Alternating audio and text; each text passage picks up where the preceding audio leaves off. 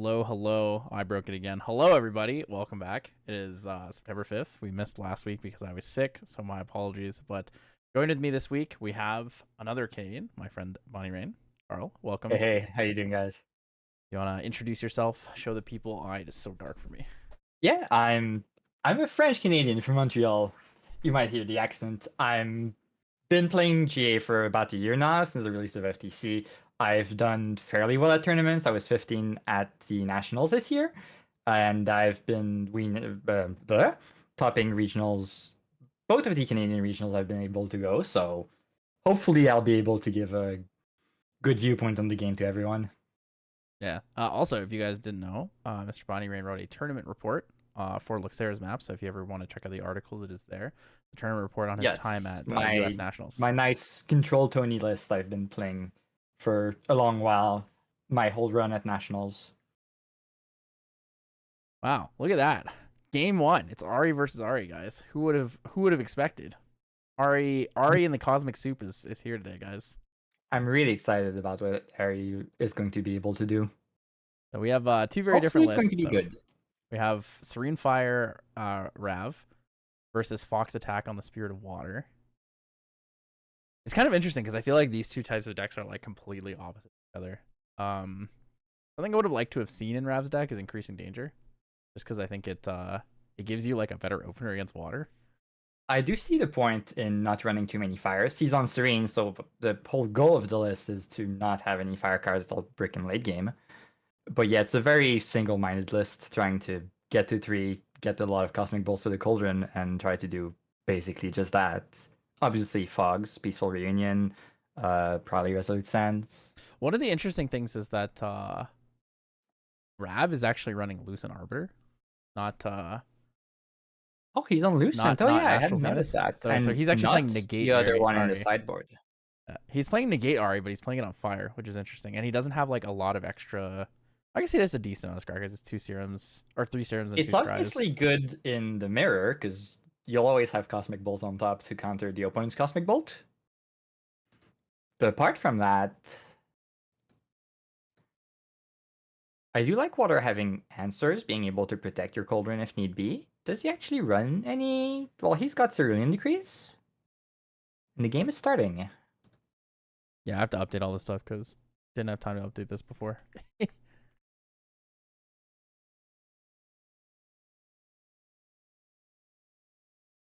But yeah, so it'll be interesting to see how this new card here works. So we have the Polaris is the new card. The new What is it called? Proxy Vault called Polaris Twinkling Cauldron. Yes. This is essentially what we're trying to call Cosmic Soup. She's brewing up her cosmic stew, you know. Yes. Also, you got the names reversed. Did I Rav get the is on reversed? top. Wait, Rav's on top? What the? Yep. I would have expected the J, or the Noximus. What's it called? Sleeves. You're right, though. I see it now. So Serene is starting, which is not necessarily what they want. It means being almost 2 cards down. But he does want to level up as fast as he can. Floating Memory for the easy level. I don't think that reprogram is going to be very useful in the matchup.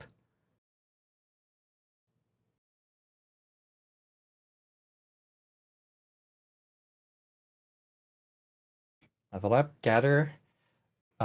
He does not have any need for level herbs, I think, in his deck. So those are only used for the Cauldrons. You want something else ideally. He does have Serum of Wisdom as a potion, and that is it. What herb does Serum brew with already? Just 3 herbs, right? Just 3, yeah. I think most of the time you probably won't brew Serum. You'll probably just play it naturally. Yeah, probably. I mean, want to save if your Cauldron is out, you can on. brew it just to sack the herbs, maybe, if you need to cast something. But one moment, bear with me. I'm trying to figure out where all my stuff went. The stream is struggling for me at the moment. My brain is like in super slow mode today, guys. Foraging Servant has more floating memory and more herbs, everything the deck needs.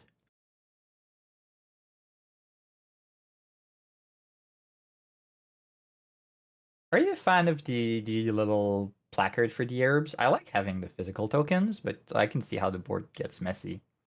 I like the physical tokens and then use dice on top of the physical tokens. Yeah. Empowering Prayer is also a cycling card draw. Floating Memory with Fast Cure.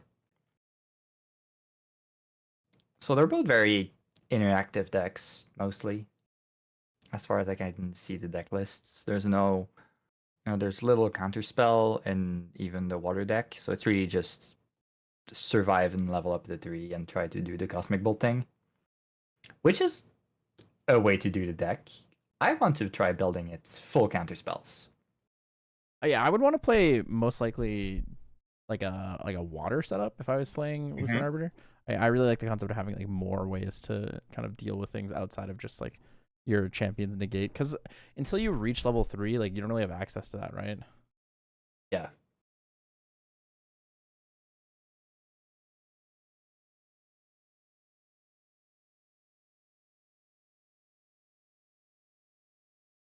In fact, I don't think the healing herbs will be that useful either in the matchup, probably.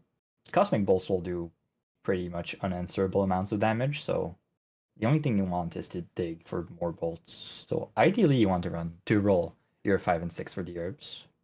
I feel like now correct me if I'm wrong here. I feel like Barter Herbs is actually like fantastic in I love it in this deck, and I think deck, yeah. I think only Fox Attack is running 1. I don't think Rav is running any Barter Herbs. It's running 1. Barter is it 1? Indeed, yeah, I would run it full 4. There's no Barter, but there's a Forging Servant in Rav's deck. So that does the same thing. GCR, so he's not rushing to level 3. I guess he doesn't need to if he doesn't have the herbs to sack to draw cards. Fox casting the Stride Stars tell me he probably wants to level up, since he wants to get the 2 cards in his memory.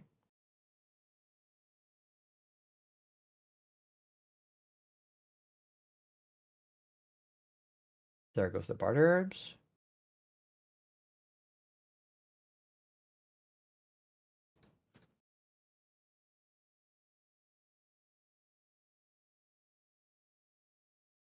Oh wait, no, Barter Herbs. Yeah, no, you don't. Oh yeah, Barter Herbs. Yeah, right. I was thinking of Harvest. No, the Barter, yeah, the one that chooses you to, I guess it sacks 2 herbs, so it's kind of free stacks for the Cauldron. But I don't think if you need it. I think it's good because you it don't helps have you any- set up Prima Materia easier. It does. Yeah, I can see the point. But apart from the Prima Materia, you don't really have anything that would require it. Yeah, level up from Fox, as I predicted.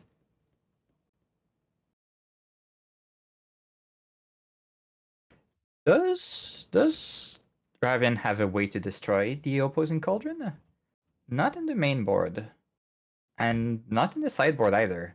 So you could get the if you're lucky with your herb rolls and get a dupe, you could get the Cauldron main phase and start drawing cards.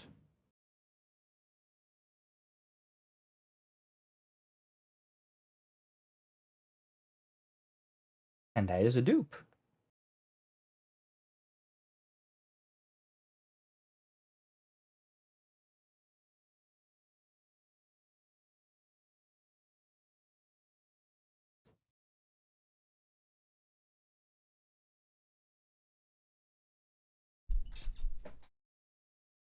Okay, I think everything's working. My computer actually just froze for like 15 seconds there.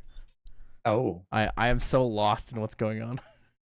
Trying to figure out what Fox leveled up and is leveling Rav up level again 1, with Dungeon Guide. Fox level 2, Dungeon Guide.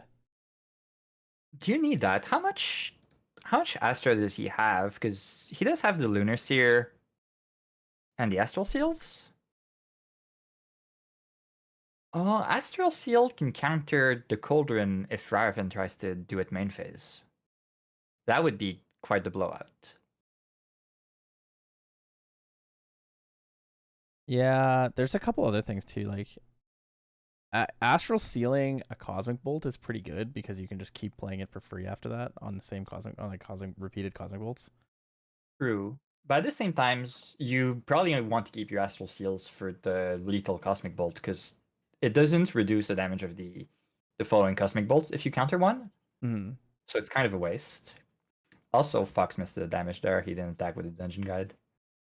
I'm not sure Dungeon that's going Guide to be attack. relevant in the matchup, but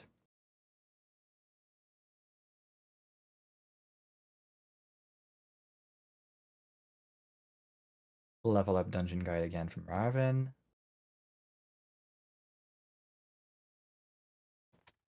How many Cosmic Bolts do you think these guys want to wait for before cracking the Cauldron? It is kind of a game of chicken, right? Where if you pop the Cauldron earlier, you can start doing Cosmic Bolt damage. But if you wait, you have better odds of actually finding them and getting lethal, so... Does he have one of 5 different herbs? I really can't tell because of how dark the dice are. I think he's at one of everything, yes. Since he only got 5 herbs, so it has to be one of each. 2 from level, 2 from level, and 1 from the servant. Actually, no, he cast the harvest herb, so he's got to have a dupe of something, which is probably Phrasia number 4. Oh, it is. I see the 2 now, slowly. What I'm curious of is if he has 2 Phrasias there, if Foxstack has 2 Phrasias, or if he has 3. Maybe he's using he the has dice to represent he has 2. 3, I think, but It should be 1, 2, and then a third one, right? So 1 from level 1, 2 from he, level 2, and then 1 from the ingredient pouch. the patch just got him the mana root, yeah. So yeah, he did sack the 2 herbs to level up. That was 3 Phrasias total, which is a weird way of representing them. I guess he forgot he had the third one. Sometimes playing on the webcam, you're more focused on the open board on screen, and you kind of forget what you do with yours. It's possible that he also represented them as 1 and 2 separately because he wanted to be able to like easily be like, this is where I got this one from, this is where I got these 2 from. Yeah, I guess. So I know some people do that. It's a little strange to me, but some people do that. Oh, Dungeon Guide comes in. Damage on the board. The rare damage on the board. Wasn't expecting It's it a to lot of finally happen. damage. The Foraging Servant has been coming in for the past couple of turns.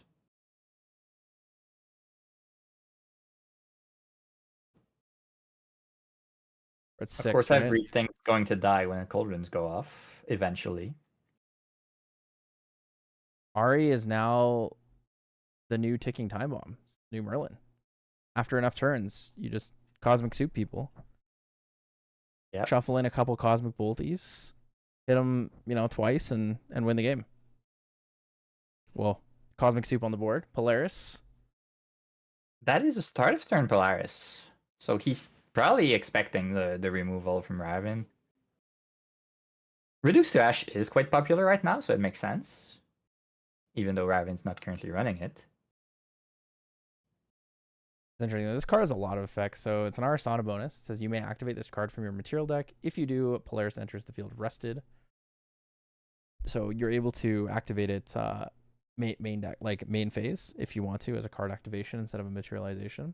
Whenever you sacrifice an herb, put an age counter on Polaris. So when you sacrifice to brew, you can put an age counter for each herb that you sacrifice. And then class bonus, rest plus banish Polaris. Deal X damage to all allies, and then generate up to X Cosmic Bolt cards and shuffle them into your deck, where X is the amount of age that were on Polaris. And we did brew the Serene Wisdom here. So he's probably expecting to crack it real soon.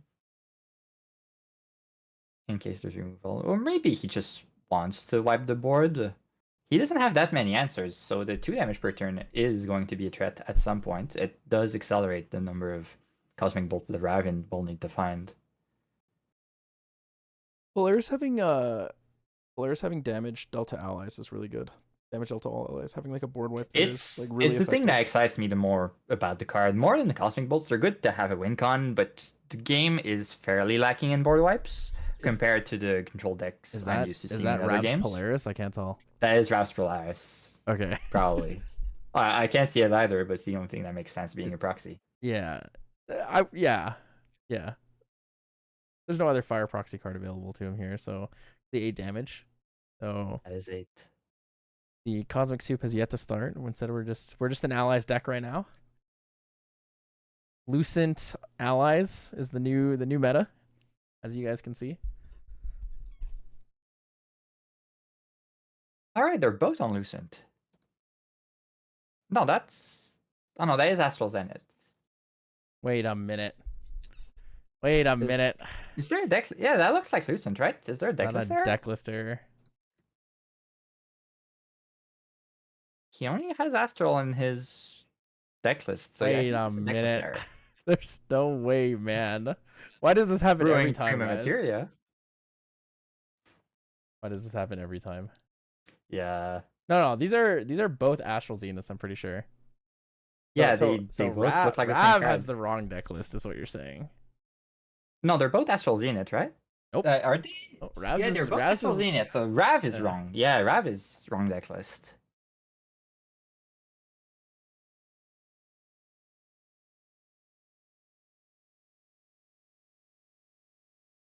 Guys, why is it so hard? Why is it so hard to have the right deck list? Why is it so every week? Every week, guys. It's just so pain. It's just so pain. Well, I guess for star calling, premium materia, good, effective. Yep. I mean, on the plus side, at least this time it's just weeklies. You know, it's not going back to another regional where people have deckless errors again. Cool. Sacrificing the cauldron. His Polaris. The cosmic soup has begun. He's generating. Shouldn't he be at maybe at 4? 5? He forgot to put counters on for the premium materia he brewed. Wait, what?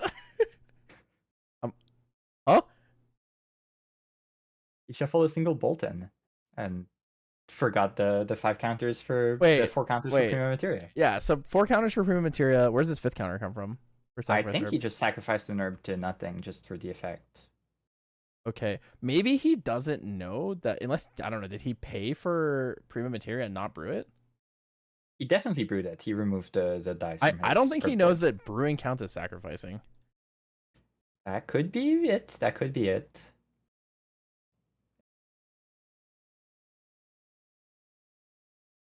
Oh, I misclicked. I'm so sorry.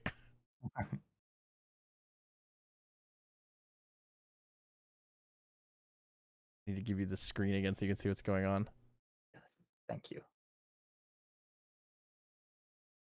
It's a lot of people's first time playing the deck, so we're probably going to see a lot of misplays today.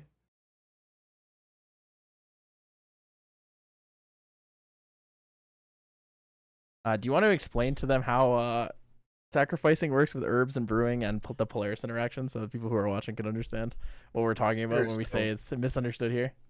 The cauldron gives you an age counter every time you sacrifice an herb, no matter the reason. You do not have to sacrifice the herb to its own sacrifice effect.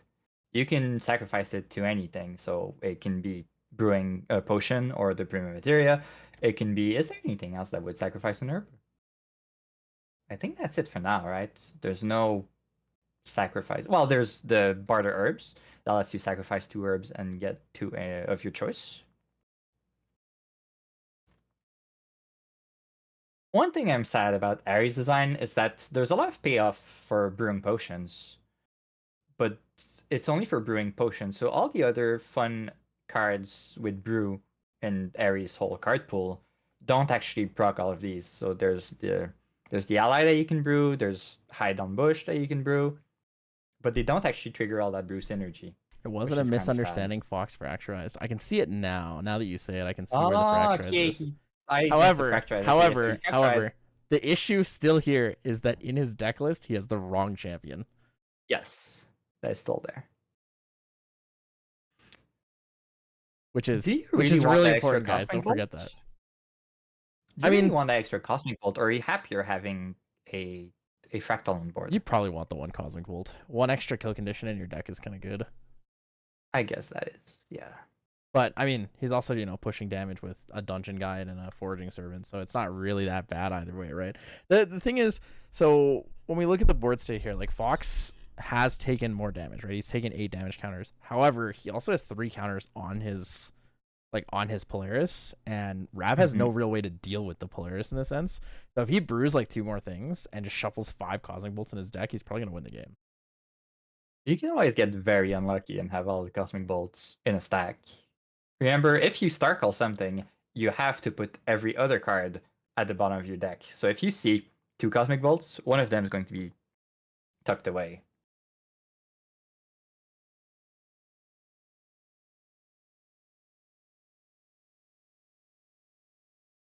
Ingredient Pouch continuing to be the core of Aries' whole toolkit.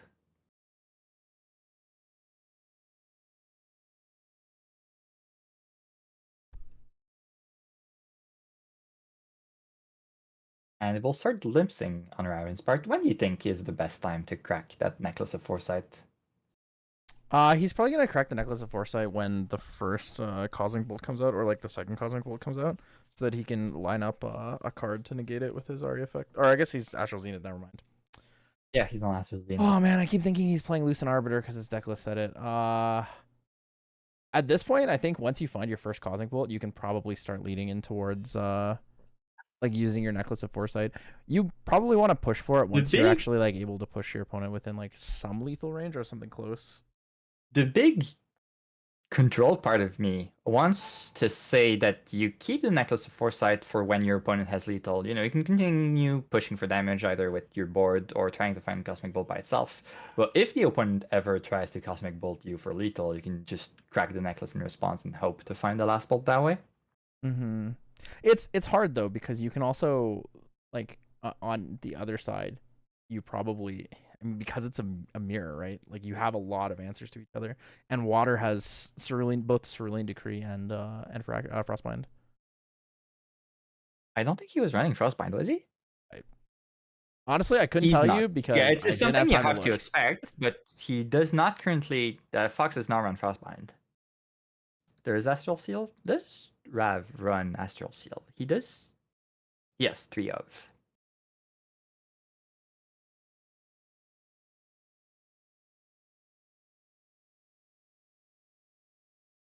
So I see an Astrocyte from the glimpse, at the very least. I don't think there's another Astro card in there. I can't see what's in his hand or what he's holding for glimpse. I saw an Astrocyte, which he didn't Starcall? Oh no, he did. He did. Okay, I see it in the grave. Yeah, so he Starcalls it. Are you watching the game via the stream? I Like on am. YouTube? No, I'm watching your stream on Okay, Discord. okay. I just wanted to make sure you weren't behind by a second. That Aqua Vitae kind of gonna be good value though. Aqua Vitae. I think Aqua Vitae is actually like a pretty good card. And just it's the an fact that you amazing get card. cleric when you have cleric bonus on that card is really good. Because I mean, at worst, it's a 2-cost draw card. At best, it's a 2-cost draw 2 cards. But yeah, the 2-cost draw 2 cards. I'm wondering if something like Water Merlin might want to play it with Stream of Alchemist. Consciousness. It's a great card. It glimpses you. Stream of I'm not sure if Consciousness you. in response to the activation of Ingredient Pouch. Is that what that was? I It think so, seemed yes. like that was the timing on that. I would have assumed he that was would it. use that to star call something on his turn. I guess he didn't get anything. I mean, he didn't Starcall anything on the opponent's turn, so there's. Maybe it's end step Stream of Consciousness because he used it right before bringing out Alka, so it looks like it is. Yeah. Yeah.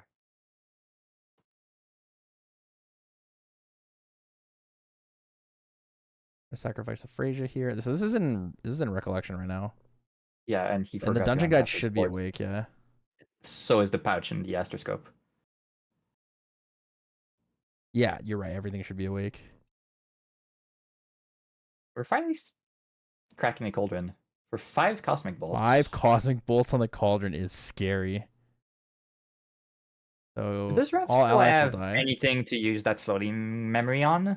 The problem with floating memory on your creatures is obviously if you're not against another creature, another ally matchup, sometimes they just won't die and you won't get the floating memory. Rav has nothing he can floating on. Indeed. All right, so that is a dead card. Don't think Fire banishes floating from grave. Right? No, I don't think there's anything. And I don't think Astra does either. Nothing in Astra.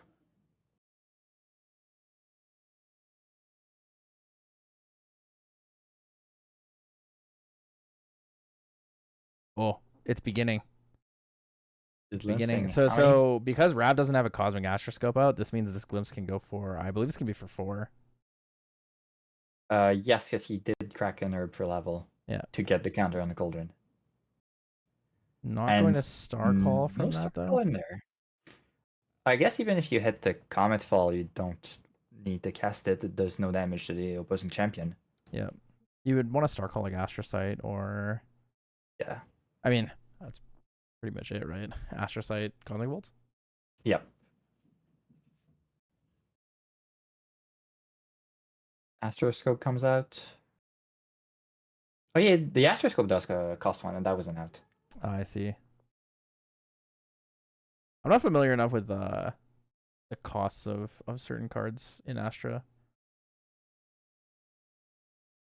I pretty much haven't seen Ares since the set released. I've just been sick, so I haven't had a chance to like go through and look up everything that I wanted to study for.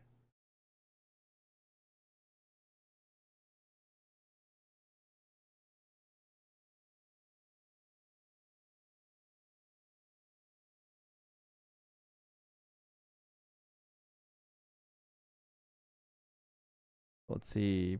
As Prima Materia. So, did Rav not activate his Prima Materia last turn?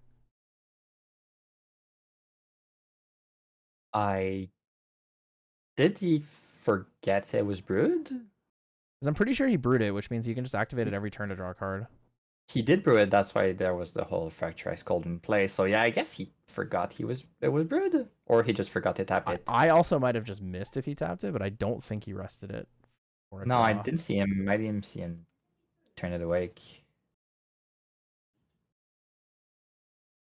Astra's going to be one of those decks where a lot of people are going to spend time learning. Astral Seal on the potion on the Serum of Wisdom, I think. That's interesting. I guess it delays the glimpsing and so the cosmic bolts. Astral Seal is good. Banishes the Serum of Wisdom. You can now activate Astral Seal for free on Serum of Wisdom. Or, well, I guess technically any card that's in banishment, right? Yes, any card that's in banishment. Ooh, keeping track of what's in banishment on webcam is going to be so hard. Yeah, you'll need to ask often. Oh, are we seeing a star calling here? I think we are. Let's make an astroscope. No star call? No, that was just a glimpse on top. The bottom That's one not to the the glimpse top. without star calling we've seen. Not good luck on our players. I can foresight. We can finally draw with the potions, even though he done the wrong number of counters. Aqua Vitae banished with the H counters to draw 2. I almost think Water Airy should consider the potion infusion clarity. Infusion Clarity is good. Stargazer's Portent. This will duplicate the effect of the next star call.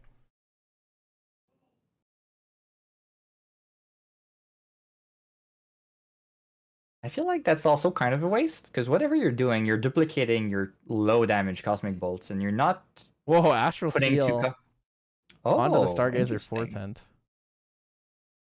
What if he Astral Seals the Astral Seal?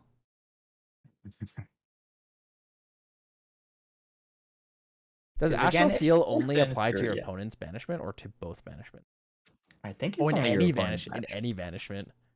In any banishments? Yeah. Oh. That's a neat effect. Astral Seal is a crazy good card. Lunar Seer. Whoa. That is scary in the deck. You're seeing all the cards come out today, guys. So Lunar Seer is a star calling 1 card. It says class bonus rest, glimpse 2. It's a 1/3. So you can glimpse 2 or deal 1 damage. It will probably be only glimpsing. Glimpse 2.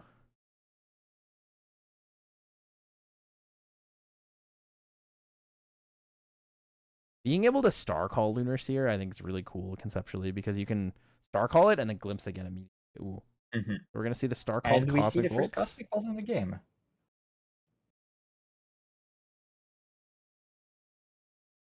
Good old Cosmic Bolt. This is Cosmic Soup happening. Those 5... I still get only 5 Cosmic Bolts got generated there. A lot of kill conditions here. Prima Materia to draw a card into memory. Take 4 damage share. We go 5.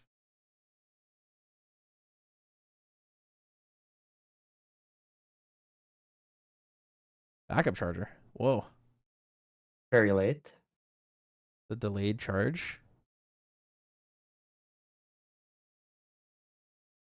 Not applicable here, but if someone gets a late backup charger like this with their full memory in hand, do you think it's ever worth fracturizing it? As the opponent or as the opponent? Probably not. You probably don't care to use a fracturize. You probably also don't care to put cards into your memory. Like, you don't want to put your influence down. You want to hold on to it for like potential kill turns. I guess there's still better targets right now on the board, but you also just don't really might get that be a much line where value you out of fracturize against the opposite deck once the Polaris is gone. if it's a deck that's really digging for one card, if you're playing against say, a Tristan, it might be worth it. Mm-hmm. If they're they're really digging for their Shadow Strike or something. I just don't think you need to fracturize more things in this one. Fracturizing the Polaris was like more than enough. It's like enough pressure to slow down the game. The neat thing with having Outcast as well is you have other answers to like items, because you can destroy item if you have 4, I believe. Are you level 4 or something? Level 4. So you Level need 4. an Urban Arisana. Cleric robes.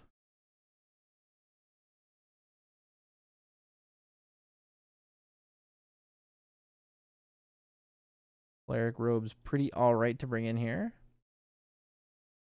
Mostly for the cycling. I don't think the prevent 1 damage is going to be that useful currently. Yeah, being able to unenter draw cards really nice. It's usage of the floating memory too, right? So you can use. Yeah. Wait, what did he use? The Fracturize? Is the banishment below? Oh yeah, I must wait. Yeah, because the Cosmic Bolt is not I see, banished. yeah, Cosmic Bolt is the graveyard. Yeah, so it was the fracturize. Yeah, makes use of existing floating memory already. Lunar Seer, we're gonna glimpse 2 again here.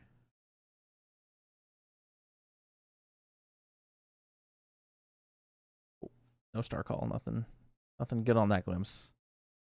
Both players limited to glimpse 3 due to the Cosmic Astroscope. I mean, in most cases, you generally probably wouldn't want your opponent to glimpse more, but you could. Yeah. You could let them glimpse more if you really chose to. If for some reason, Serum of Wisdom comes out for Fox Attack. Serum of Wisdom, really nice card here. Able to brew it with 3 herbs or sacrifice it, and at any time you can sacrifice it to glimpse 3 and then draw a card into memory. Rav going for that end step Astroscope to glimpse. And we find a Lunar Seer. So he's going to start. Wait. He does have the card to glimpse again immediately and try to not Star Call, but cast the Cosmic Bolt. Well, yeah, so he Star Call, but so he pays the one. He pays the one for Star Call so that he can glimpse 2 and hopefully Star Call something else for free. He also still has the ability to use the Necklace of Foresight to do another one. But I think he has 2 in hand now, right? Or does he? No, he has more than that. He has a lot of cards in hand. Yeah. He can still backup charge at the end here. Prima Materia to draw. With the Prima Materia, his influence is really, really high. Prima Materia is giving him a lot of value, which is really good. He'll be able to crack the backup charger this turn too. Prima Materia will also push him to like a slightly faster lethal range. So on top of having like the dig, being able to just get more cards, he's also going to be able to deal 3 more damage to whatever he activates on, as long as it's an Astra element source. Is it ever worth it to swing with the Lunar Seer for 4? That's a very fast lock. One that Fox doesn't really have an answer to. It probably would be worth it. I think in a lot of cases right now, he actually probably does want to do that. Prima Materia into Lunar Seer for damage. Just because he only was able to get 1 Cosmic Bolt from the Polaris, and I believe he only runs 1 Cosmic Bolt in the deck, so he has 2 in total. 4 turn clock? No, a bit more than that, because Fox does have the Cleric Robes.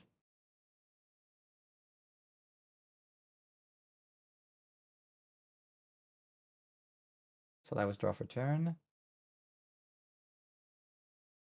Influence of a billion. Let's go. Prima materia. Draw to memory. Probably should have been done in recollect.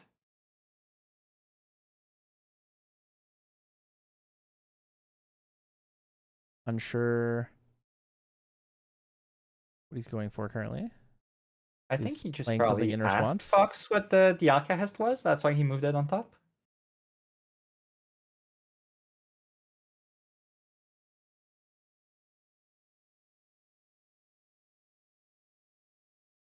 He's looking it up. Looks like Luxembourg all over again. I don't know about that. It's not quite there. It's not quite there. There's a much bigger clock and much less of a the standoff that Luxem was, in which, you know, if you're the first one to cast Light Weaver's Assault, you probably die. It doesn't have that not wanting to go for lethal that the Luxembourg has.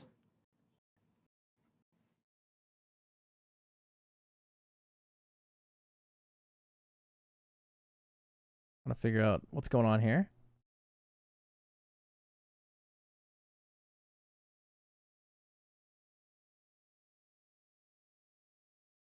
Both players rapidly pointing at each other across the plethora of the internet. The webcam willies here.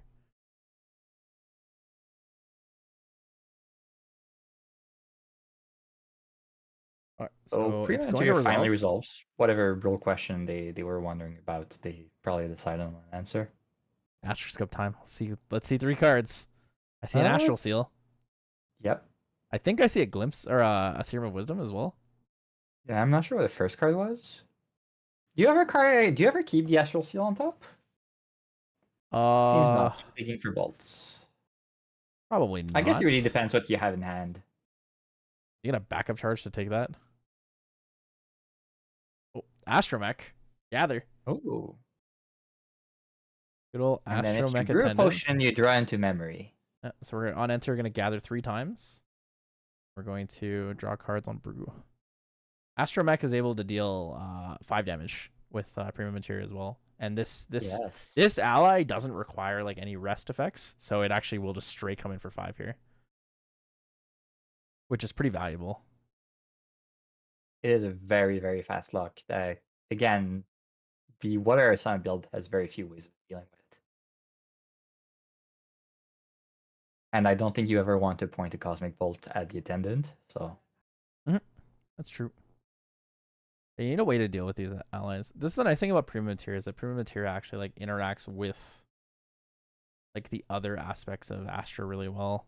It's funny, in that video I said that Arisana and Astra is like a tier 3 deck, and this one card just made it so much better. Cosmic Soup is going crazy. We're gonna see a a Spell Shield. A special Astra. And we're seeing the Astra Seal in response. Well, Shield Astra is good. It would have been a Glimpse 5, which actually would have been a Glimpse 3. Whoa. That's a lot of damage to come in. 14.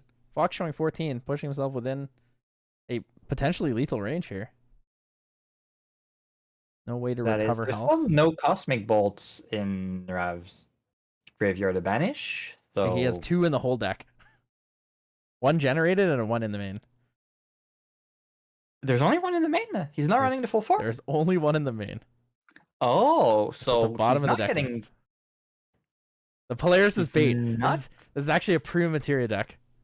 The Prima Materia. Remember when I said Rav was playing Astra allies? I was right. There's probably a build. Now seeing how Prima can push them to Astra, there's probably a fun build you can do using automatons to protect your Cloud and pushing for damage with Prima Materia Cloud every round. Paraphrasing. Fox on the defense now. I guess it doesn't really mean much. Raven has enough influence that he can very well pay the 2. Cosmic Bolt. Are calling the Cosmic Bolt. Gonna come in for 6. Should be 1 down, so it gets the +2. Does Rav have an answer to another Cosmic Bolt? We're gonna glimpse 3 more. There's a lot of Cosmic Bolts in there. That's why like this could be lethal. Okay, so Astrocyte. Press on bottom, glimpse 1 more, and then draw a card.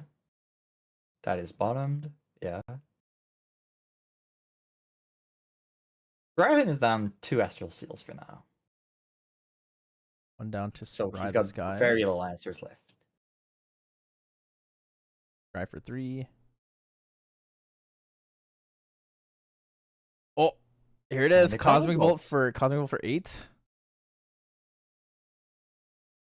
Don't do it. Crack the Safeguard Amulet. You have a Safeguard Amulet. Don't Astral Seal it. I actually think he should have Safeguard Amuleted the first one. Probably yes. Just because it forces your opponent to play on another turn. Oh, interesting. He's gonna Spell Shield Astra. Glimpsing for 8 will surely find a Cosmic Bolt. It'll be a glimpse for 3 though, because of Astroscope. Yeah, true.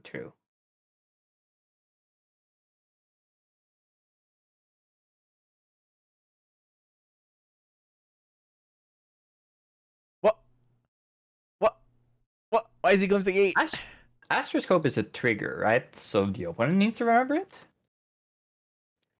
I think so. It says whenever your opponent, if your opponent would glimpse may X, have you that may have that player player glimpse 3. So yes. There's no way he just let him. There's no way he just let him glimpse 8. There's no way. There's no way you let your opponent look through 5 extra cards, man. As I've said, everyone is new with these cards. There's no way. Ain't no way. Oh man, we're gonna be seeing a lot of this, guys. We're gonna be seeing a lot of this. You guys remember? You gotta remember your own triggers. Things that say you may are important. If I'm your opponent, I do not have to remind you that Astroscope can stop me or slow me down. I'm just gonna say glimpse 8 good, and if you say yes, I'm glimpsing 8.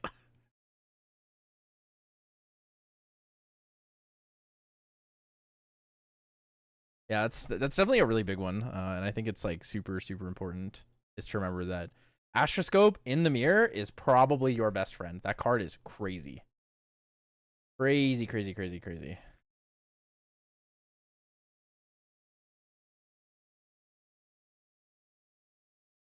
Is this game 1? Spade for the terror. That is still game 1. It'll be game 1 for the next couple years. We're going to see a lot of 45 minutes game 1 today. Well, hopefully my internet doesn't die. It's been kind of wonky all day, so we'll see. We'll see if my internet dies first or this game ends first, guys. Was that a glimpsing? That was an attack for 1 from the Lunar Seer. To put Fox to... Lunar Seer swings for 2? It's a 2? 3? Prima Materia swings for 5 with the Astromech. The Astromech swung for 5, but then... Ooh, Conjure Downpour. Conjure Downpour is too late, isn't it? As soon as the Lunar Seer has swung. Too late. It is when you declare an attack. It says whenever a unit attacks, which means it has to trigger, right? Yes. So if they're already attacking, then it doesn't work? Correct. We get an Astrocyte from the Astroscope glimpse. Put on bottom and draw a card.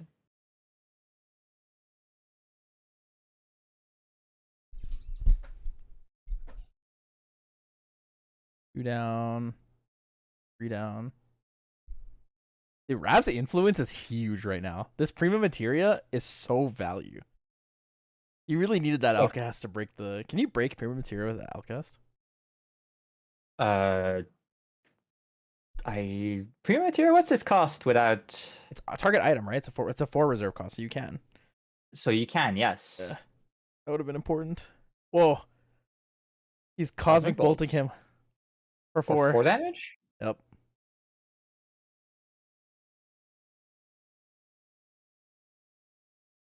Oh, he Star called it. For free. Well, he's gonna pay 1 for his cleric robes to take 1 less damage. What's the 22? 25? What's that extra damage from?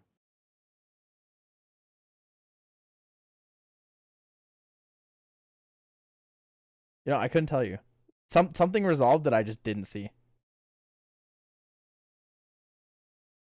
Me lost. I'm lost because the glare is like throwing me off on what card. So okay, so he swung with the Astromech for 5. Yes. Then swung with the Lunar Seer, and in response to Conjure Downpour, glimpsed with the Astroscope. Cosmic bolted for 4. The thing is, where could he have gotten the extra 3 damage from? I have no clue.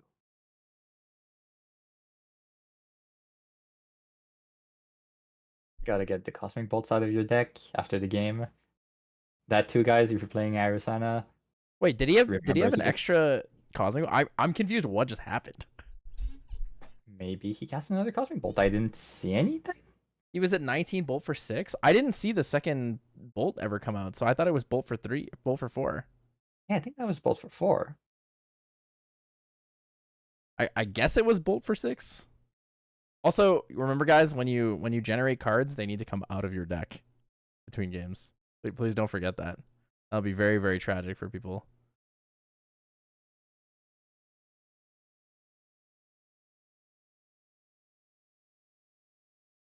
He also did forget the Silver Shine, yes. Pop Silver Shine and live. Maybe win next turn too. Silver Shine, Whoa. It was possible. Possible. It's I don't know what to say, man. My brain is a little bit on the funky side right now, trying to figure out what's going on.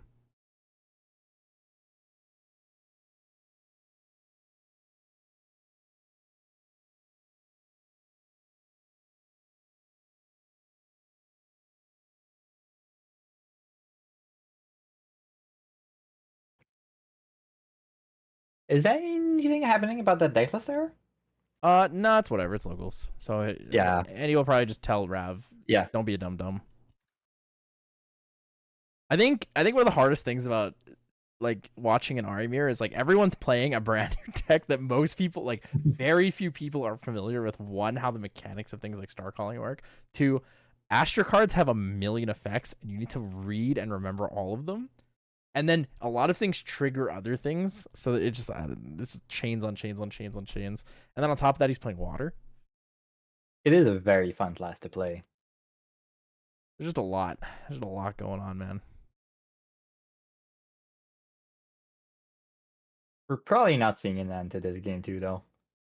Unless someone gets really lucky with their Cosmic Bolts, we're probably not seeing an end to this.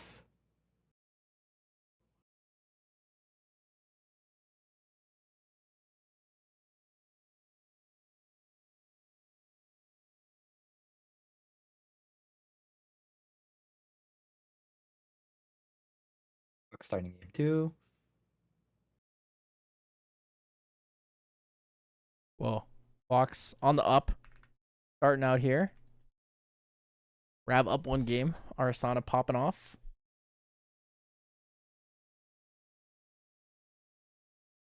Also, I'd like to note that Rav's sideboard is sick.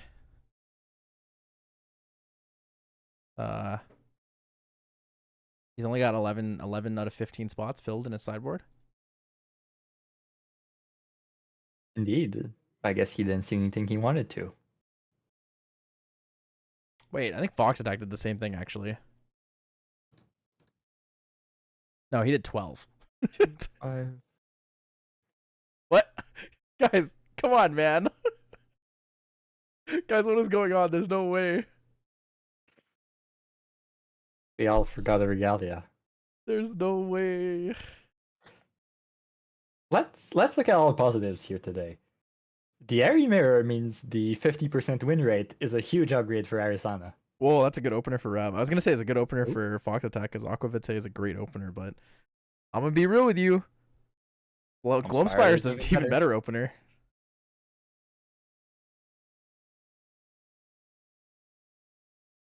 Guess we know who has the edge. I mean, theoretically, Rav should not have the edge. He has 1 Cosmic Bolt in his main board. Whereas Fox Attack has 4 and then generated 5 more that game and still lost. Big Sag. And had a Silver Shine to live.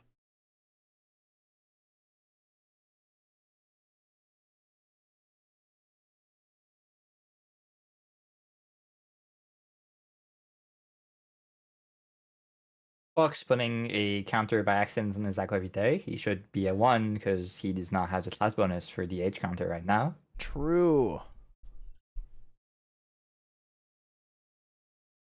Okay. Mr. Noel will fix that for us in a moment when he hears it on stream, because it's not an emergency, so I'm gonna wait till he hears it on stream. The Alcahest as the first materialize is interesting though.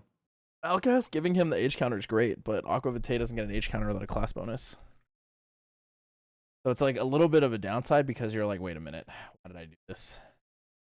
But you even need, like, you don't need to rush your influence. I think you're okay just letting the Aqua Vitae scale by itself. The thing is, getting the age counter now is kind of nice because next turn when you level up, he'll go to 3 age counters and you can immediately draw off of it. But the faster you draw with Aqua Vitae, you get yourself out of the Lone Spire range. True, that's true. You can also just hold on to it. Lone Spire is kind of sick. I believe Fox is at influence of 7 right now because he drew for turn and didn't play anything. Yes. But there's definitely something he can play in response here, right? Good old Gloam Spiring moment. Feels good to activate your Gloam Spire when you do anything and wants to hold on to cards. Mm-hmm.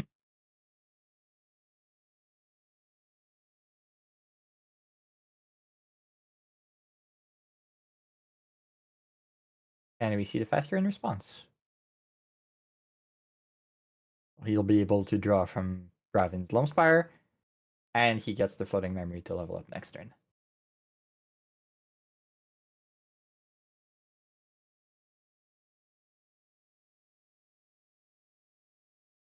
Harvest Herbs. Well, class bonus floating as well.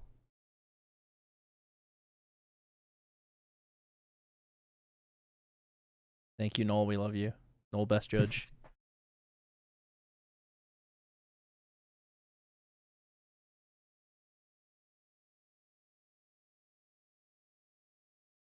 We'll reprogram there in the banishment. Speaking of reprogram, Path of Silver Singapore reprograms looking kind of good. Yes. Looking kind of really good. So is the new spirit that was just spoiled. Did you see it? I did. Ablissa, right? Yeah. It I don't know if you've are you a fan of the Nier series, like Nier Automata and stuff? Yeah, yeah. Oh yeah, with the flower in the eye from Breaking Guard. Yeah, I see what you mean. It's very much from what is it? Drakengard. Yeah. I've never played those. Like, whoa. I was like, wait a minute, hold up. I'll post it here for you. This character is like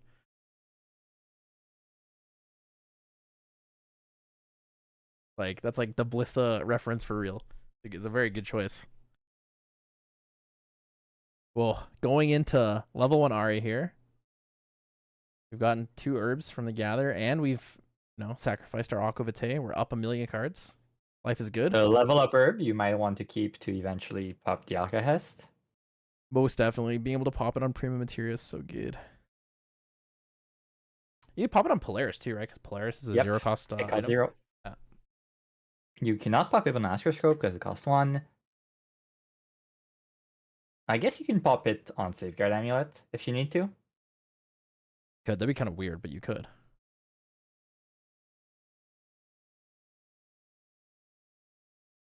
But low key, if you're playing against Rav right now, would you not just activate your Polaris anyways? I guess you're afraid of the reduced hash, right? Are you afraid? You are afraid of reduced hash. You don't know his list. Yeah. Especially post sideboard. True, that's true. I guess you're just trying to show respect for it right now. I would have just done it in the first game, and if he doesn't reduce to Ash me ever, then I know he probably just doesn't have it.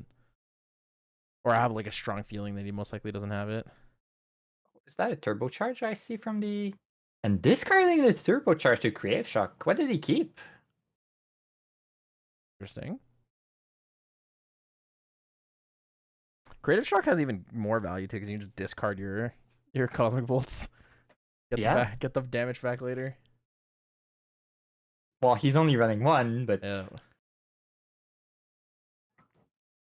discarding turbocharge is a very weird choice. I'm Vomit very Fall. curious what he kept instead. I'm gonna guess he kept maybe a dungeon guide. Creating shocking for the dungeon guide. Oh, all the cards are gone. The whole deck.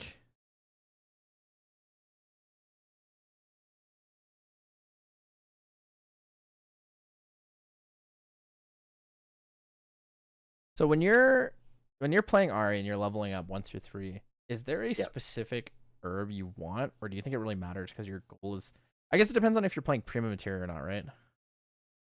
Yeah, if you're playing Prima Materia, you want the herb shred, obviously. But overall, against aggro, you mostly want the healing herbs because you want to be able to crack them and give you a little buffer if need be. If you're playing against control, you probably much prefer 5 and 6 to dig for the cards you need. Yeah, cards to the bottom. I don't think in Raven's deck there's any use for the level herbs. Oh, he's bartering. Harvesting. Oh, I lied. He's harvesting. Yep. My eyes, they're weak.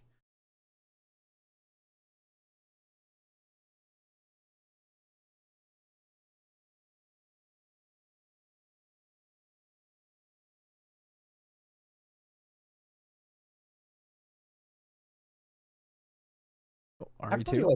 Dungeon guide. I also thought he was going to dungeon guide there. But then what did he keep? What would he keep that's like that good? Maybe an Astral Seal? I guess Astral Seal might be worth keeping over a turbocharge, yeah.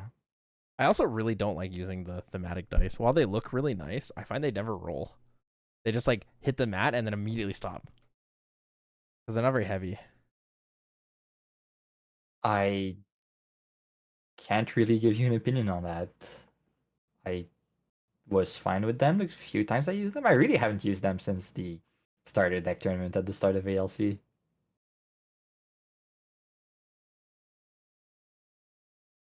Oh, there it is.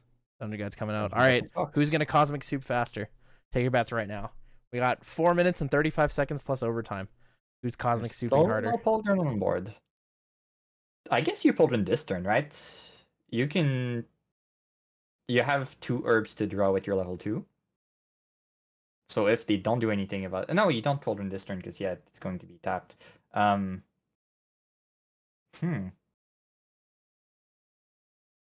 You probably don't want to draw.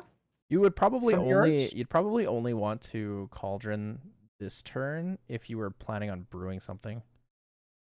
Like if you wanted to brew an Aquavitae or brew another Serum of Wisdom or something, it would be worth it. Aquavitae is 1 herb, right? No other requirement. Yeah, I believe so.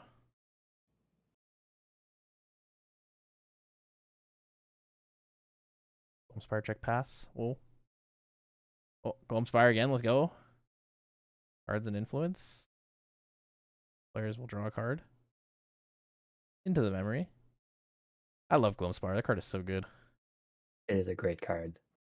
Anything that draws you a card is a great card, but card that draws you a card multiple turns in a row potentially is very strong.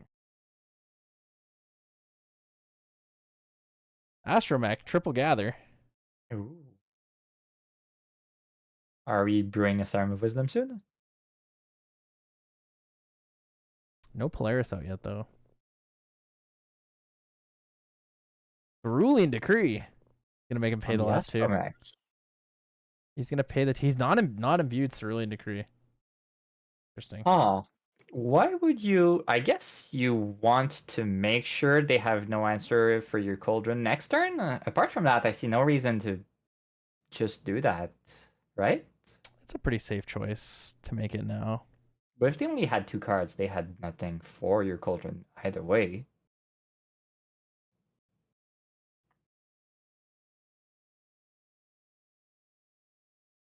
Yeah, I don't know. Strange. Really wanted to. I guess there's already a Cosmic Bolt and Banish, so you could proof yourself from Astro Seal on your Cosmic Bolts. But again, I don't think that's worth it right now. We get Materialized Cauldron, so he's probably cranking it this turn, killing the Attendant.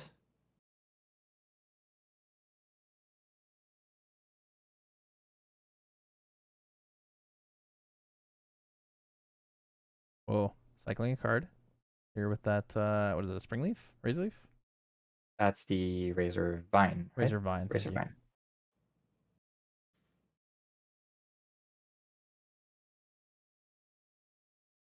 Tokens galore. There's so many items. +1 level.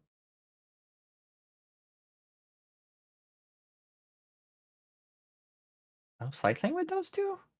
I probably would have just waited end of turn to draw with Arisana level 2 since he had a dupe.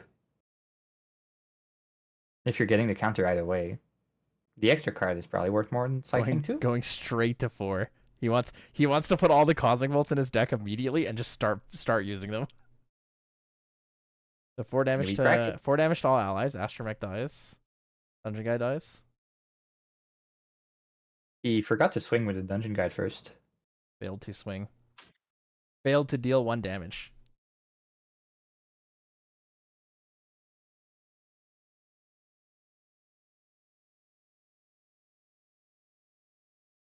Wait, I think I have this opposite. I have the health wrong. Be this, right? Yes. Yes, correct. Box is taking 2 from the Astromech, 1 damage from the dungeon guide. Could be at 2 damage. All right, if he's 1 damage short, we know why. Yep. The 1 damage short is crazy. Astrocyte, okay. We keep it. Whoa, must be good. And then probably cracking the potion. Yeah. Gonna glimpse 3 for the potion here. Darkall, a Lunar Seer. Lunar Seer. Ooh. Darkall, Lunar Seer for 1. Grant a memory. Memory. Activate the Lunar Seer. Is he passing turn? He is passing turn. He's going to glimpse on his turn, I guess.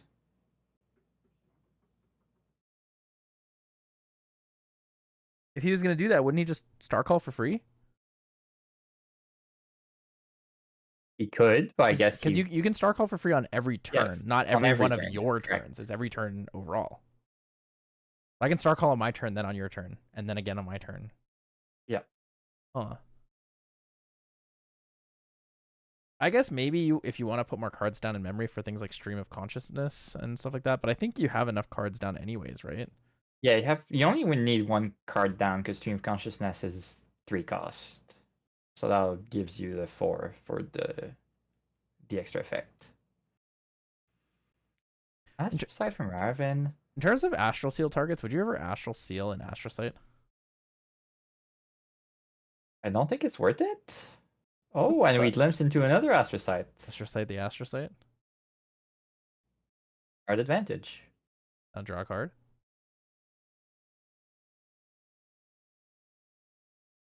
Wait, did he do that wrong? He glimpsed Starcall, now you're supposed to draw the card, right? No, he drew from the Astrocytes, I'm pretty sure. Oh, he did draw from the Astrocyte? Okay. Okay, wait, no, he just drew twice. Yeah. Okay, so he did. That's why he drew 2. Yeah. He did do it wrong. Ground timer is invisible. We're in OT, I think. One moment. Where are we at? We are in OT right now, yes. We're in OT. 4 minutes of OT.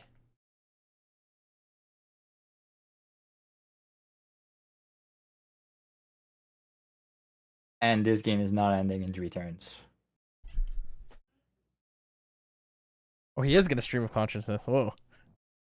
Into an Astrocyte. Into a Cosmic Bolt. And then he'll draw. The Cosmic Bolt comes in for what?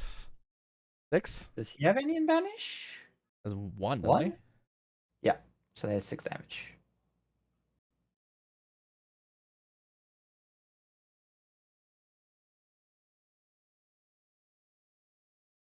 Isn't he supposed to finish? Wait, isn't he supposed to finish resolving the Stream of Consciousness before the Starcalled card happens?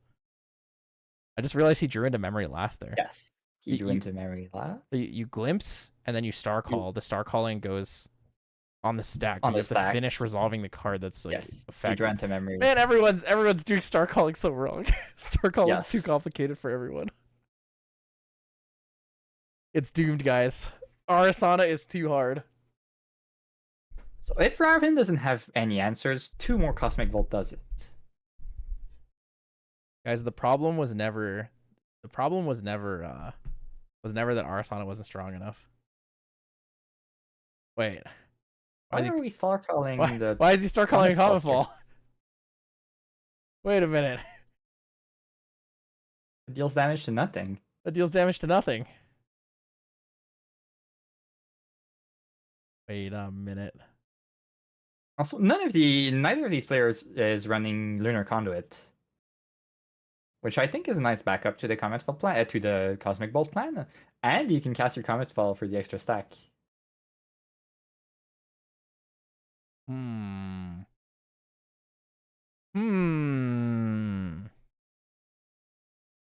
Star calling is just an alternate activation, so it still counts as an activation of a card for Lunar Conduit, right? Yes.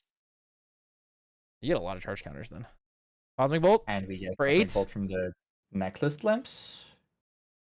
He paid for the Cosmic Bolt too. Yeah, because he star called the Comet Fall for no reason. Ah, it's so pain. Alright, 15. Okay. Can he get the last one? It's about to be over, guys. It's about to be Jover.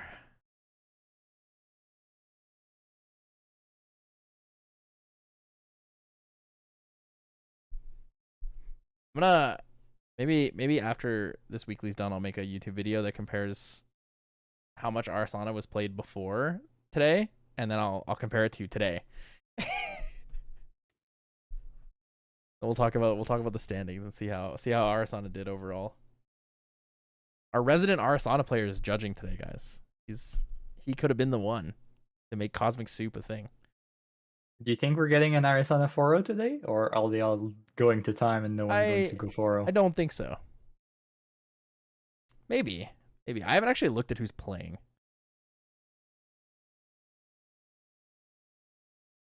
All right, that's the end of 5 minutes, guys. The game is Gajover. That's the 1-0 win for Rarvin. The 1-0 win at 65 minutes. Holy. All right, bringing it back to the caster screen, guys. Oops, you know what? All good. Whatever, man. This will work one day for me.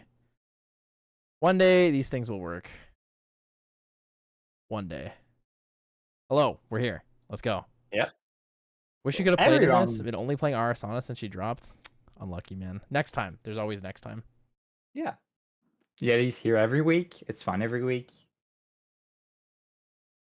So, a couple things to talk about with Arisana, and especially in the Arisana mirror. So, star calling. And if for those of you guys who don't know this, Noel put a really good write-up in tournament chat that talks about how star calling works. And like the order of operations, right? So star calling, you glimpse. So let's say you're using Serum of Wisdom, right? Glimpse 3, draw a card into your memory. If you glimpse your 3, you choose to star call a Cosmic Bolt. You now set the Cosmic Bolt aside. You put the rest of the cards that you were glimpsing on the bottom of your deck. You resolve the card that you are currently resolving by drawing a card into memory, and then you star call the card next. Assuming that more things don't go on the stack. But you guys have to finish resolving whatever card you're doing. Like, there were so many times where someone would star call a card, and then they would just immediately activate the star called card and skip whatever was happening and then come back and resolve it after. So a Stream of Consciousness, for example, glimpsed 3, star called an Astrocyte, glimpsed for the Astrocyte, star called a Cosmic Bolt, and then drew a card for the Astrocyte, and then drew a card for the drew a card into memory afterwards for the Stream of Consciousness, which is not the order of which things are done. So technically that Cosmic Bolt should have gone to the that Cosmic Bolt should have went to the memory, no? Was it the first card in the glimpse? It was the card that was glimpsed off. Oh yeah, because it was glimpsed from the Astrocyte. Yeah. So that card should have been in memory, and then and then you would be able to glimpse and then shoot and then draw a card after that. So I don't know. It's super important that the order of things gets done right, because of how much it can impact the game. And in Arisana deck specifically, like the impact is massive, right? Like let's say you do that exact thing and you decide to like and you do it out of order and you say, okay, well, I'm gonna star call this Cosmic Bolt for game. And it's like, well, that's supposed to be in your memory, and I would have killed you next turn. Oh, do it right, guys. People will learn. It's a new card, so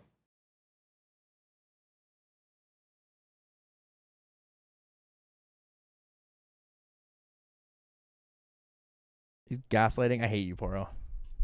Hate you. Hate you and your green ass eyeball.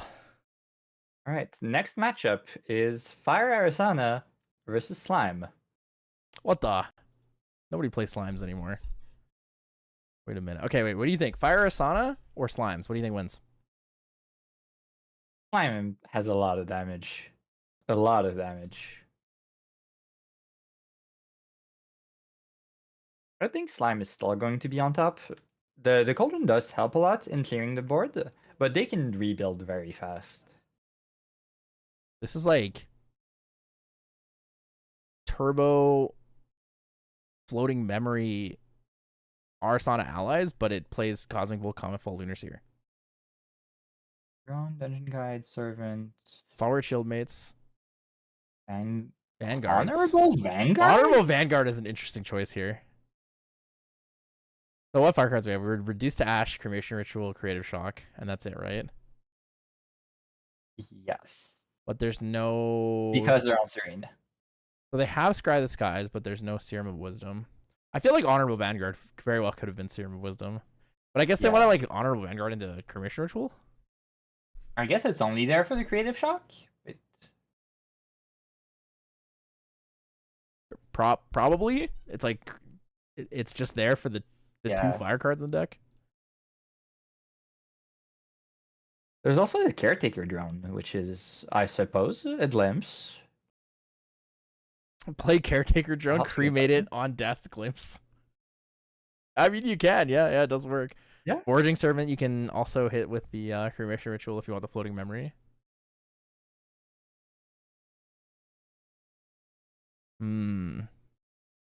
Whoa.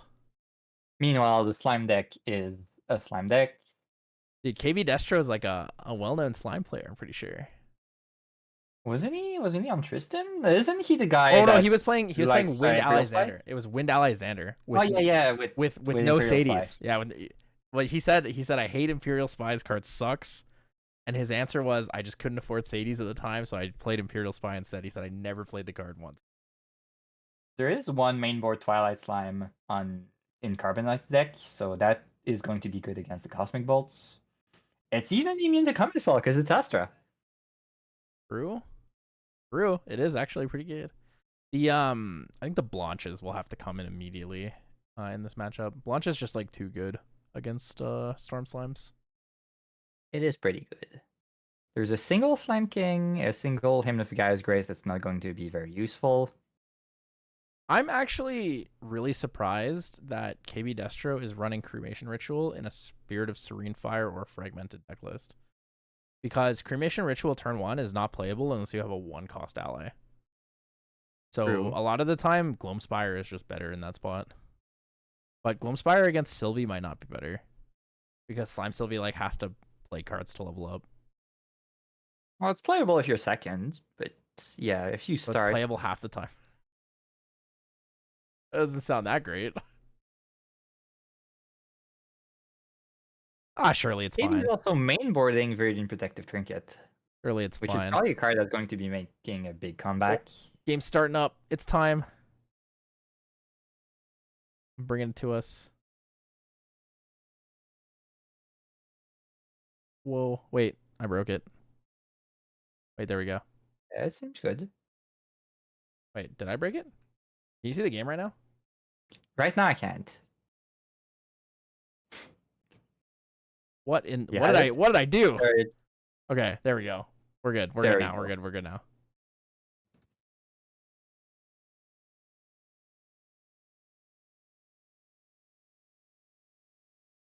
So KB started and cast something that I'm not seeing in the graveyard. I see a slime erupt. Oh, yeah, I have no idea what that is. Climber option to put the limitless down and level up.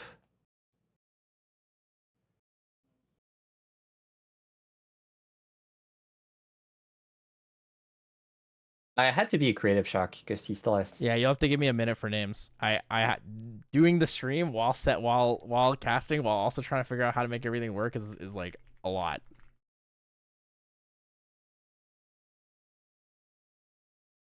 Un moment.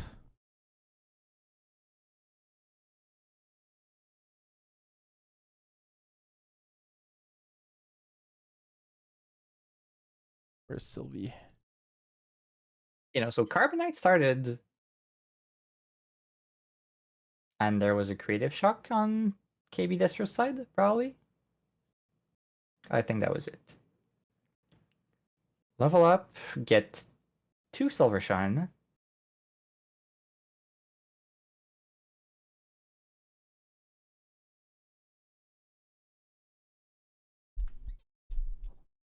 That baby red slime is going to push damage very, very fast against an Arisana. Yeah, Spirit of Slime Sylvie is like one of those cards where you can definitely take the Polaris out really quickly, right? There's like nothing that can deal with it.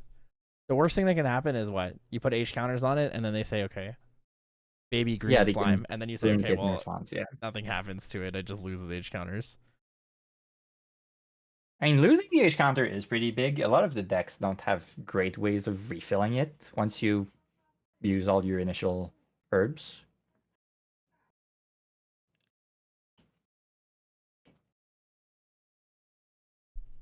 Ooh, discarding Cosmic Bolt.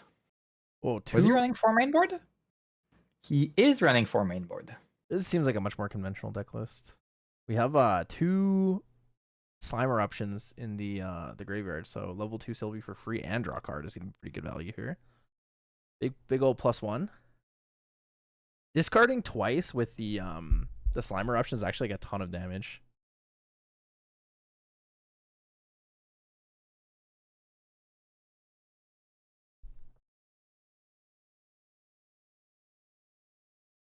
Dungeon Guide?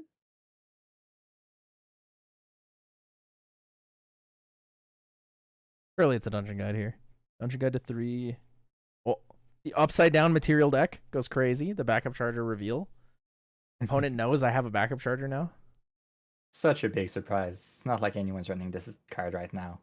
I believe people are running backup charger. I thought it was my secret tech.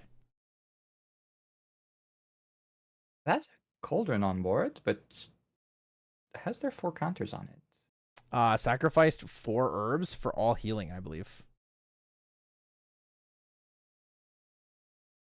I think he gathered and then bartered and then sacrificed 4 healing herbs to stop the damage from the second baby red slime. Because baby red slime came in for 3, discarded a slime eruption, so it's 4, and then he did it again. No, the first slime eruption was cast to level up to 1. Baby red only came in once. Was it only once? Yeah. I only saw 1 swing. Oh, actually, I think you're right. I think it was only once. So 4. Wait, so what did he use his herbs for? How did he get 4 counted? I'm lost. I'm lost by the blinding light, guys. The blinding light gets me. Oh, Storm Slime in for 4. I have to call our resident judge. And there's already 9 damage on board?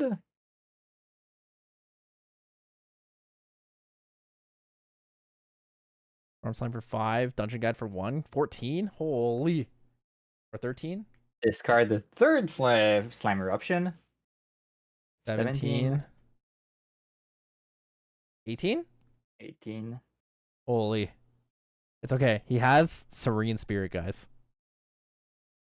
So he's actually 7 away from lethal. Level up with 2 bucks. Yeah, so, he did barter. Yeah, he did have. Okay, that's what I thought.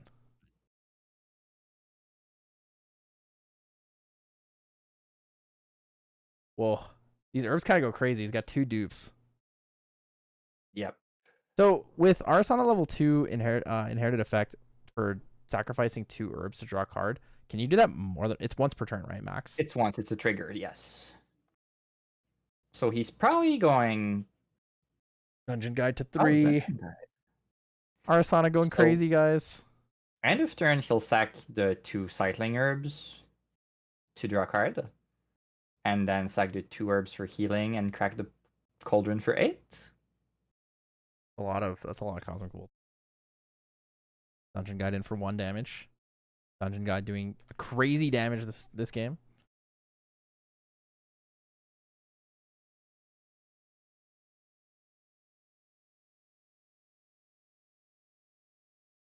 Polaris is actually about to go crazy. If he has 8 to generate, it's gonna be big. Question is he gonna activate something else? Oh, Lunar Seer. Lunar Seer. You really cast your Lunar Seer before cracking the Polaris? I think I it's guess just I think it's a raw cast to have What? it out on the board. I think he's going to use the is he going to use the effects of the herbs separately? Well, he's sacking 2 to draw, probably. Yeah, so 2 to draw. Go to 6. I guess you can always put the glimpse on the stack and then crack the Polaris. I mean, you might as well. I don't see a reason why you wouldn't want to put out Lunar Seer unless you're trying to like feign to hold like you have other cards available to you though. The thing is there's no ethereal or storm slimes in banishment right now, so you don't really want to like pretend like you're holding on to Astral Seal. You're kind of just chilling. So you might as well just put out your Lunar Seer and give yourself a better shot. The main reason of not putting out Lunar Seer is that Polaris deals damage to all allies, not all non-astro allies like Cometfall, so you kill your own Lunar Seer for 1 glimpse trigger. I think you might need it for the glimpse trigger though. Because you can glimpse into the first cosmic bolt immediately, right? On opponent's turn. Yes.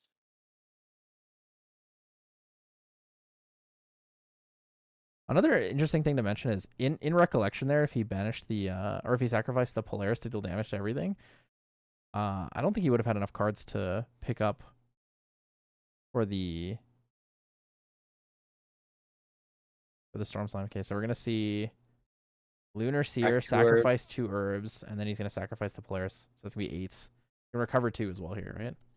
Yep. So that is 16. 15 damage away from lethal, counting the Serene Spirit. Everything's gonna die here.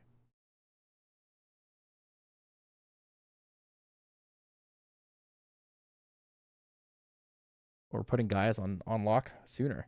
8 cosmic bolts into the deck. Here we go. And he had more.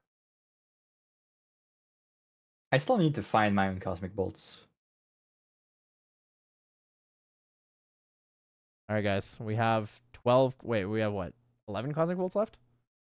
He's 11 discarded left. 1, yes, right? he discarded 1 to Creative Shock All earlier. right, so cosmic bolt for 6, 8 is 14, and then 10 is lethal. So it needs 3 cosmic bolts in the next turn ish, most likely. Still has Serene Spirit as well, so we're looking at 15 away from lethal. There's the glimpse. That is not a cosmic bolt. No cosmic bolt.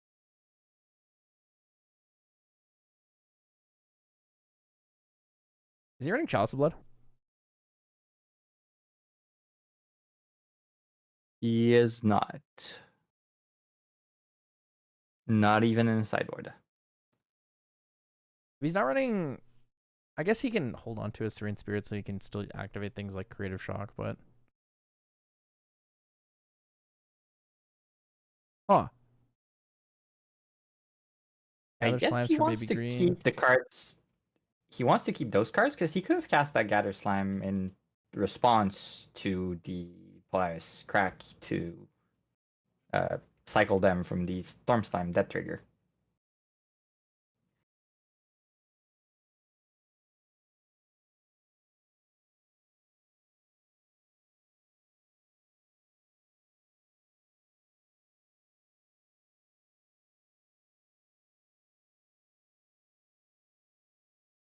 Necklace and glimpse immediately.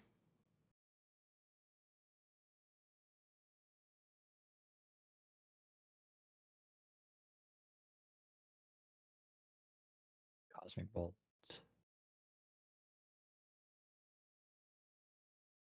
6.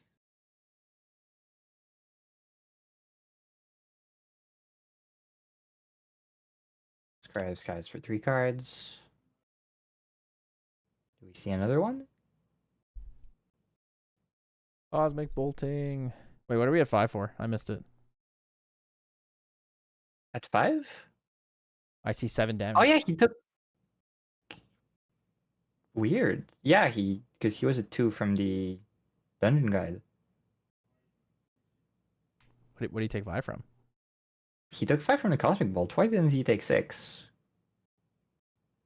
Should be 6, right? Am I crazy? Should be 6.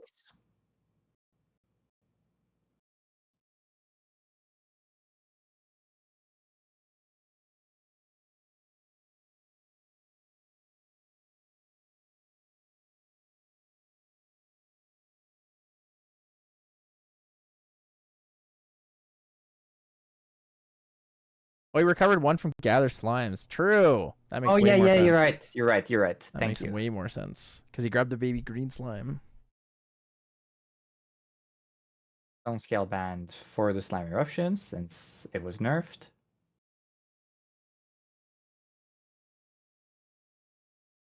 And we get a Comet Fall.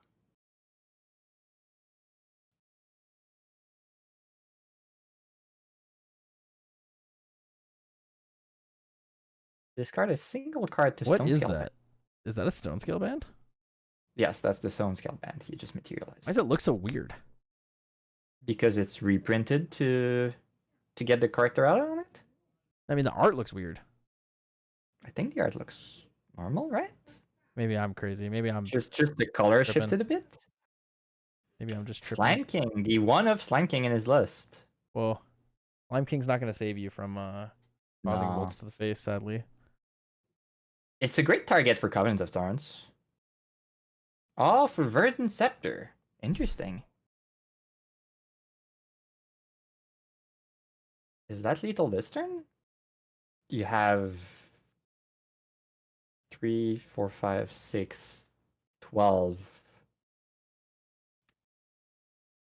It's not lethal this turn because of Serene Spirit, but it's very close. Oh, 14. Yeah, you're Verdant Scepter missing 1 sacrifice is damage. good. So this is what? 8 from the Storm Slime? 6. He was at 5. He gets a 6th one with the. Well, he doesn't have to unbanish the other ones. Wait, he didn't pay for Scepter, right? Yet? He did didn't with pay a for slime Scepter. eruption, I think. Didn't he? No, the slime paid for the Stone Scale band. Oh, true. Wait, right? Am I losing it? That's the suppress for the baby green.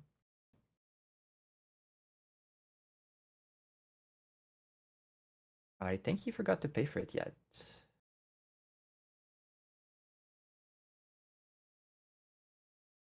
We won there. 1 from the scepter. So he only paid with 1 floating memory, so he should have 1 lost from his current memory. Yes, which would be lethal if it's a slime by my count.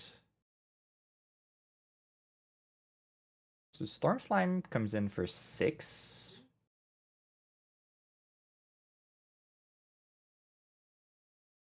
Oh, there he is. He's paying for the Scepter now. And that's the Slime Shield, which ups the Storm Slime damage to 7, which I think brings us to lethal. Did he forget the Storm Slime on enter damage?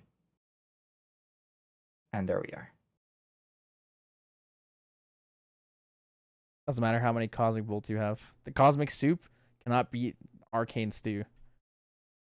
Really, really sad, guys. Our Ari needs another buff, guys. Yep. It's confirmed. Or you just nerf the slime. That is also a viable option. Ari needs another buff, guys. It just is what it is. Our Ari can't beat slimes. We'll see how that evolves. It is also not the best matchup against slime. There's no interaction in the Fire Ari list, so. And he did misplay glimpsing early, so the Comet Fall is was wasted.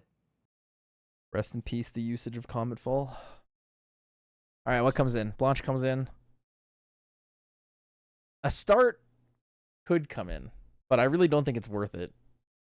Just for Slime King, right? It's just for Slime King, Well, yeah. So I don't think him have Guy's Grace. true. It helps him, but you're not swinging, so the him is not doing anything. I think you bring the Astral Shield. You're bringing the spell shields. You might as well bring the Lantern for Slime King. I think the Lantern's actually useless. I'll be honest. Lantern only stops Slime King, so you're only going to materialize it against Slime King, right? Is there anything you can remove? Not really. Not really. Yeah, you want Terraforming and you want Safeguard. Yeah, there's nothing to remove, so you're probably not bringing Lantern. So Blanche comes in. Yeah. An Astral Seal and maybe the Spell Shield Astra. So you take out. Wait, what can you even take out of this? You have 2 turbocharge? You can remove 1 turbocharge, probably. You can honestly probably just take out the cremation rituals too. You don't really Yeah. need them that much. If you take out the Stalwart cremation Shieldmates are ritual, gonna die remove no it. matter what. Like if you play a Stalwart Shieldmate, he's gonna kill your Stalwart. If you remove the cremation, you can remove the Honorable Vanguards. Yeah, Vanguards come out, cremations come out, and then 1 turbocharge and like both of the caretaker drones maybe. Yeah, that sounds about right.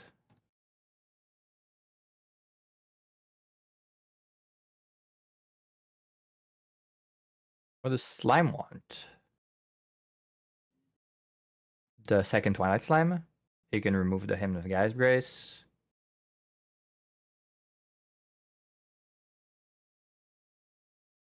Not really much. I don't think you want the Slime's Blessing. Not in this matchup. It's mostly there against Dustlight Reunion.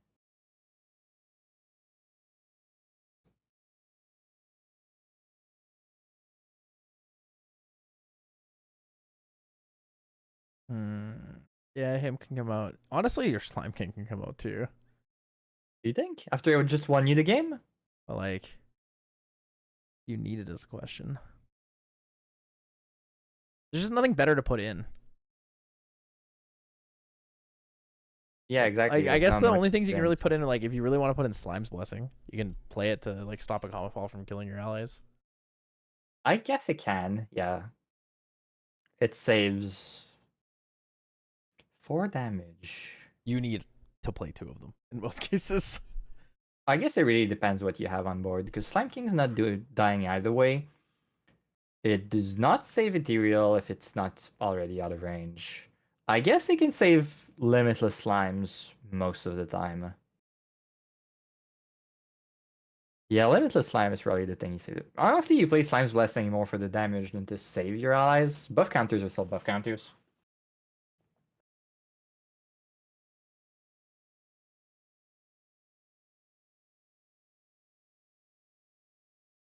The level itself is not that useful. Except for attacking with Slime King. I have so much respect for playing Arisana on the Lineage Break Arisana mat. That's based. Cam would be so proud. And both different sleeves have Arisana on them. The Astral Zenith Dragon Shields, and then the World's Frostbind Art. Whoa. Blissful Calling. What a classic opener here for Slimes. Whoa. Is that a Twilight Slime? Ooh, that is a Twilight Slime. A one of Twilight Slime? Seeing play? What more could we ask for than the Twilight Slime against the Cosmic Soup? Because KB Destro is not playing Prima Materia. Yep. So allies basically, are not as strong. the only answer he has to Twilight Slime is wasting a Cosmic Bolt on it. Yep. I mean, I guess he could swing 2 Lunar Seers into it. Oh no, he can't. He has to swing 3? Twilight Slime's a something 3? 2-3? It's a 1-3. 1-3. I think.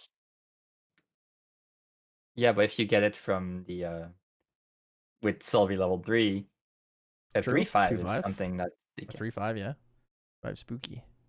And since he has 2, if he gets both on board, he's completely immune to everything Wait, he Arisana has can 2? do. I thought he had 1. He had one in the main board, but he has a Oh, he has second another one in the sideboard that he sideboard. I probably see, I put in. see. Wait, that could be like game over. That Wait, is that game actually over, that I actually think. probably is game over, right? There's nothing this current Arisana build can do.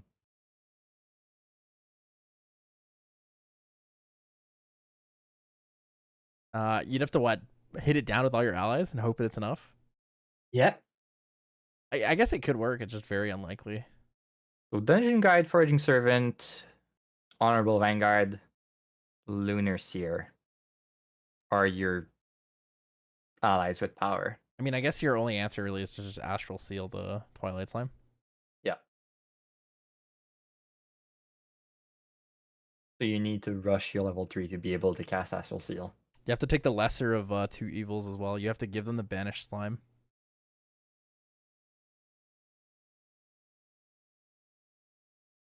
Baby Great Rank cards, showing the Twilight Slime we knew, and the Slime Shield, which also makes killing Twilight Slime quite hard.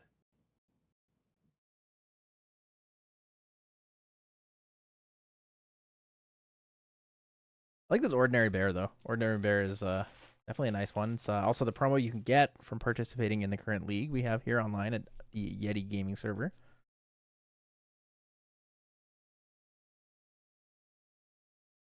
Yeah, it's a great addition to the Sylvie list. It's either a floating memory if they kill it, or it draws you a card if you manage to go to level 2 and you still have it. Oh, the Pokemon card as a backup charger Power Cell token. Oh, it's over, guys. We're getting banned on stream for showing Pokemon cards. Go over. Hollow Magneton as a Power Cell is kind of cool. I've seen a couple of Pikachus, but that's the first Magneton I see.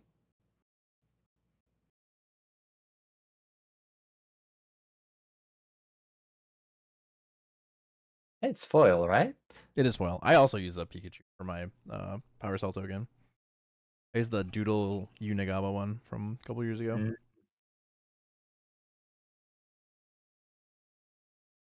State of Shock. Any floating to discard it, probably with that hand size. Oh, Yeah, goodbye, Shield shit. Bait.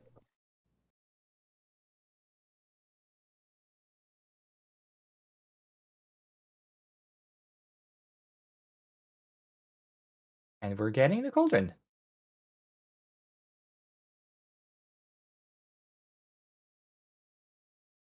It does bother me a lot when players tap their cards different sides.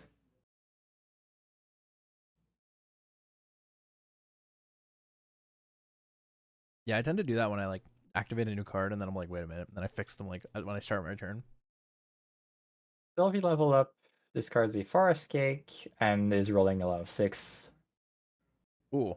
And the dungeon guide. Oh, so you know he has another Dungeon Guide in his hand then. Yeah. So he's gonna Dungeon Guide and the Twilight Slime's in his hand as well. He's gonna draw 2 for this, which is insane value. Do you? I think I'd keep it, because there's a Polaris on board. And Polaris is one of the few things that can actually do Oh, but yeah, Polaris actually does damage to the So I think the you keep the Twilight Twilight Slime in hand until he's cracked the Polaris. Because before he cracks it, there's no threat either way, so. True. We do see the dungeon guide. We're gonna see a decent amount of damage here. It's 5 damage on board. Plus the slime. So it's probably, if it's an ethereal slime, it's 5 damage. If it's a storm slime, we're gonna see like 8.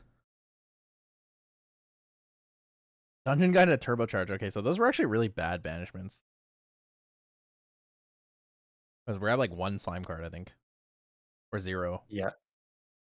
There's 1. A singular slime card. Okay, Storm Slime is not the play of this game, guys. Storm Slime is not. We're not seeding Storm Slime here.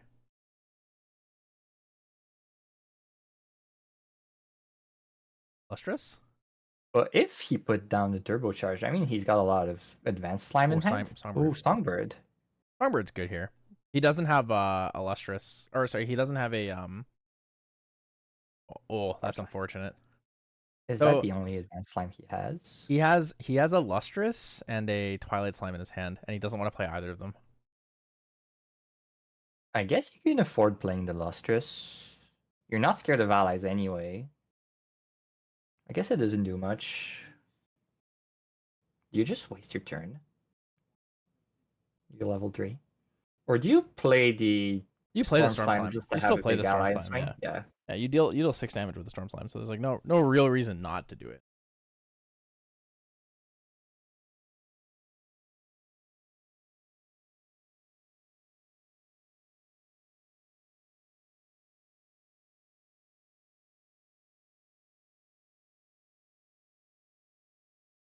$14 total.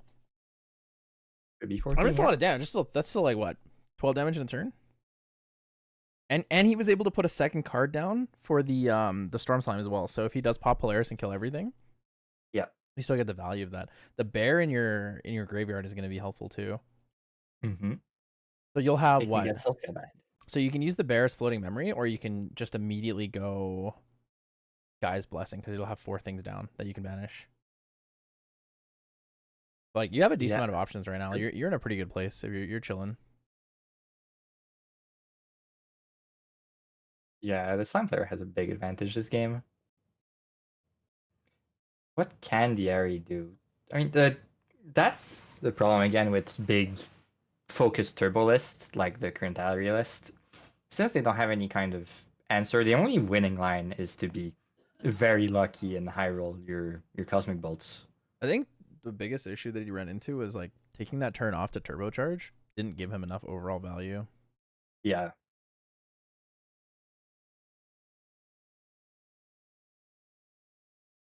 Dungeon Guide for 1. Astrocyte. Ooh.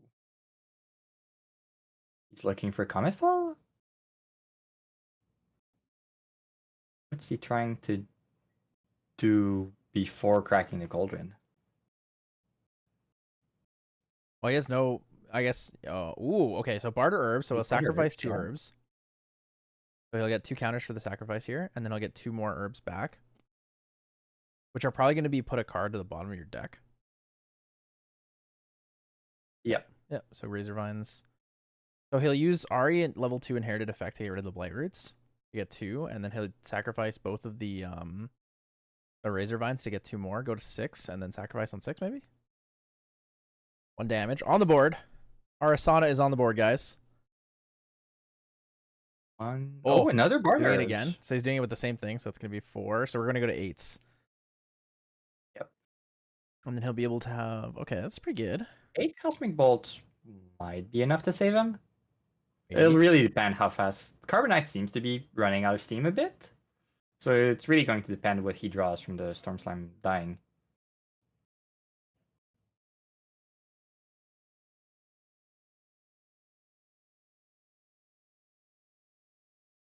Eight is pretty big.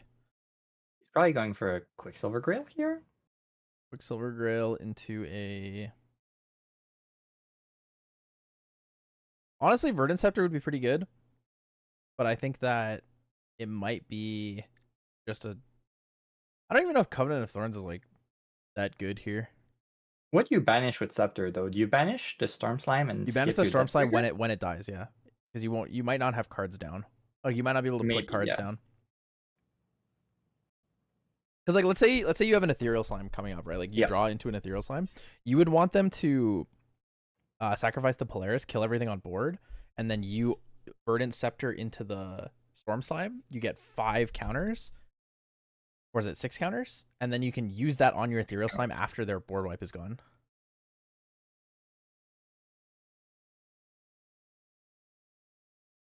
Because at that point, you probably weren't going for guys anyways, and your goal is to just use the floating memory from the bear for your next for your next thing, which is like your Stone Scale Band, most likely. But you can't Scepter right now because you don't have cards in memory. You could if you played something at fast speed, right? Yeah. That might be the only thing. Are we sacrificing 1 herb, sacrificing the second herb? herb? Could still have a Slime Shield in hand. He didn't banish it to level up, and we saw it early on. I also saw a Dungeon Guide. Yeah, so he saw all 4. He saw all 4 Dungeon Guide. That's very unlucky. You probably want Stone Scale Band then underneath. Those things, cycle things. All right, there it is. 8 damage across the board. Oh, and Everything we are goes not getting bye-bye. any Storm Slime trigger. No slime triggeroo. So maybe the guy's blessing was the like the goal here. Yeah, that guy's blessing to come out. So if you are, oh, I was gonna say if you're putting 8 cosmic bolts in your deck, do you just like slide 8 in separate spots and then start shuffling them? But he actually just riffle shuffled them in there.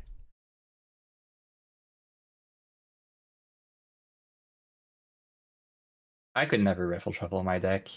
A Covenant of Thorns on an Ethereal Slime with 2 level counters on Sylvie completely runs away with this. Just true. That is indeed the Indeed, truth. indeed. That would be a very spicy one. Right, because he's not running Meteorfall either, right? Yeah, he's not. Meteor Strike.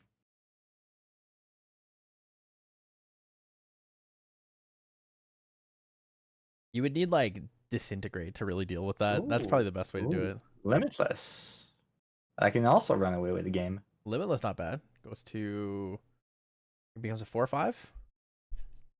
3/4, 3/4. Sorry. 3/4, yeah. I'm one step ahead.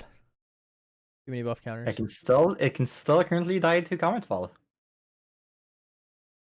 Astroscope. Here we go. Astrosight. Oh. Card advantage. There's a Cosmic Bolt. Cosmic Bolt. 4 damage. That has to go at face, right? Covenant of Thorns. Oh, Beast Spawn Boots. Ooh. Whoa. Do you think that's a bit early? I don't know if he's gonna banish the Beast Spawn Boots yet. He might just be showing it. Yeah, he just took the point. He's actually just showing it. Yeah. Okay. The spice Sure. is real. This is where it's scary because if your opponent has reduced to ash, you're kind of scared for that, right? Yeah. Like you need to actually respect that reduced to ash as a card.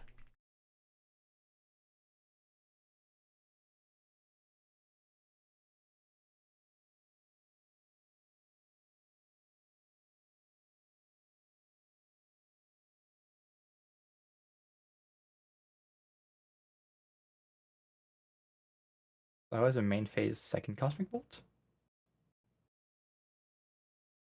Boots were cracked. And we're using the floating memory from the bear for a Stone Scale Band, yeah. Don't scale band makes sense here. On enter the dungeon guide and the limitless. So he'll be able to Guy's Blessing this turn.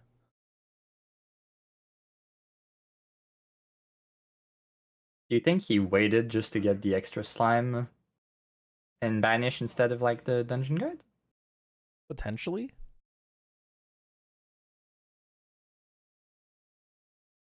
Oh, you can't banish the dungeon guide. It's animal or beast. Oh yeah, right. He still had 4, right? Yeah, he still had 4. 1, 2, 3, 4. 4 for Guy's Blessing. This is where you astral seal the Guy's Blessing. You definitely do in this matchup. Oh, Storm Slime on top. Well, Storm Slime on top is kind of good, actually. Wait a minute, what? Sylvie players always have it. He has astral seal for sure, right?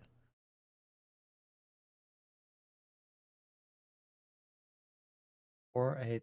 Oh, Spell Shield Astra is good too. Spell Shield Astra for 4. And then you hit the Comet Fall. No matter what happens, the top card should be revealed, yeah. Songbird. Receded Limbs 4. Comet Fall is all... Oh, Cosmic Bolt. Cosmic Bolt. Cosmic Bolt for 8? No, for 6? Yes. For 8. There's 2, I think. See 13. Oh, Cosmic Soup. It's happening. The soup's heating up, guys. The 12 bolt Cosmic Soup is about to go crazy. Ari showing 12. Ari showing 24. Yeah. We're going to see the release. So Ari to 18.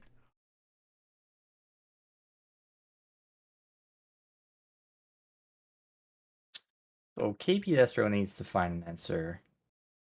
Wait, am I crazy? Is it 18 or 20? It was?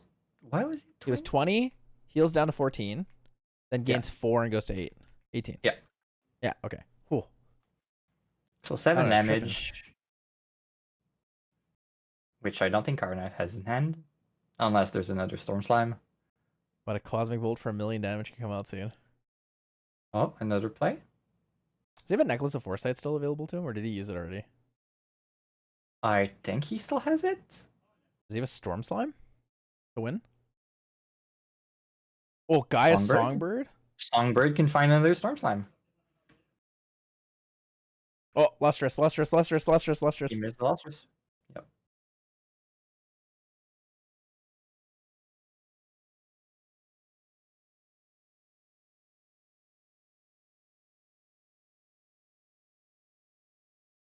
Not enough. You're over. Right, he should still have the Twilight Slime, right? He doesn't have the cards to cast it.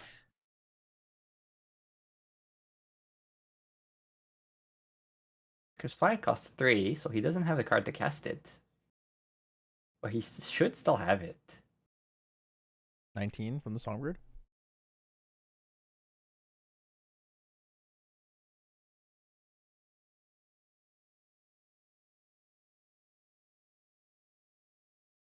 He is gonna play the Lustrous Slime. Tap out. Okay, so Cosmic Bolt. It's two. It has to be two Cosmic Bolts or Cosmic Bolts plus like a Comet Fall, right?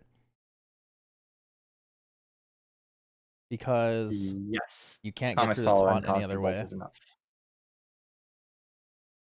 Yeah, we do see the necklace, and it comes out. So he's gonna have 3 glimpses here. Here we go. Glimpse the first 3. Or 4, sorry. Wait, 4? And Cosmic. It is 4. Oh, it is 4. You're right. This is gonna put him 23. And then 2 more damage.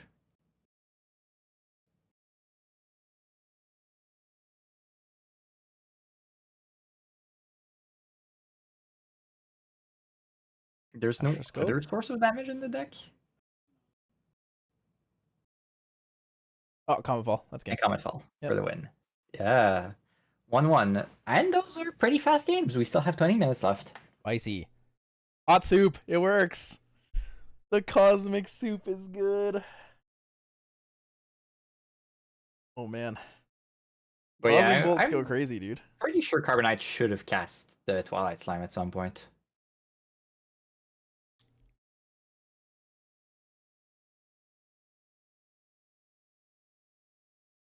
What did he play? Storm Slime off the top? He should have just Twilight Slimed there, right? Probably should have. Yeah. Actually, I don't think it.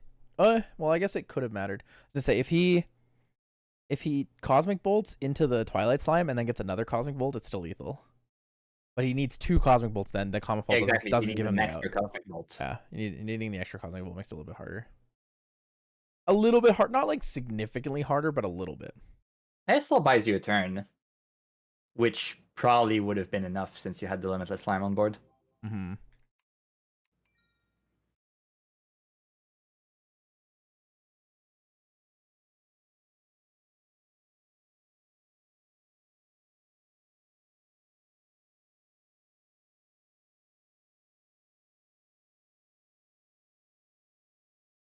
We're not seeing any sideboard changes for game 3, which is pretty rare.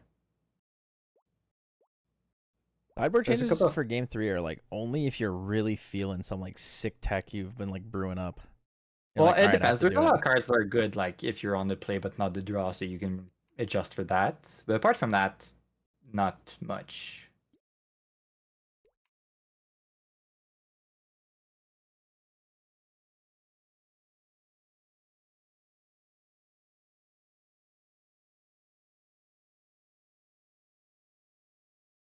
Spirit of Slime starting off here. Do we see the Forest Cake into the Baby Gray into the second Forest Cake?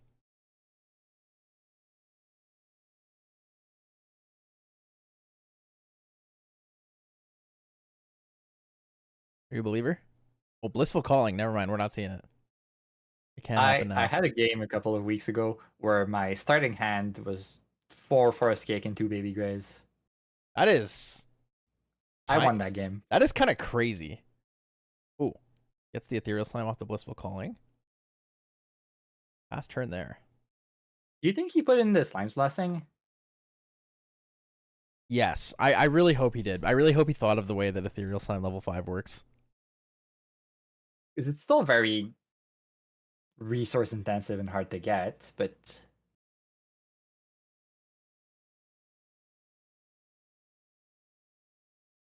It's a bit of a unique combo.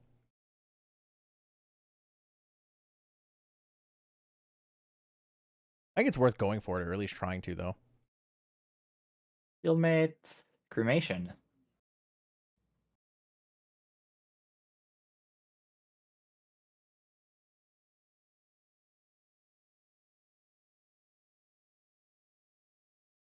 First slime gets banished for Sylvie level 1.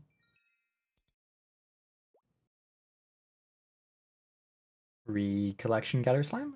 Probably. Direct Gather Slimes. 2 Limitless, Slime King, and a, what was that, Slime Time Eruption Eruption? and Dungeon Guide. When a Dungeon Guy lost is kind of sad. Yeah, if he doesn't have one in hand. Otherwise, you're pretty happy to see it go. Yep.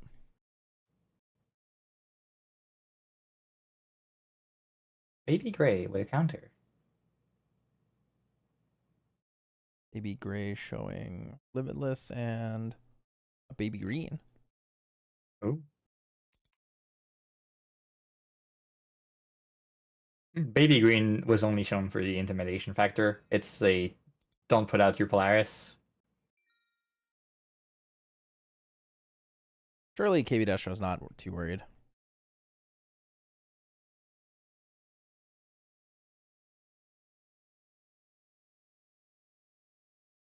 Level up, a level up, and a healing.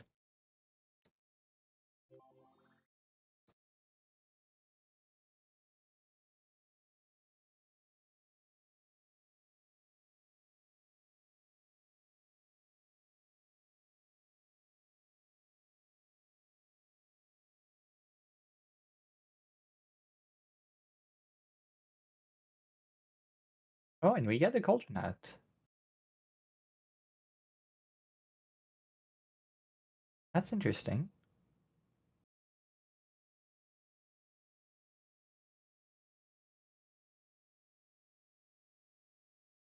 I think having it out now is actually not bad. The real intimidation factor would be if you were to, like, Verdant Slime. If you were to reveal a Verdant Slime on Baby Gray, that would be terrifying. Carbonite is not running any Verdant, is he? I think most decks don't run Verdant Slime. Most of the time I see like 1 or 2 in the sideboard, I feel, but Carbonite is not running a Verdant Slime. yeah, no.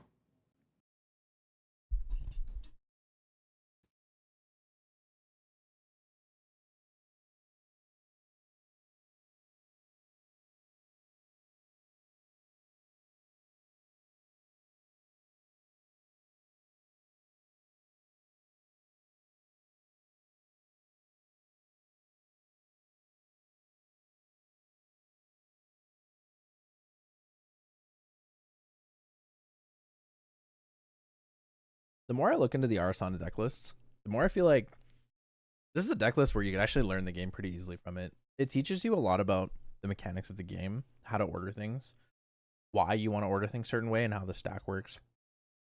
It was actually going to be a deck that's really good overall. Mechanically, it does teach you a lot of the rules, yeah. Dungeon Guide to level up to 3. We have not seen any advanced slime, so we don't know what he has. The other thing with this deck is I think the only like expensive aspect of the deck is like the standard things like Grand Crusader's Ring, Backup Charger, and then Dungeon Guides. Hey, don't underestimate the price of the Cosmic Bolts going up. True. I saw they flatlined around $5. I was like, that's kind of crazy. Oh, yeah. Real slime. All right, are we going to see the double Slime's Blessing into Covenant of Thorns tech? Are you a believer? I'd really love to. Not sure it's happening this game. Swing for 5.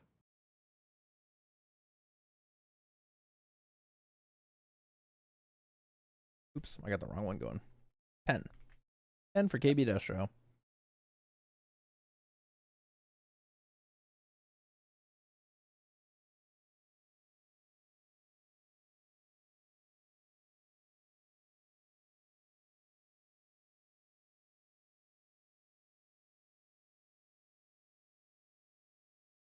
lower influence overall on the being on the play here for the Sylvie.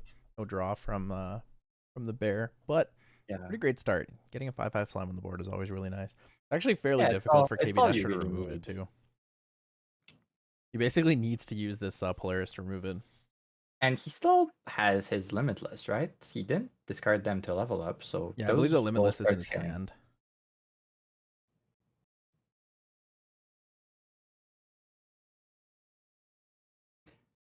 Arisana discarded the Resolute Stand to level up. I'm not sure if that was the right thing. It's definitely a card you want to keep to survive against Slime.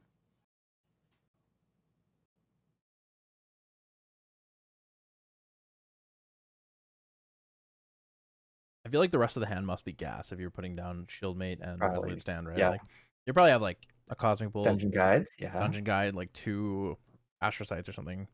He needs at least a Butter Herb if he wants the Cauldron to be Blanche and Whoa. peaceful. Losing a Blanche is kind of scary. He's getting rid of like everything. Losing the Peaceful's fine. I think the Peaceful is less relevant than the Yeah.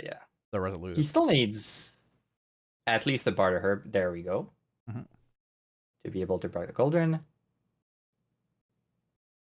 I think you go And recover. kill You the go real. recover herbs here, right? Oh.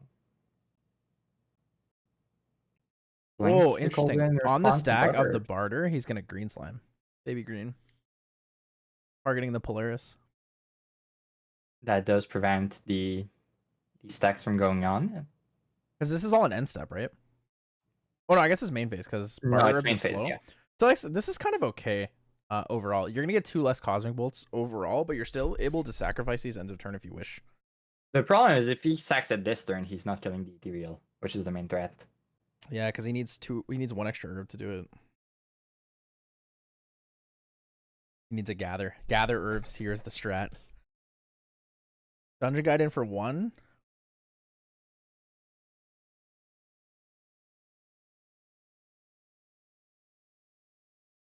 End step Polaris returns. And sack the herbs for 2 counters. I Sack don't both think herbs, Carbonite 2 has a counters, draw second baby card. green. He has no cards in hand, I think. Well, he doesn't need it now. He can cast whenever just to remove the counters.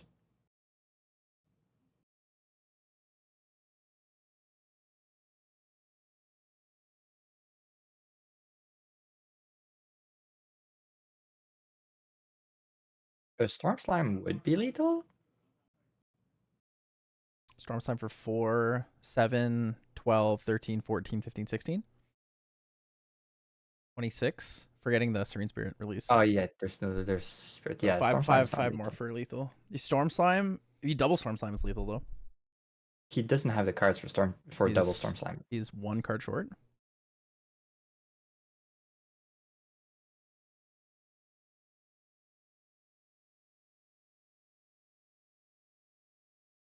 Slime's Blessing this turn.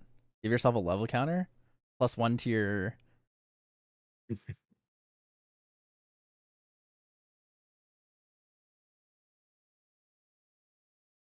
Dungeon Guy comes Do you in for think we're 1. seeing a Polaris crack? Probably not, right?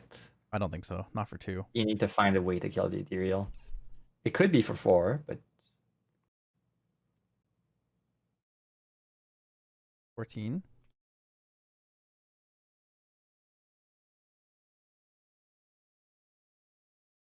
yes, he could have sacked all 4 herbs to get the Polaris for 4, but again, that does not kill the Ethereal Slime, so it's kind of a useless play.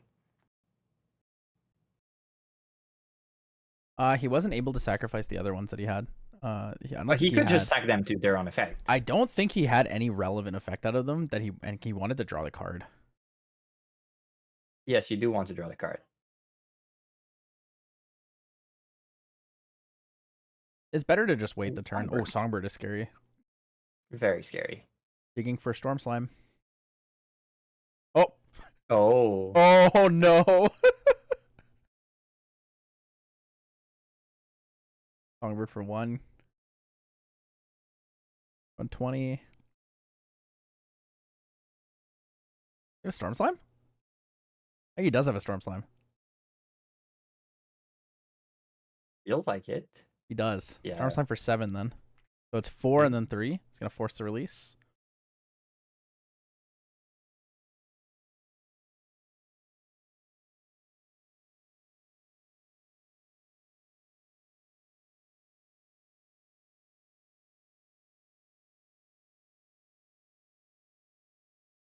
No, 15. Shouldn't it be 19? Nope, it's 21. He was at 20, recovered 6, goes down to 14. Takes 4, goes to 18, and then takes 3, goes to 21. Yeah.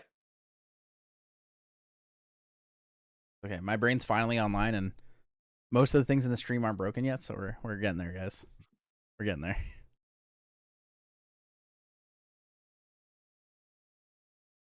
Can KB Destro win this game? Can he win this game? It'll be really hard. It'll be really hard. He's going to need to hit a couple Cosmic Bolts back to back to back to back and play all of them at once to have any chance. But he's got no glimpse available. He went Terrafring, so yeah, the game is over. He needs to... Dungeon Guide for Barter 1. this Whoa. Dungeon Guide for 1 damage. Black herbs for healing? I think it's Freyja for healing. Yeah. Oh, No, wait. it's He just Anderson drew a card. Draw. Holy.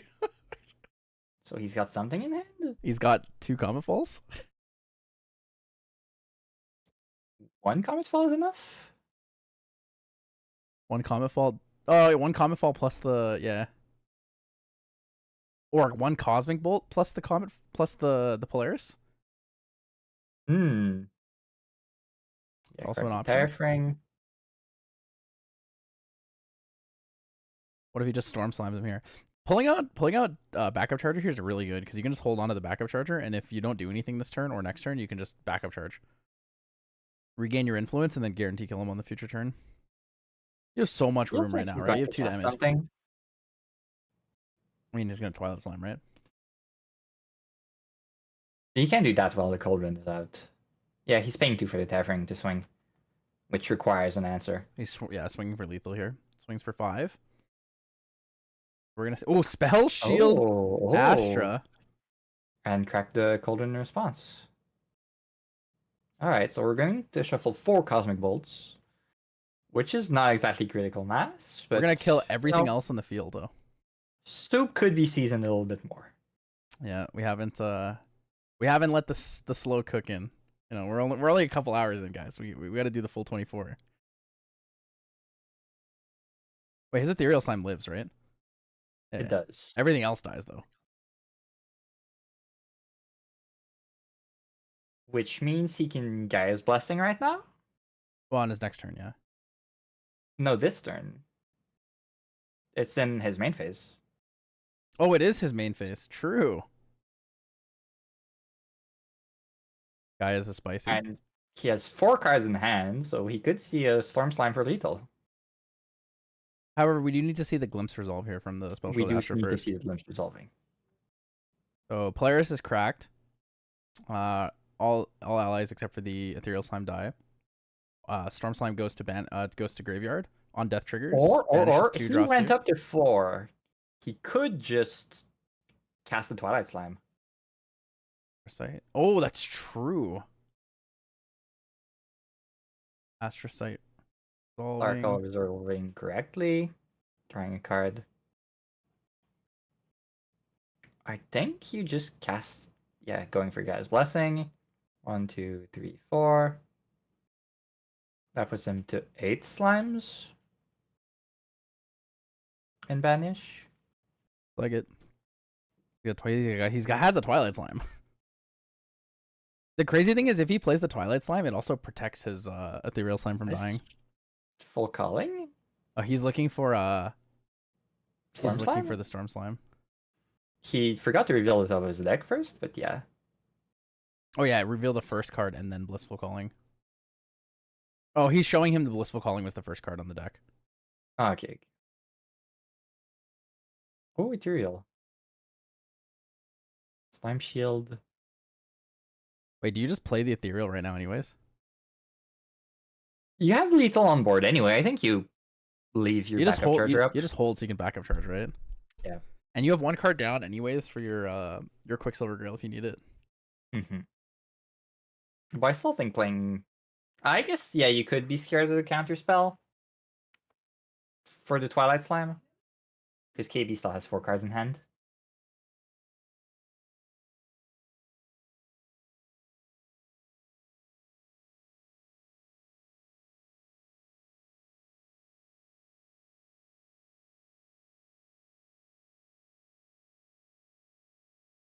Nearing overtime, guys. 2 minutes left in the round.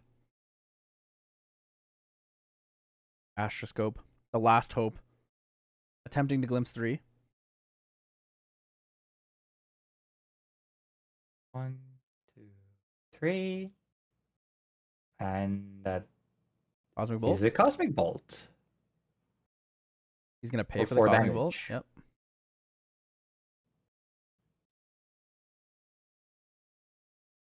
Cosmic Bolt straight to upstairs, hitting Sylvie right in the face. Astro Slime Sylvie taking the Cosmic Bolts. What else do you have left as the Arisana here? You could. Is he running? No, he's not running any Peaceful Reunion or anything. So there's no. He is running Peaceful Reunions. He is. He banished one. Oh yeah, he is. Yeah. I guess that's the only thing that can save you. He's basically playing Rye. This is Rye runs this is our much fewer Arisana. allies. Yeah, this is our Arisana. Gather Slime instead of the. Oh, Storm Slime. Oh, that's a tough one. Yep, that's a tough one for sure. do you need 2 answers? Oh man. He has As two on Arisana, you board. need 2 answers because you need something for the Ethereal Slime that is lethal because you already cracked your Serene, and you need something for the Storm Slime that is also very lethal. He can Cosmic Bolt the Ethereal Slime, and then he can Astral Seal the Storm Slime, right? Does he have enough cards for it? 1, 2, 3, 4, 5, 6, 7. Does he have 7? He had 7, yes. So Then he he can should have also it, steal right? the Storm Slime. Yeah. 2, 3, And there's a Storm Slime banishment, so it's free. 5. Lunar Seer. A 1.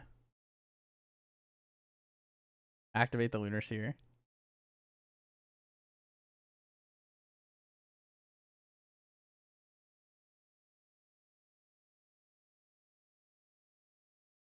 Comet Fall. 4 damage to everything. It does 4 not damage to kill the Sylvie? Ethereal. You gather slimes and losing the second Storm Slime there is tragic. And Oh, he doesn't did have an not answer. the answer. Didn't have the answer. Oh, he had so 2 many Comet Falls in Comet hand. Falls. It's doomed. Didn't have the Astral Seal. Didn't have the Blanche. Banishing that Blanche early game was pain. We've seen 3 Arisana decks, and not one of them for now has played Buried Grief. Oh, to just Do you put think a we should?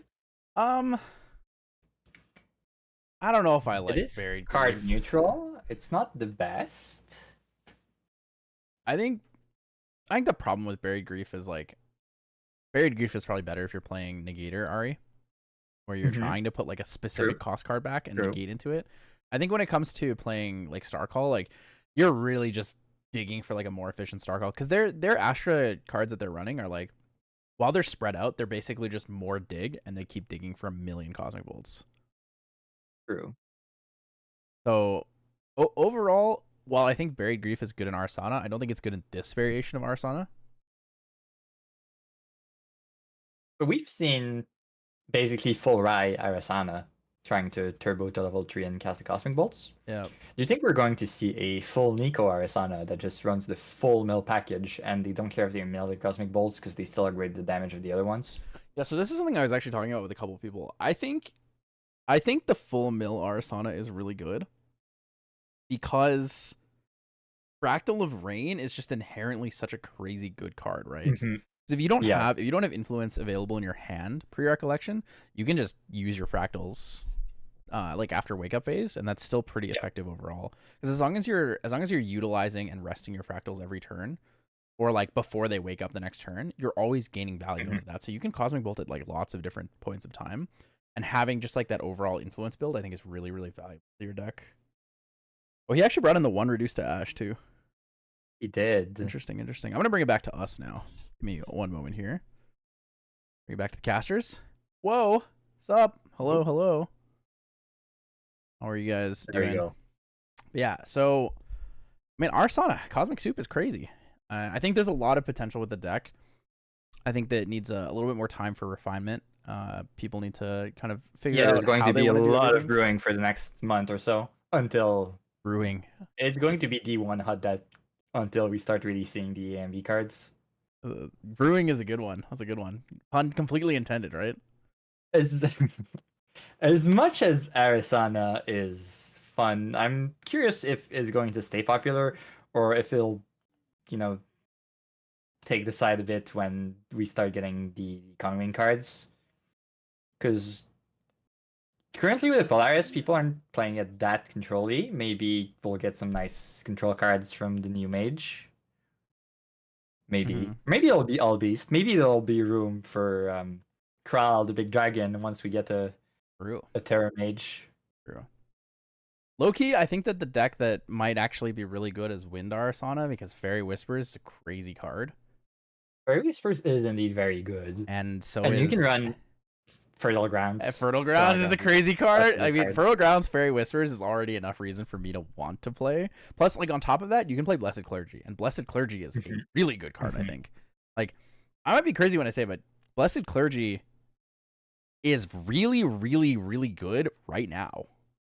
Because people are trying to combo off with different things, play multiple cards in a turn. Playing Blessed Clergy means you get your Materialize and then one card.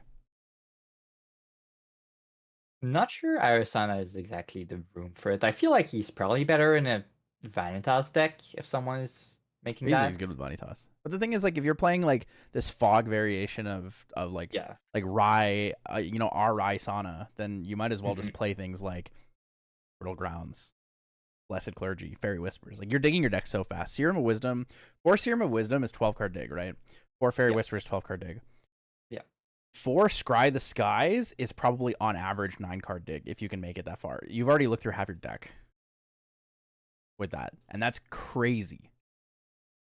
That's assuming you use no herbs for their actual effect to like put a card on the bottom or like sacrifice 2 to draw a card or anything like that. Like, you're able to problem with that dig. is if your deck is full glimpse, you're probably not dealing enough with whatever your opponent is doing. I don't think it necessarily needs to be full glimpse. I just think it's really efficient to run like Fairy Whispers and like Scry, like Serum of Wisdom, for example. Like, if you run those 8 cards, you can already glimpse up to 24 in your deck. Plus your Serene Spirit of Wind if you want. Because you don't need that many wind cards in your deck, right? Like, at most you're going to need 12. Or, sorry, non-wind cards. Like, your non-wind card count is probably going to be like 20 to 24 before you are playing your Polaris. I guess it really depends. You could go both ways, because you could go very low wind count to be able to use Serene Wind correctly. Because if you go high wind, Serene starts to get very risky. But at that point, maybe you just run Fragmented. Your Fairy Whisper's not that good, and your you can't run Veiling Breeze if you're not high wind.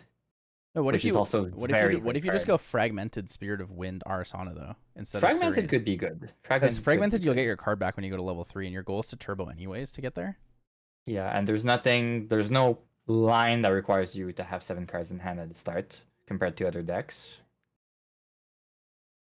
Yeah, it's hard to say. I'm really not sure what would be like the best approach to it. I know that there's value either way with what kind of deck you want to build. I think I'm just a big simp for Wind. I just really like Wind. Wind has great cards, but that means you can't run Icebound Slam in your Ari. Ain't no way. Way you're Icebound Ariing. You don't need Astro cards to start with, right? Because you're shuffling all your Cosmic Bolts in. So you can run a full water build to get the Icebound Slams early, and that means you need one for your Cosmic Bolt at the end. Hmm. You could. You could. I think Icebound Slime might be a little too high rolly on an Ari deck.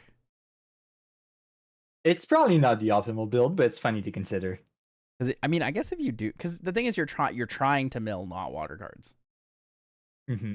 But like, are you really wanting to Icebound Slam or just 4 Fractals of Rain?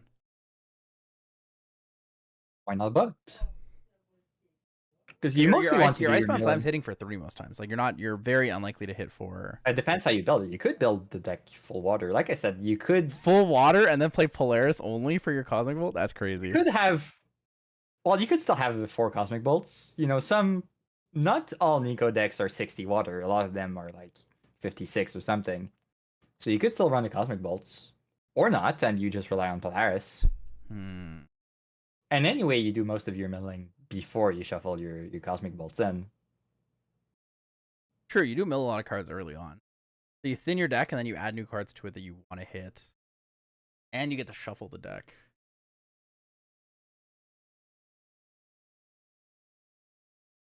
Man, what about mill domain Arisana?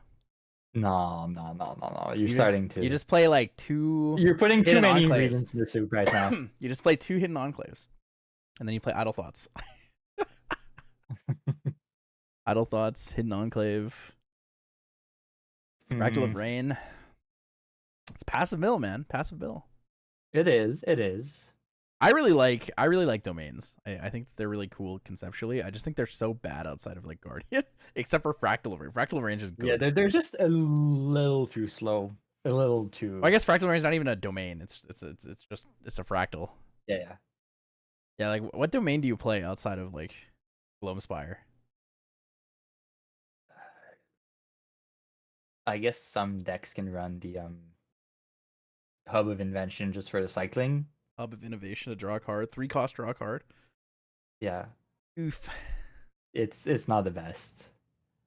I've recently played more domains because I built the Canadian group is doing weekly Pauper tournaments.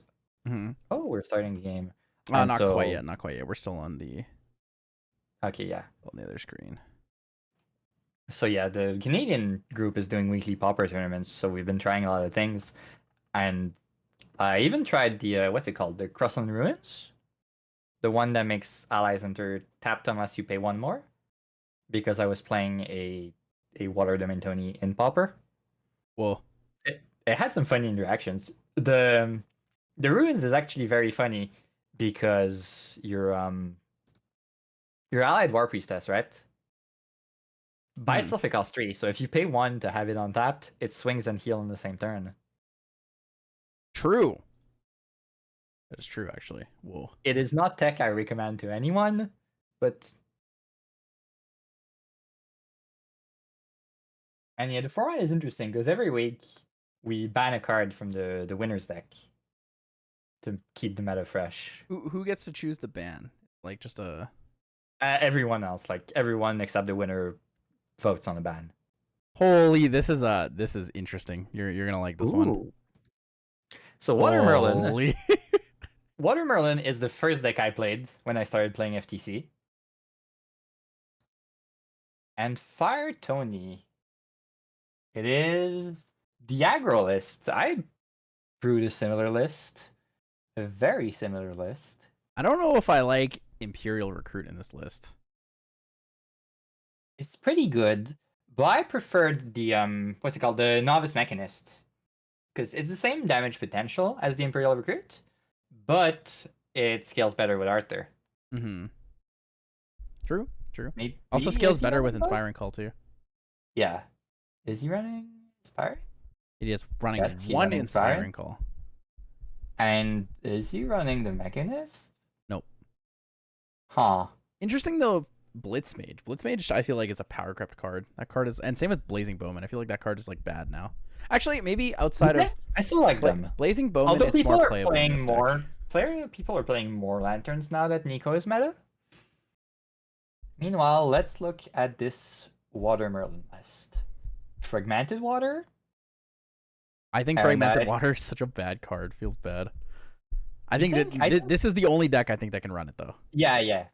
But I mean, I don't like it because this is the only deck that can run it. Water might too, and Water also has the what's it called? The is it called the Deacon? The little automaton that has intercepted Awakened Deacon if you have 2 fractals. Or 2 Fantasias? Is it 2 Fantasias or 2 fractals? 2 Fantasias, yes. Yeah. So it works with the Spirit Fragment. So Dungeon Guide, Retold Fortune, Ignite the Soul for the Prismatic Edge. He is running full the Prismatic Suit for the There's edge. no Frost Shard. Fracturized, Frostbind, Icebound Slam, Tidal Sweep, Tide Diviner, Favorable Wind, Ghost. I'm so sorry for your guys' eyes. I'm not sure about the Icebound Slam. His water count is not that high. I think that it's okay for Icebound Slam. It means you can't cast it like turn 1 or 2. You have to wait late game, which means it's not helping you level up. Because that's the main use of Icebound Slam. Yes, it's 8 damage early, but it also means milling some float and leveling up easier.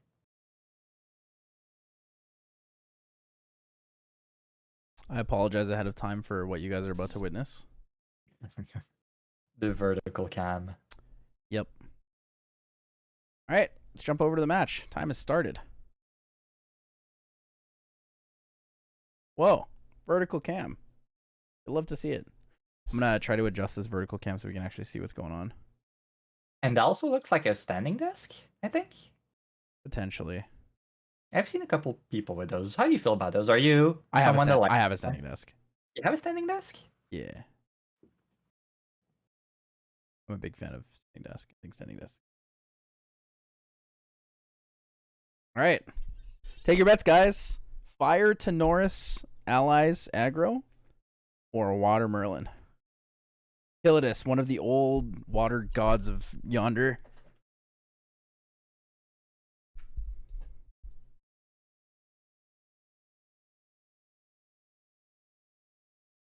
Tony is starting.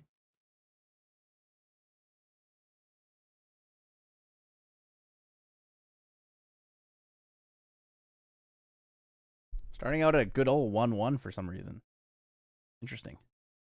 Allied War Priest starter. Whoa. Ooh. Which probably means that it'll level up next turn.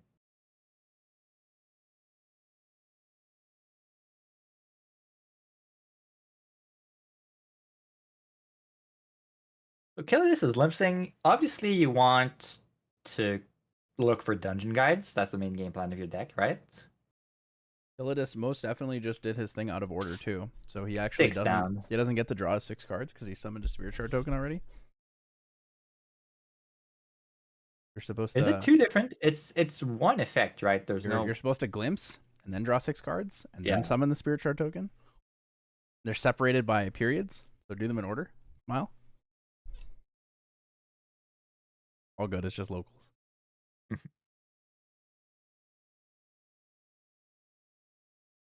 I'm interested to see if his Water Merlin deck actually has enough to fend off this aggro fire list. He does not have a lot of control tools. He does have a 3 Frostbinds, and the Frostwind Paladin can do a lot of work.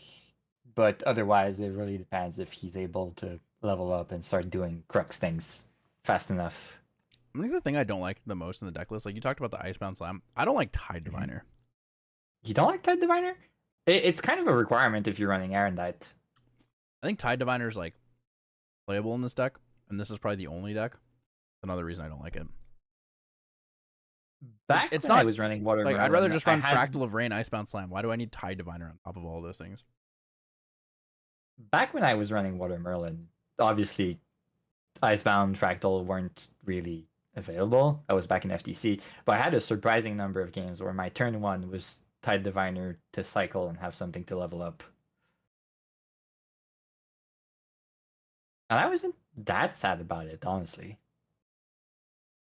That's the thing, like before, you just didn't have a better option. So you played it, right? But now we have better options, so I don't think you need it anymore. I'm still not a big fan of the mill package, because yes, I can see the strength in it, but it also means that like half of your deck needs to be bad cards because you're playing cards for their floating memory and not anything else. Ooh, Blazing Charge. Level up, Coming in for banish 5. Rococo into Blazing Charge is kind of spicy. And Merlin really has nothing to profit from the Blazing Charge drawback. Yep. You're just taking extra damage. Rococo already. Holy Rococo for 2, and then for a 3rd. Yeah. Allied War Priestess for 1, 2. For 2, he leveled up. Refracting Missile on the Rococo. Refracting Priestess Missile on the coming for Rococo is 2. good. No healing.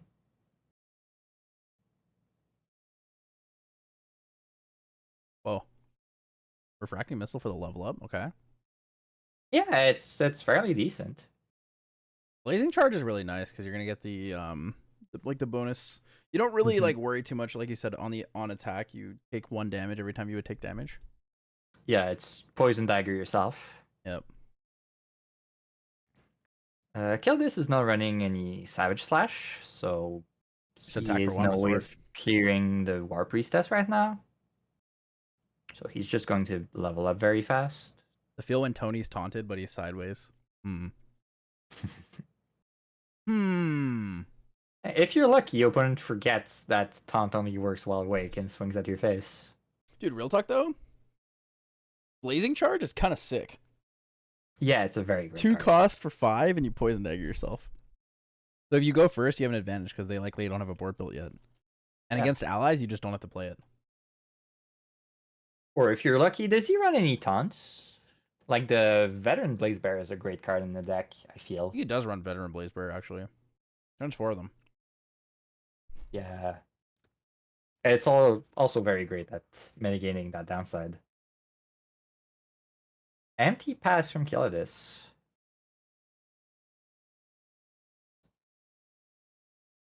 Blazing Charge, cool card. I'll bring it up on screen for you guys so you guys can experience Blazing Charge with us.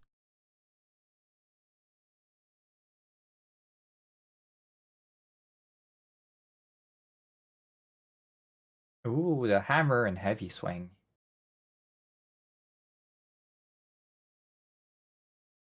That's the hammer, right? The one that deals self-damage when you Is that Impact swing Hammer? with it? I think it is. So he would take 3 and swing in for 9? Yeah, swings in for 9, which is pretty close. It's lethal with the War Priestess, yeah. And there's really not much Killadis can do here. Impact Hammer is class bonus gets +1. Whenever a unit uses this weapon for an attack, deal 3 damage to it. And you even heal with the War Priestess. Very fast game. A whole Jover. 6 minutes and a half. Holy. It's good Jover. Big difference compared to the past Arisana Fire Tony games. goes crazy. The thing is, Watermelon's a slow deck, and like aggro decks will just eat this thing. Oh yeah. Like aggro decks would just destroy this. There's really no like coming. Like, even though you can have like Fracturize for like a poison dagger, if you're playing, Yeah, that's why you need all of the answers. Frostbind here would have done a lot of work. Oof, yeah, Frostbind into the heavy swing would be pretty big. Why does he keep bringing it back to 1? The other thing is he doesn't have Song of Frost in the main. He has Song of Frost on the side, so he like loses another option for damage. True. So like 3 Song of Frost in the main instead of probably the Tide Diviners, and then you take out the Tidal Sweeps for the Sea Spray Divers maybe. That sounds pretty good. You lose a little bit of floating and a little bit of dig, but you give yourself survivability and ways to board clear. You probably find a way to fit in the amulet in case the Tony is running burn. I mean, he's got Rococo, Vermilion Decree. Yeah. Does he have Blazing Throw? Bro, he needs Blazing Throw in here. He has 2 Blazing Throw and 2 Surging Bolts. Die to Ripper and Rending. You can die without the dagger. You can just die to like poke damage, like a lot of poke damage. Because the thing is, even without the dagger, like everything deals 3 instead of 5, or like 4 maybe, depending on what you have. You deal a ton of damage regardless.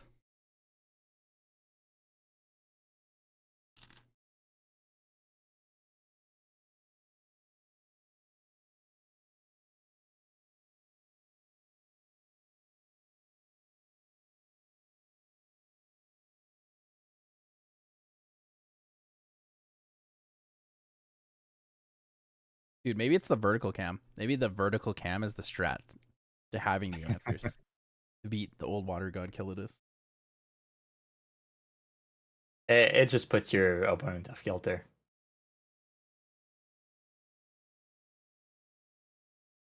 We saw Fire Tony winning. What was it? It was a regionals somewhere. Was it Taiwan? I'm not sure. I need to check. I saw it topic something, winning something. A very similar list. Definitely possible. MT turn 1 again from Kilidus. Probably going to refracting missile something. Singapore regionals. That's what chat says. Thank you.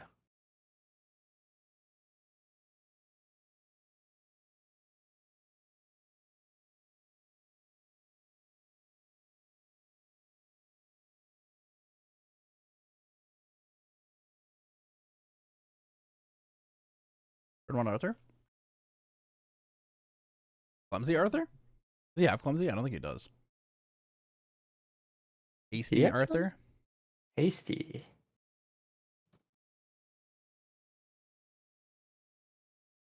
He comes in on attack, discard a floating memory, but class bonus only.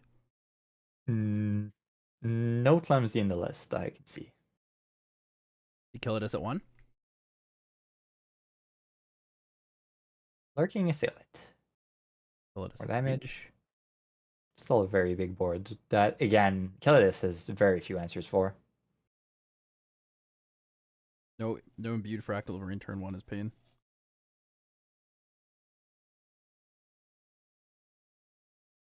Backup charger? Leaving yourself at 15 against an aggro deck like this is very scary.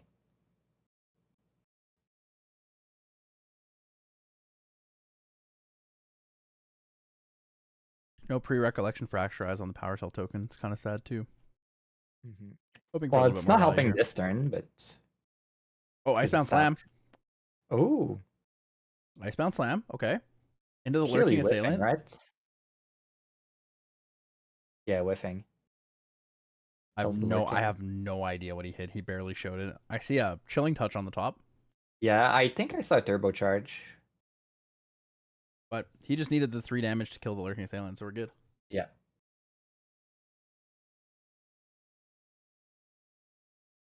Leveling up. War Priestess.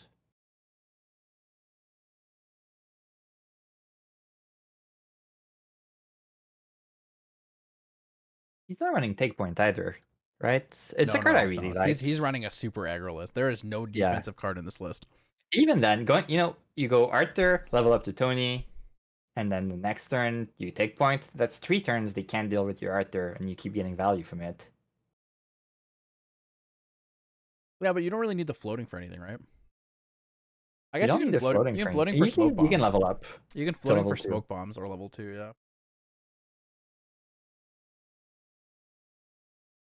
Tony has taunt. Tony's a big boy. So many people just always forget Tony having taunt.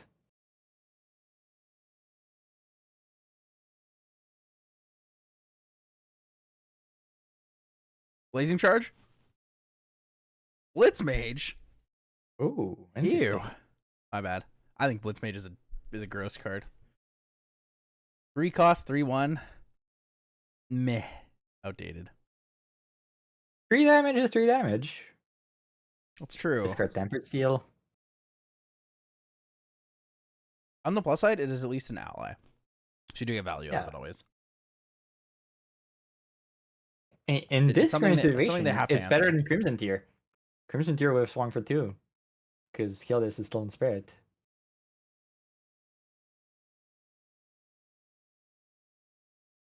Crimson Tier just sucks because it gets reprogrammed now. True.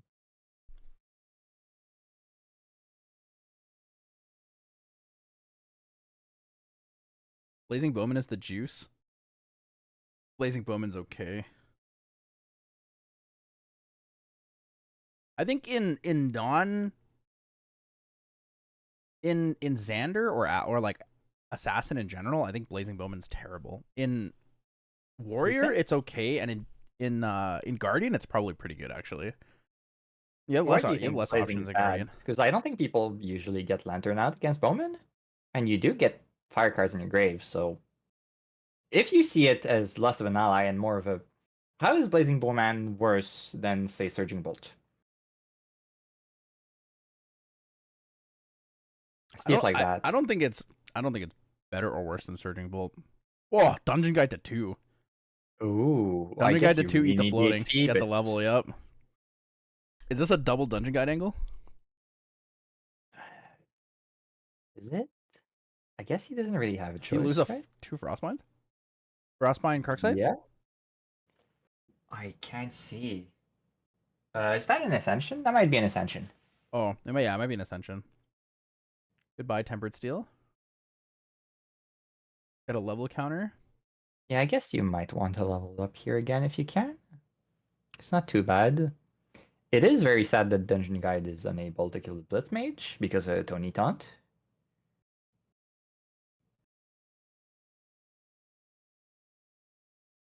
1 damage.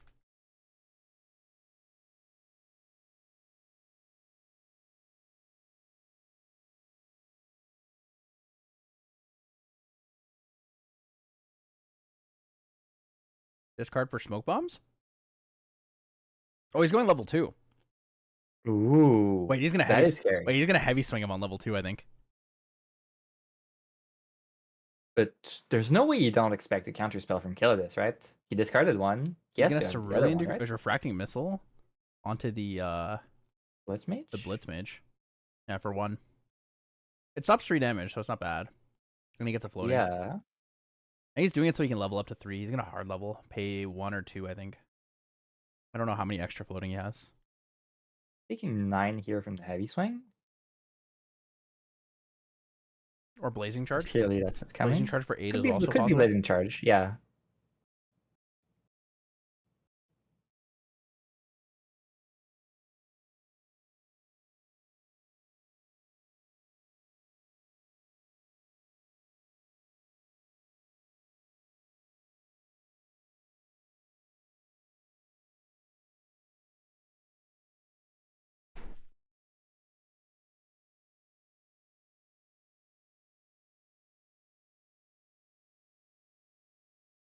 Cards available.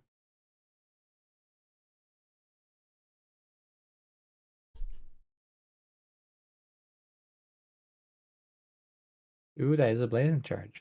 Yeah. Blazing Charge is good.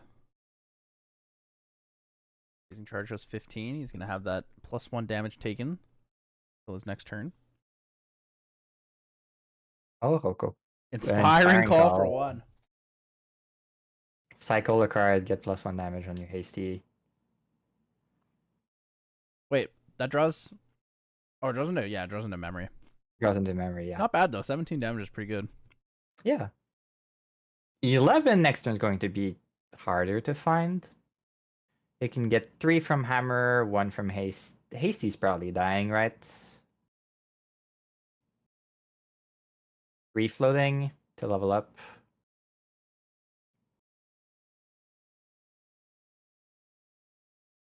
Draw from Merlin Wait, trigger. 3 floating? He's gonna go to a huge influence here. He's gonna go influence of 7. Ascension. And recollect. How many elements do you think he has? He has a wind card for sure. No wind card, just water. Just water? Just water and fire. Yeah. What fire on the other side? Yeah. Okay. So do you think he goes face or he kills the hasty here? Go face. Extra damage. Yeah. Blazing Charge. Go 4, 5, 6. That's what refracting, is that Frostbind? Retold Fortune. Oh, he is killing the Hasty Messenger. Okay.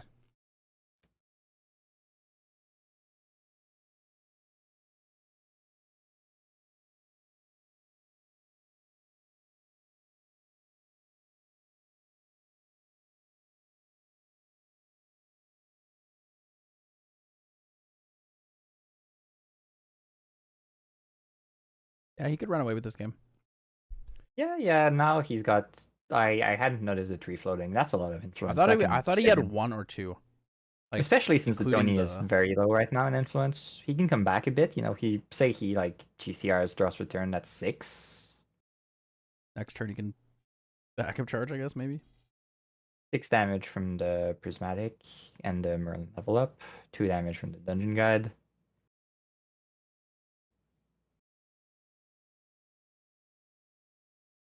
Pretty good. Is he not doing anything else this turn? It's 8 on board, right?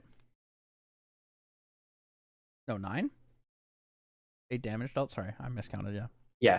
Yeah. 6 from the prismatic. Oh, and he's two Incarnate from- Majesty. Yep. Oh, the game's over. Yeah, The game's over. yeah. Yeah, Fire Tony has no ways of dealing with that. 5, 6, 7, 8, 9, 10, 11, 12. Yep.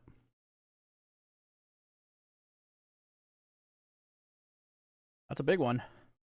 Yep. Because on top of having to kill the Majestic Spirit, you also just deal half damage to Merlin if you can find a way to go straight. He does have a couple of burn, but it's really not. Yeah, no, I think the game is over.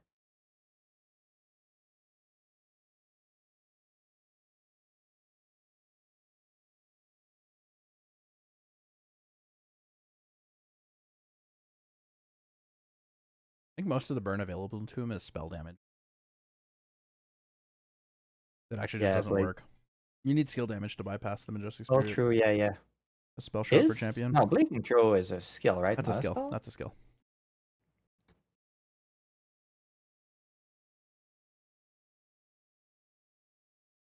Vermilion Decree is a spell, right? I'm pretty sure Vermilion is a spell, yeah.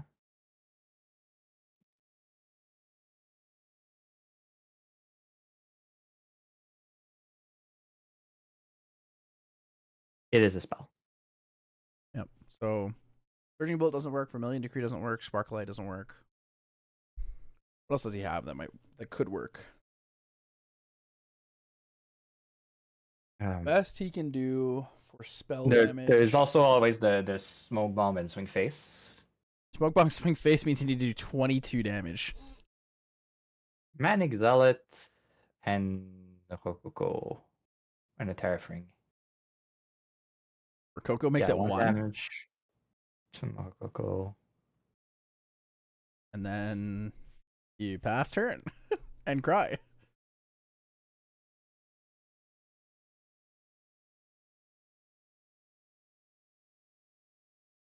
The water stabilize is strong.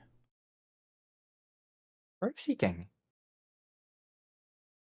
Is there any reason to not pull out the Crystalline Longsword here? Versus the Sword of Seeking? Yeah. I mean, it really makes no difference at this point, but... I don't know. Most people don't play both, to be honest. Yeah.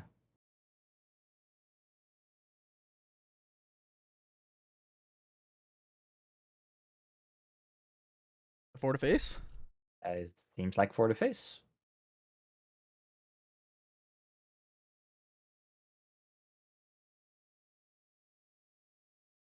It's funny because if he dungeon guides into the Zealot, he deals extra damage.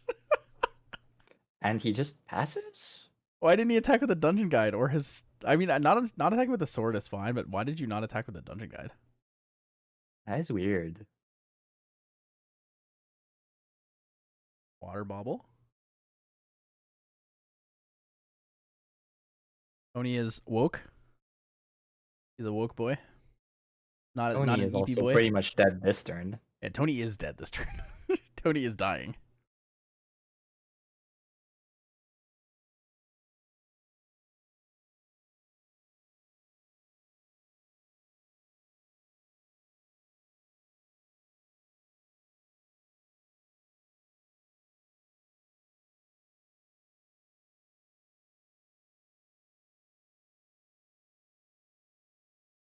But there's really no way Tony can deal with the Incarn.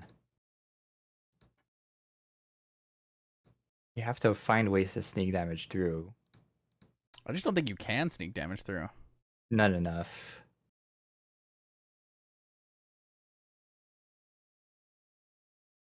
Oh, he's running Alliance Gear Shield on the sideboard. I love that card.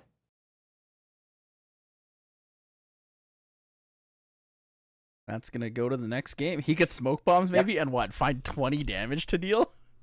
Yeah, exactly. Ain't no way, man. There's no way. Ain't no way.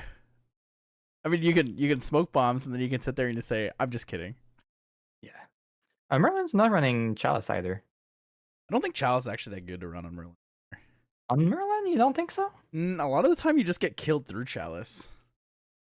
Like you just get one shot by things, right? Yeah. Like a lot of the times, it's gonna be like, they could time you with like a prepared slice and dice with rippers or something. They can shadow strike you for way more. You can get storm slimed for way more.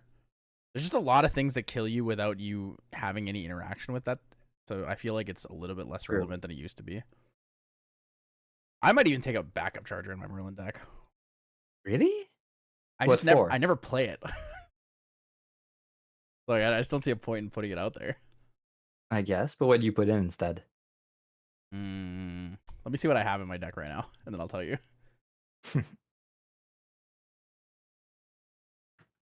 Pretty sure it's just a defensive option. I think you just add another defensive option, or like another sword maybe. But most likely a defensive option. You know what's funny? I'm looking at the top. I'm looking at my shout at your decks, right? And the top one is a deck I called She Might Be Winnable, and it was a joke deck where I had an Arisana deck that had 44 Cosmic Bolts in it. I said, guys, if we have 44 Cosmic Bolts, you might be able to win the game. And then they actually made it so you could potentially get 44 Cosmic Bolts. Yeah. Maybe I was onto something. I've built an Arisana deck where the only win con was Constellatory Spire. Whoa. I think nullifying lantern is probably what I put in the slot of backup charger. Really? Yeah. Mainboard? Yeah. Mainboard null is good. It's less good in Merlin because you have Cruxlight. Yeah, but I can just put it back. Yeah. True. Whoa. World champion Glenn Williams is in the same boat as me. Whoa. I feel so honored. Maybe I'm onto something. Whoa. Maybe. I also low-key think that I low-key think the Retold Fortune package is like way better than I gave it credit for. I think it's actually really good. Very good. It's very good. I think it's really good in the current meta. If you want to play Merlin at all, I think you have to play Retold Fortune Merlin. Mm-hmm. If you don't, it's just too easy to get slowed down and be one turn too short and people just own you. But again, Merlin is also just not very good in this meta because she's too slow. Yeah, she loses very much to this slime. Oh, Chilling Touch. Chilling Touch is a spicy one, dude. I really hope he Chilling Touches into a Frostborn Paladin so bad. Vermilion, temporarily banished. The Frostborn, dude. Oh, Chilling Touch into a Frostborn Paladin feels so good when you hit it. It doesn't matter what deck you're playing too. Like every water deck, that just feels right. You swing into the Crimson Tier here, or do you keep it back? Because if I have a Frostborn Paladin, fear heavy swing. Yeah. If I have a Frostborn Paladin, I most definitely kill the Crimson Tier. Yeah. Even if it's an unbuffed Frostborn Paladin, I kill the Crimson Tier, so it can't kill me next turn. No level up. Whoa. Water Bobbly.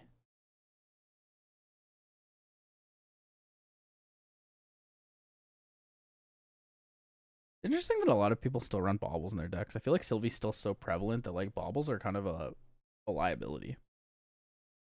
In very aggro decks like this, it's fine. I thought about taking them out of my Xander deck. Because he does have GCR. He does... Wait, he doesn't have... Yeah, he does have backup charger.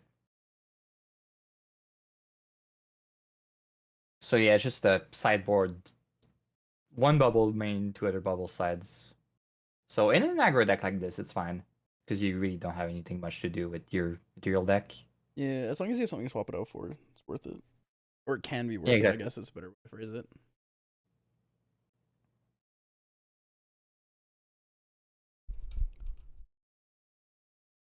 All right. Wait, he's also still not running... They're not running full sideboards. Yeah, you saw that, right? What's with everyone today not running full sideboards? Yeah, no, well, I mean, kill it is, Yeah, kill it is.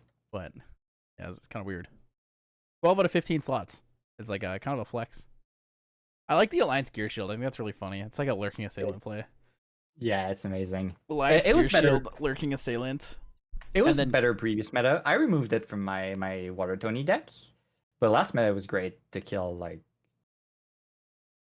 Ghost of Pendragon. And then when you're really feeling it, you put in Mark of Fervor. Oh, is that a veteran Blaze Bear? Oh, that's a Fire Tuned Automaton, Fire right? Tuned Automaton, yeah. Yeah, Fire Tuned. That discarded the Tempered Steel. Whoa. And we get a Man Exalate? Man Exalate. Fire Tuned Automaton is like the better version of Blitzmage in this deck by like a big margin. If you have it floating to discard, yeah, kind of. Well, it's also it is its own floating memory once you're a guardian. Yeah, but then it needs to die. Yeah. I mean, if it doesn't die, it's 3 damage. Yeah. It gets value when it dies, unlike Blitzmage. I guess in Fire, Blitzmage is just a fire card in your graveyard, so it's not the worst. Does he have anything that cares about fire cards in the graveyard? You know, I don't know why I didn't think to look for that. And I realized, hey, we're playing a Tony deck. He does not. The Automaton cares about discarding a fire card, but that's pretty much it. Does Tony have any cards that actually care about how many fire cards you have in your graveyard? You can run Blazing Bowman. I guess that's the only card he cares about then. Ooh, sweet, for 3 damage. Holy. Giga. And that's a floating memory for next turn. He's actually popping off, guys. The cleave for 2, right? For 2, yeah, right, because the longsword doesn't. The graveyard's empty. Yeah, my bad. It feels kind of weird to see the longsword played on an empty graveyard. I feel like I never see people actually play Tidal Sweep unless they have a Mage Bane Lash for like 5 counters. Yeah.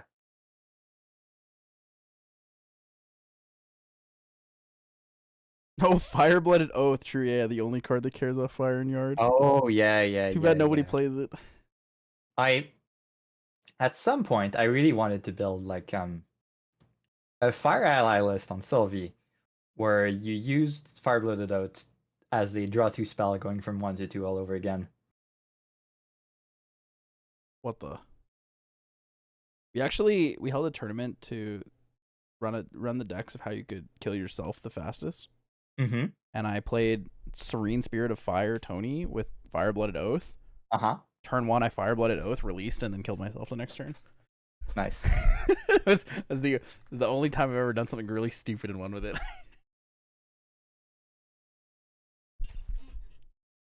For Coco.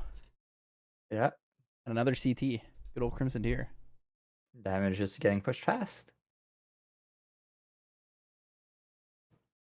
If Kill This doesn't have a Dungeon Guide in hand, he's probably in a very bad position. He probably has it. He kept 1 from his glimpse and hasn't. I guess he could have kept. No, he kept 1 from his glimpse, so he probably has a Dungeon Guide. Or a Retold Fortune. Retold Fortune's a pretty good one to hold from your glimpse. But I guess in water you're really digging for that, right? Or Fractal of Rain. You could dig for Fractal of Rain too. You could dig for Fractal of Rain. But Fractal since of Rain, he kept 1 in hand, he hasn't cast Retold Fortune and he hasn't cast Fractal. So it was probably a Dungeon Guide.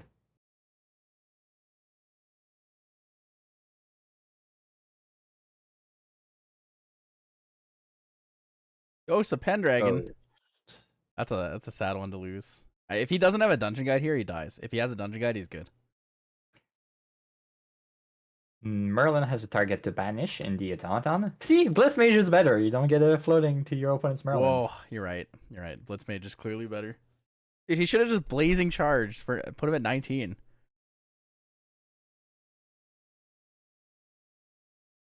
A Tidal Sweep goes crazy though, Tidal Sweep is like, whoa. It really should cost 5. Yeah, we eat the Automaton, get the level counter. Whoa, level counter. Level counter goes crazy. Crack the fragment. Dude, I do that all the time. I put my fragment in my banishment, but you really just take it off the field and just put it somewhere on the side. I always do that though. It always goes in my banishment. Same thing. I see a lot of people doing that with their Paracells too when they cast Turbocharge. I think the reason I do it is so that I remember to put it back in my deck.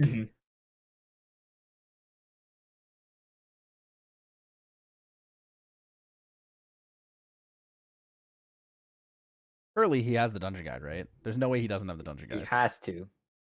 Got like 8 cards. If he doesn't have it, he's in a pretty bad position. Yeah, he has the dungeon guide.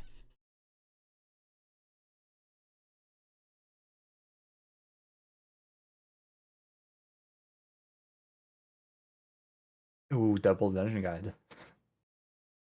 I guess that's a pretty good banish.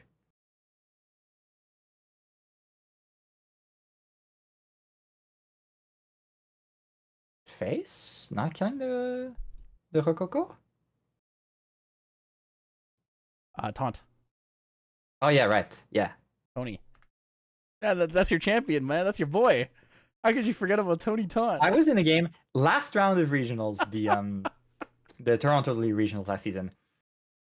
We're in the top tables, you know. I think I was table 4. Playing for in the top 8. So in front of me is a Tony, I'm on Tony, and there's a Tony next to me on table 3. In that round, I think I've heard you can't swing into that Tony his taunt like 6 times. That's a classic. Impact Hammer.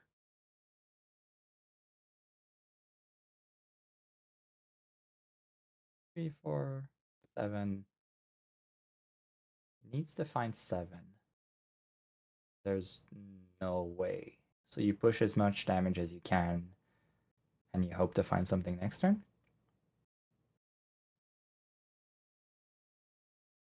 Merlin, Kingslayer, Bing Chilling. Maybe in response to something, we're going to see Ascensions. In response to attacks, Ascension. Could be, could be. You want to wait for... I mean, he could have done last turn. He had his full hand in memory, so... It was perfect to... You don't have to wait for a fire card. Maybe he's just holding Song of Frost. Maybe Song of Frost, Frostbind. Like, Song of Frost, Frostbind to hold here is really good. True. I don't know if... Did he run Cerulean Decree? I missed that. No Ceruleans. No Ceruleans, huh? I'm actually surprised to see the Frost... I guess he doesn't have that high water, so it makes sense. Because of the full... He's on what? 3 favorable wins and 3 Night of Soul? 6 cards just for the Prismatic Edge? That would mess up your Serene Decrees a bit. Cerulean Decree also just requires a lot of cards. Yeah, but at the same time, if you're keeping your hand up anyway, it does give you a card back. You can't. Did he hit him with Smashing Force? No, that's just a hammer, right? Oh, that's just a hammer. Yeah, just a hammer. Wait. He's not running Smashing Force. Dude, the art looks so similar. I was really confused for a second there. I was like, he didn't put any cards down. Yeah, he's not running Smashing Force. It's a good card, though. I think it should be considered. Smashing Force, you destroy his sword. Kind of based. Except he can ascension it though, and then you cry. Frostbind the Blitzmage. Frostbind.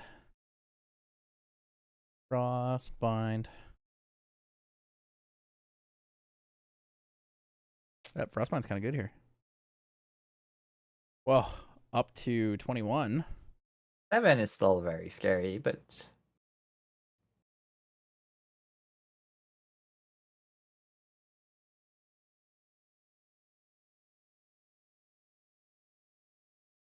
He's very far from an Incarnate Majesty.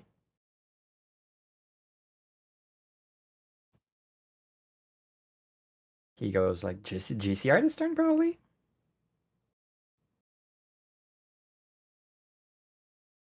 Depends what he has down. He might just draw back blade up to 6. I guess. I mean, even it depends. even if he has like a Pendragon down or not. If he Yeah. doesn't have a Pendragon down, it might actually be worth it just to get one.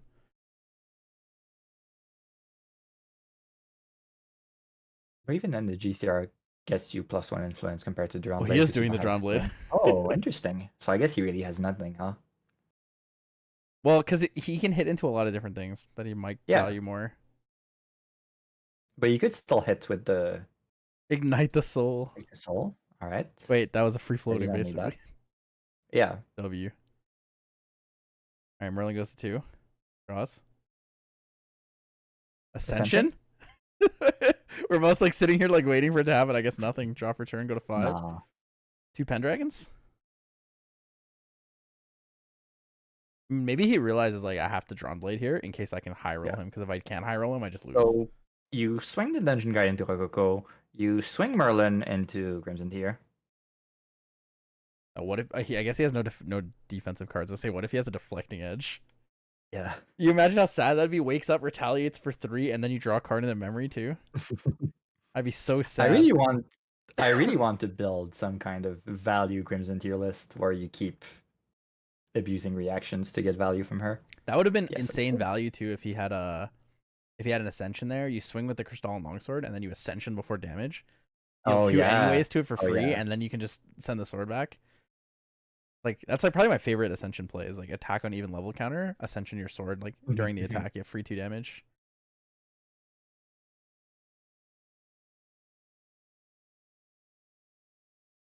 Board is cleared. 7 damage is possible. With Impact Hammer out, like 7 damage is actually pretty realistic. Yeah, Blazing Charge is lethal here. Blazing Charge is lethal. I mean, a lot of things are lethal here. And it even goes through Frostbind because he has enough cards. Yep. Heavy Swing is not quite there. Oh, he's wait. He has a Blazing Throw in his hand. Oh. I'm pretty sure he has a Blazing Throw in his hand. But you can't swing and Blazing Throw because there's only one durability left on the hammer. I'm pretty sure he has another weapon in his deck list. I think he has a Bulwark Sword. He does have a Bulwark Sword. So if he swings with the Impact Hammer and then Blazing Throws, oh, GCR. Okay, interesting. Interesting.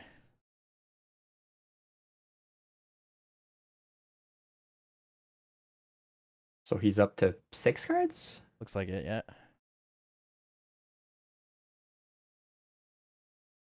No, 7, because he drew for turn as well. He had 2 down, right? Or did he have 1 down? Yeah. Not sure, actually.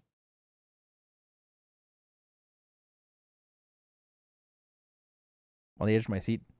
This could be it. This could be lethal. 3 Passive Killers found an answer or not. We know he has 4 damage in his hand with the Song of Frost doesn't stop the Blazing Throw. It needs to be a Frostbind. No. And he's used a Frostbind. And he discarded another one to level up earlier. Yeah, so banish. So, I mean, you had a pretty likely chance. If you can deal 3 damage to him and then Blazing Throw, you win the game. If he lets the 3 damage go through. Oh, tempered. Wait. So swing and Blazing Throw. Yeah, swing and Blazing Throw. Nice. It's rare you see Temporary Steel being cast, but it's always nice. Yeah. He's Blazing Charging for lethal. He's going for lethal with Blazing Charge. Yeah. That's a much bigger blowout if you get Song of Frosted here. I guess you can still swing and Blazing Throw next turn if you do that. Well, he might not have the answer to it. Huh. Yeah, if he had the answer, it'd be pretty... Song of Frost? Okay, he has... Retold Fortune? Retold Fortune. No, he doesn't have the answer. something. He does not have the answer. Carding a Refracting Missile, draw a card. Oh, that could be really bad. He can raw take out the Prismatic Edge next turn, though, because he has 2 floating.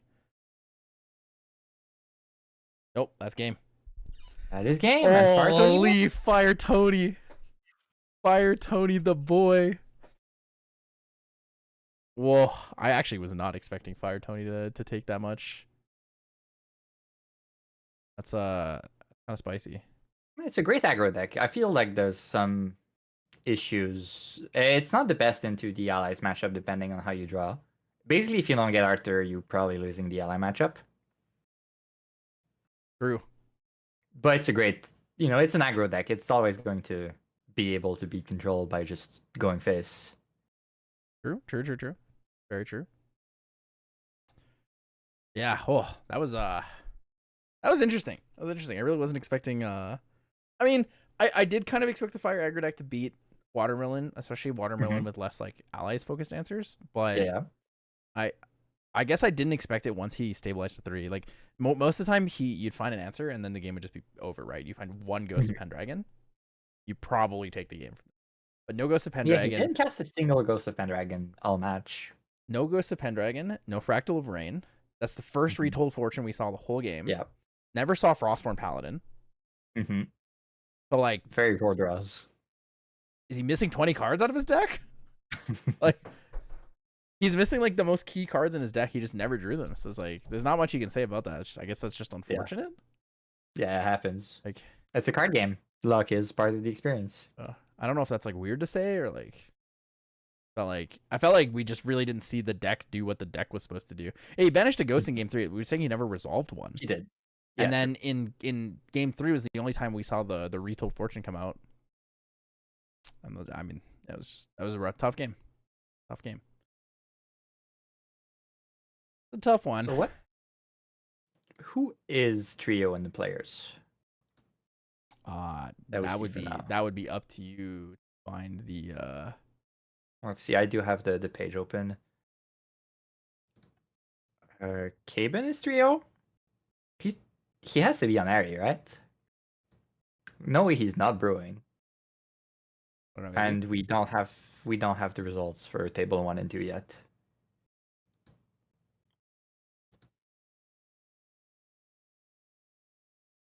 I keep losing our faces. Yeah.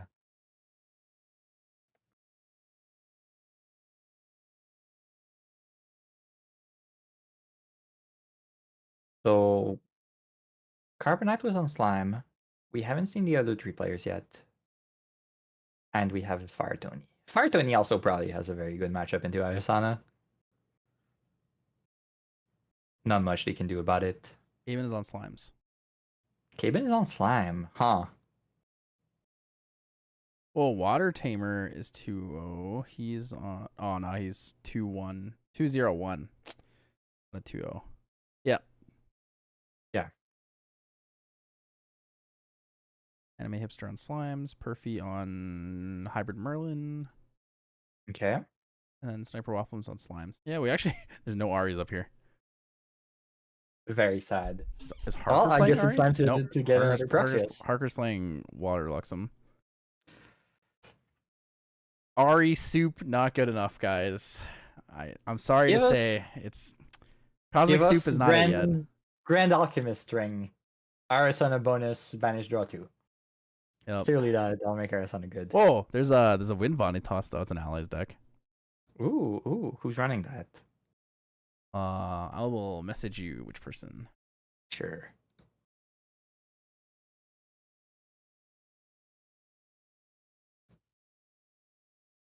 But yeah, so we have about I think we have like 13 minutes or 12 minutes left in the round. Yep. And then we also have overtime and then reporting and results. So and there will clearly be overtime since everyone's playing Arisana today. There always is. And there's also time extensions too. So yeah. There's 5-minute time extension. So what I'm gonna do here is I'm gonna add 12 minutes to the clock. I'm gonna put us on a short be right back. I'm gonna go quickly scarf some food down for dinner because I'm starving. And then we'll come back and join you guys again, and we can discuss more Cosmic Soup and how to make it win. Because right now it's not winning enough. So thank you guys for joining us. This is the Webcam Weekly, joined here by Mr. baniRien. We'll see you guys in a bit.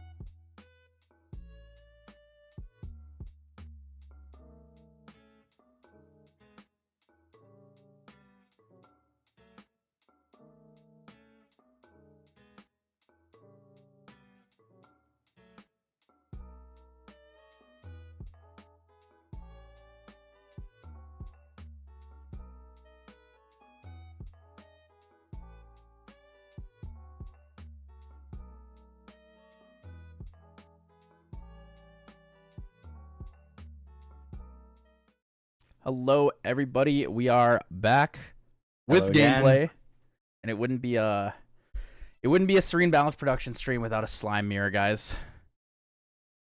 We're starting off time here, and we have Team True Caven against Sniper Wafflem, the slime mirror. Two very standard lists from what you can see. No fear from either of them. I don't see a single Twilight Slime. So they weren't scared of Arisana. Really be like that. Oh, round time actually hasn't started. Give me one moment. Oh.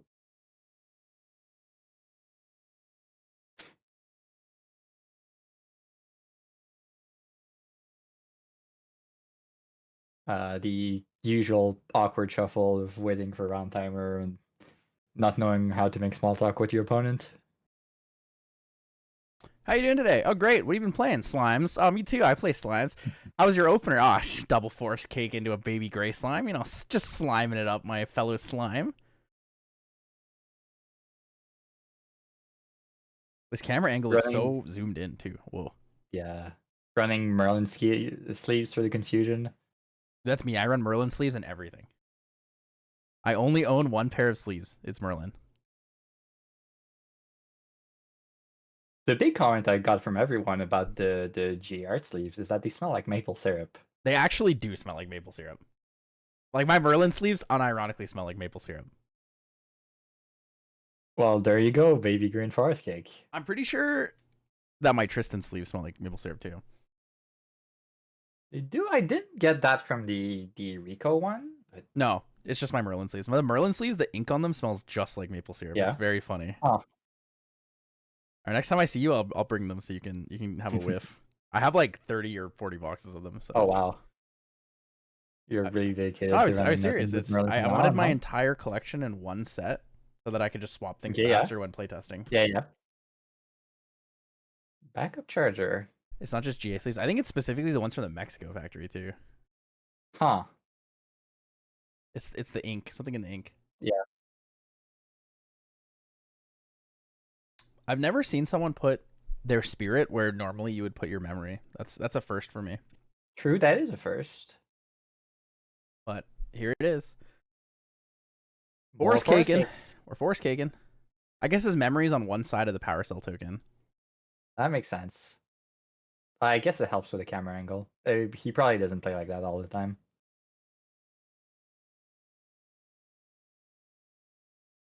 Slime is a very ambitious deck to play on a limited play space. You know, you could aim for something that puts fewer cards on the board.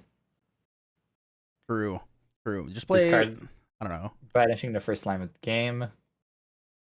What deck do you think has the least objects on board with the highest kill condition? Like with a good kill condition? Has to be Rai, right? Oh yeah, no, you're right. It's definitely Rai. It's literally just book is on the field. We're good. Not cracking the forest cake. Probably keeping it for Redeal, right? To help in the mirror eventually. Yeah, most likely. Or even it's pretty good if you put it onto an lustrous slime. The taunt one. Protecting the baby gray. Okay, this dragon sleeve I have also just smells so strongly of maple syrup. It is like my friend gave it to me and said, as a Canadian, I need you to smell this. And he's like, what does it smell like? And I was like, I don't want to answer that question. He said, what does it smell like? I said, it's like maple syrup. I was right. It was pretty funny. But now that it's been on my desk, it probably actually smells like maple syrup. Yeah. Since apparently all Canadians smell like maple syrup. I switched off of Dragon Shield recently. I had a couple of bad batches in a row, so I decided to try other brands. What are you using now? I'm trying out the katanas from Ultimate Guard.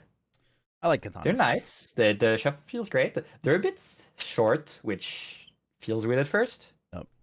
My biggest problem with katanas is that you need to replace them sooner, I think, than other types of sleeves. I didn't have any problem for them breaking in the main deck I was using. However, they seem to get dirty faster. Like, there's a lot of, like, hand oil dirt spots on them. Yeah, I noticed that as well. If you put them inside your deck boxes, they also pick up stuff on your deck box all the time. There's little, like, white spots all over the front of katanas versus dragon shields.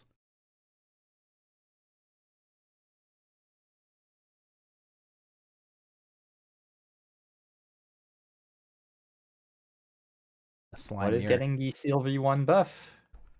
Oh, 3 goodbye. costs. Oh, the Limitless bear is slime. getting a buff. Whoa.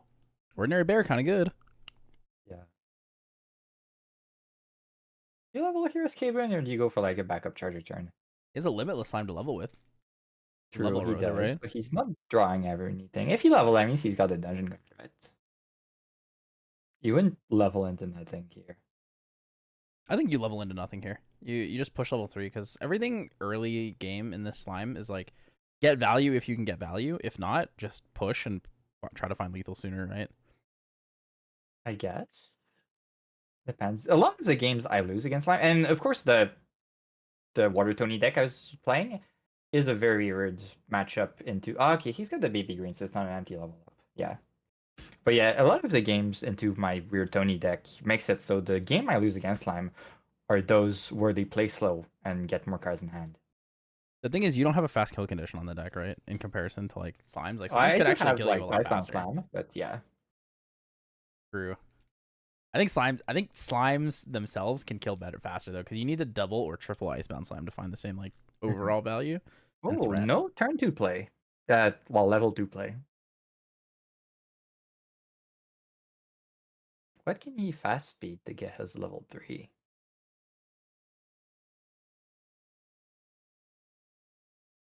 No dungeon guide, huh? I don't think he's fast speeding. I think he's gonna backup charge because he doesn't have anything, or he needs the influence before he dungeon guides. Yeah. Because backup charger into dungeon guide is like pretty much the same, like net value. Yeah. And more green slime bouncing cakes. You know, that cake looks very good, but it probably doesn't after getting blinked on enough to feel a couple of times. True, true. The more you flip the cake off and on the field, the messier it is probably. The chocolate's no longer dribbling, like drizzling down the side very nicely. It's just like slammed all on one. It's like when you get a pizza when they deliver you a pizza and like all the toppings are shifted to one side. I guess it helps having slimes to clean your table off, but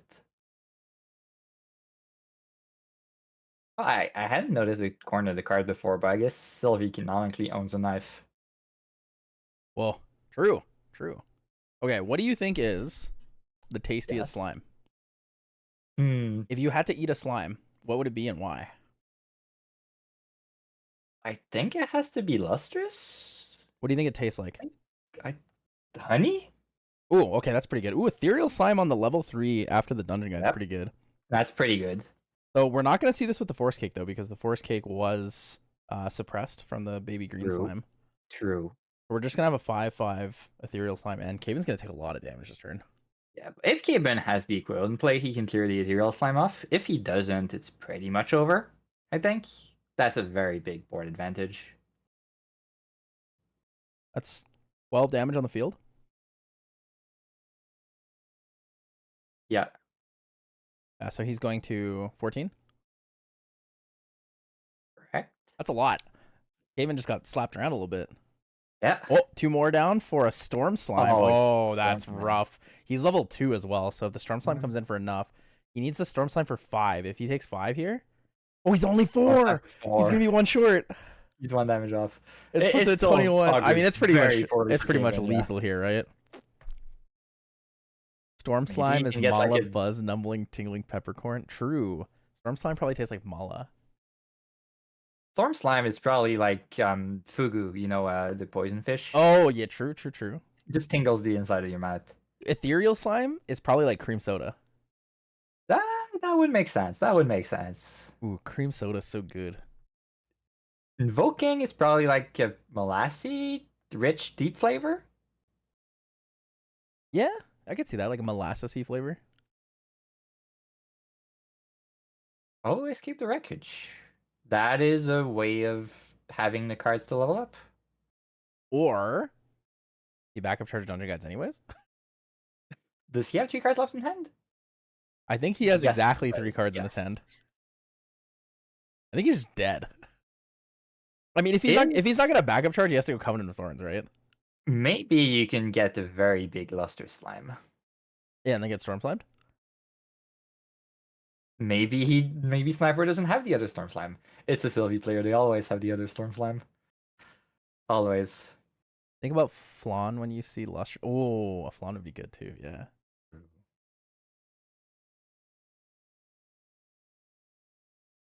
His Lustrous doesn't feel very citrusy to me. That's why I said honey.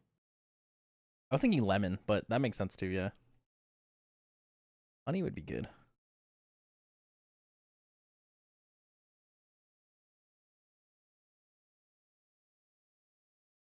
Dungeon Guide. Yeah. If he doesn't Dungeon Guide here, the game is just over. Okay, there we go. And so that has to be Covenant of Thorns under the Grail, right? Surely it's Covenant of Thorns. I would be shocked if it wasn't Covenant of Thorns. Wow, he actually lost the green slime and the. That's pretty. Okay. It's pretty value there.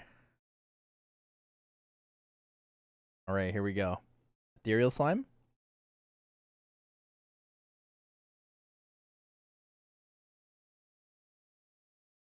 Ethereal Slime, kill the Ethereal Slime, and then you put the Covenant of Thorns on the enemy bear.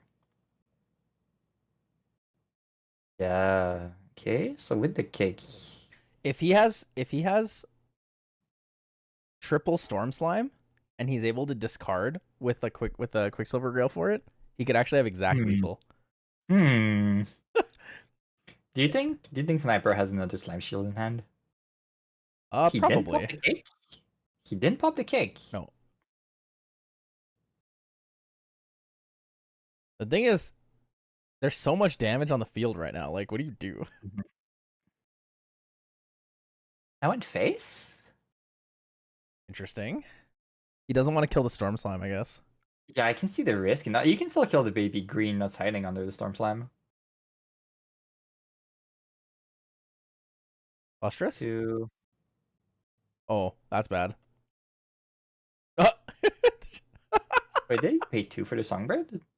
You paid 1. Songbird is 1, isn't it? Yeah, but what was the other card for then?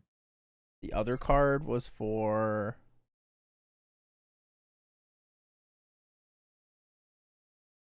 No, I couldn't tell you. I don't know. You paid 2 for the bird.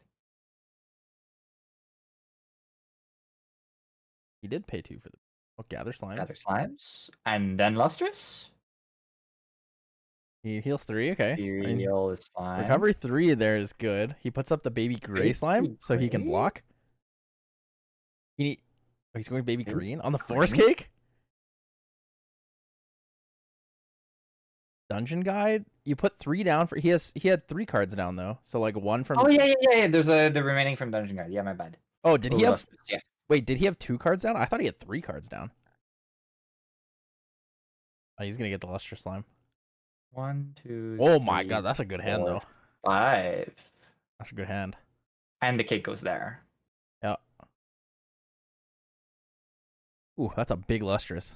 Right. Dude, I can never tell how many cards Caven has in memory because they're all black cards, and he puts them, like, right on top of each other. And crack the cake, yeah. Okay. Holy. So he's safe against Storm Slime. He's mostly safe from attacks, right? The slime has 11 HP. The slime does Sniper have has 11 health. 6, Yeah. 8, 9, 11 life. 10 on board right now. That's a 7-11 slime. Big. Convenience store big. And he also has not a Verdant Scepter underneath his grill. Correct. It has to be Covenant of Thorns. There's no way it's anything else. Covenant of Thorns in case they have, like, double Storm Slime. Yeah. Grail from Waffle.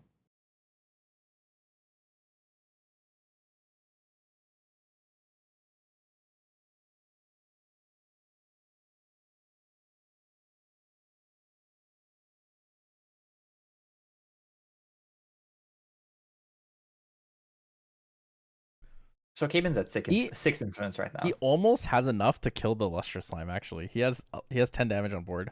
Yeah, he's got 10 on board. He's clearly playing something. He's actually just going to pump 10 damage into the Lustrous Slime. You kind of have to.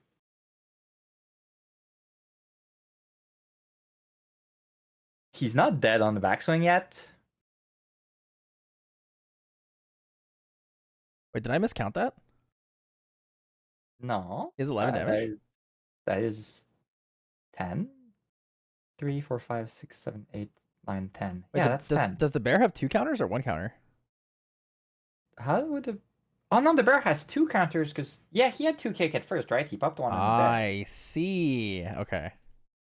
That makes more sense. So yeah, he actually has 11. I thought the bear had 1 counter. I just can't see the Okay, extra yeah. counter. Yeah, it's...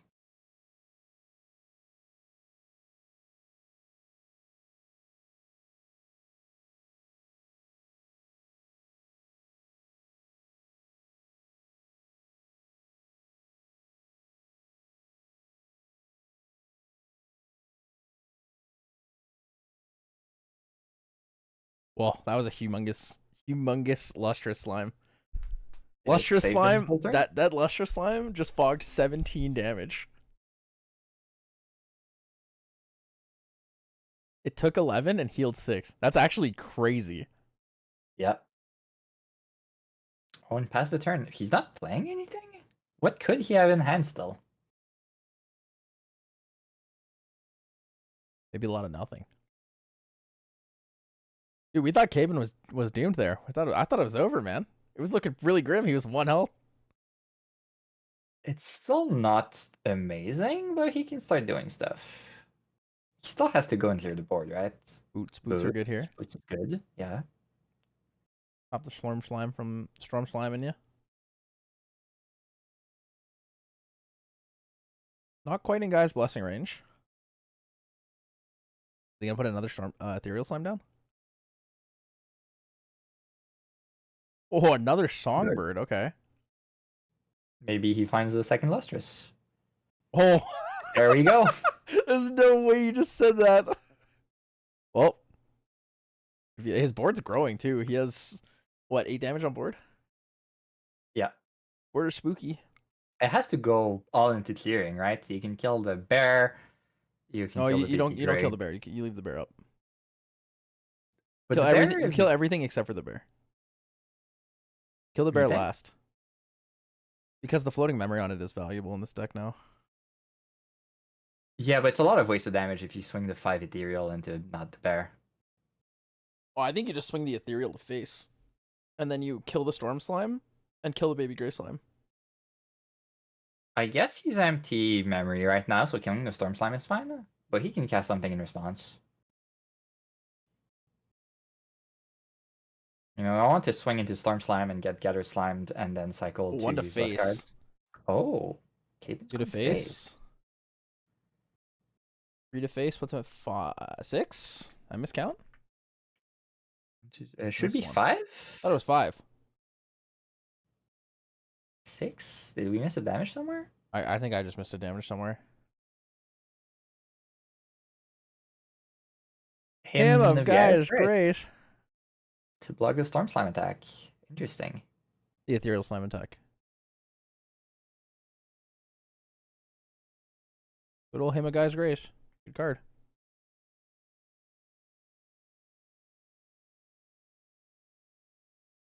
We see a lustrous here in response.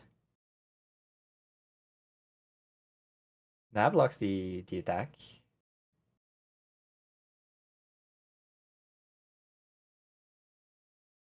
Ooh. Oh, a storm Ooh. slime. Ooh. How much are we at? So the interesting question is he going to storm slime him to face and then take the damage on the storm slime to cycle 2 cards? That's kind of good, actually. It's probably the right play, yeah. Yeah. Oh, still only Storm slime 4. for 4. Storm slime will die.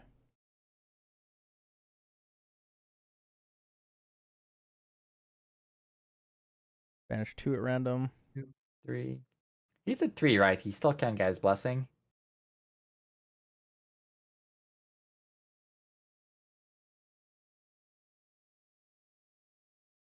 Limitless slime. And something else. Slime? I think it was 2 limitless. Limitless slime. Okay. He's going to go to 6 in banishment. Just draw 2.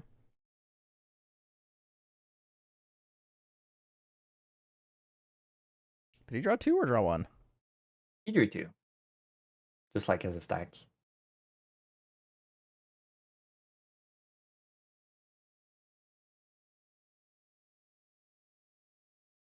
Caven gonna rock another secondary lustrous. view? Forest cake. Oh, forest cake. Forest Cake, draw a card, play the Luster Slime with more cards in memory. Yeah.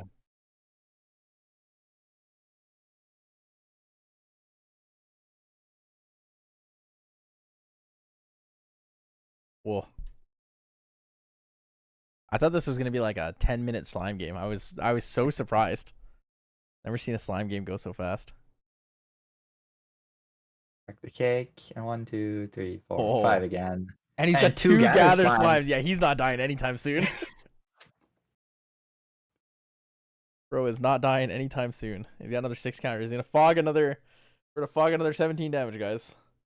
Then we're gonna gather slimes for probably 2 more each.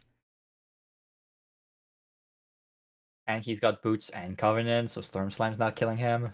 Oh, he is very safe. He's in a crazy That's position. pretty much his game now. Songbird into the next card being a beast. Pretty funny.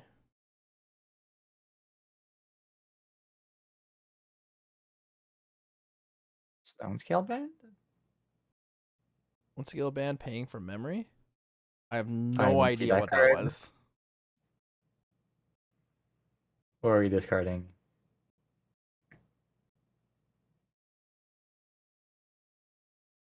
Even has 2, right? Lustrous Bear and Slime King? Whoa. Oh. Discarding a bear is kind of good. Yeah, discarding Slime King is ambitious. I probably would have kept that. Right? Because you do have 3 elements in grave? I guess, yeah. If you still have your Verdant Scepter, yeah. It's not bad. Because he has this Storm Slime in graveyard. He can just bring a Storm Slime back with it. Yeah. And even without that, the Ethereal has to swing into it at some point, so.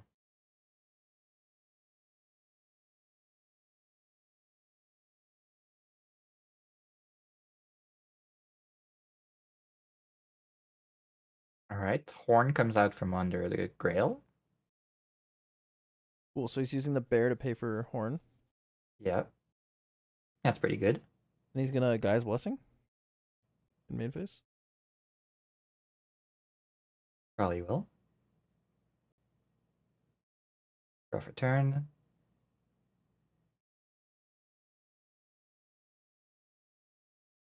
He's just really digging 1, for Storm Slimes, praying he's got 2, enough. 3, 4.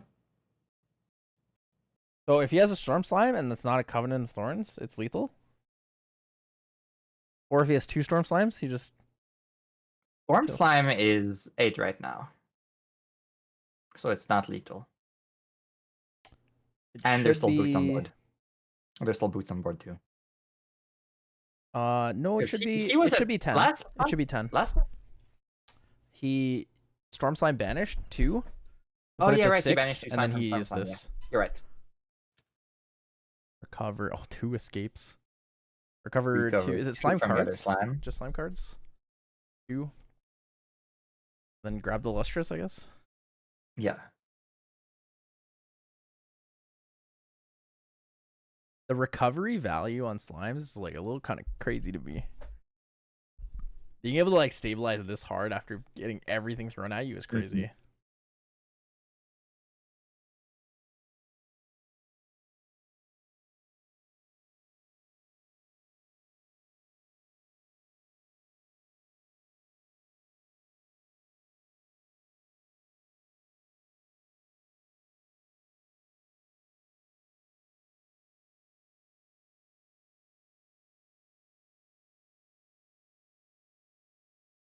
Six. 10. Retaliate and kill the bear. I guess he is running out of things to use his floating memory on. The bear does the most damage now, so he's just gonna do that. 1 damage to kill it. Goodbye, Deal Lustrous 6. Slime. Okay, when he goes down to 10, it's like we're starting the game all over again, guys. Slimes are crazy. Yeah.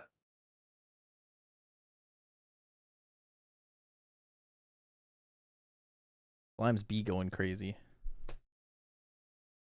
Crack the Horn of Beast Calling. Draw a card. Reveal a Limitless Slime again.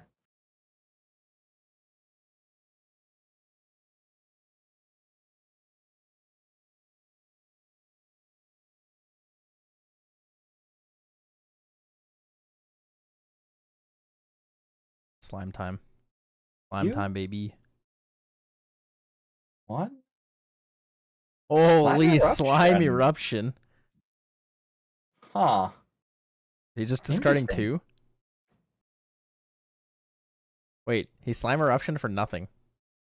Yeah, because he can cast the Lustrous Slime for free, so he wanted the extra counter on it. I see. It's a play. 3 counters. It works. A limitless, a baby green, and a baby red. The 4 counters. Sack the cake too. All right. So Yes. we have a 10 life lustrous slime on the other side now. We're just taking turns having lustrous slimes. Clearly that retaliates and kills the ethereal.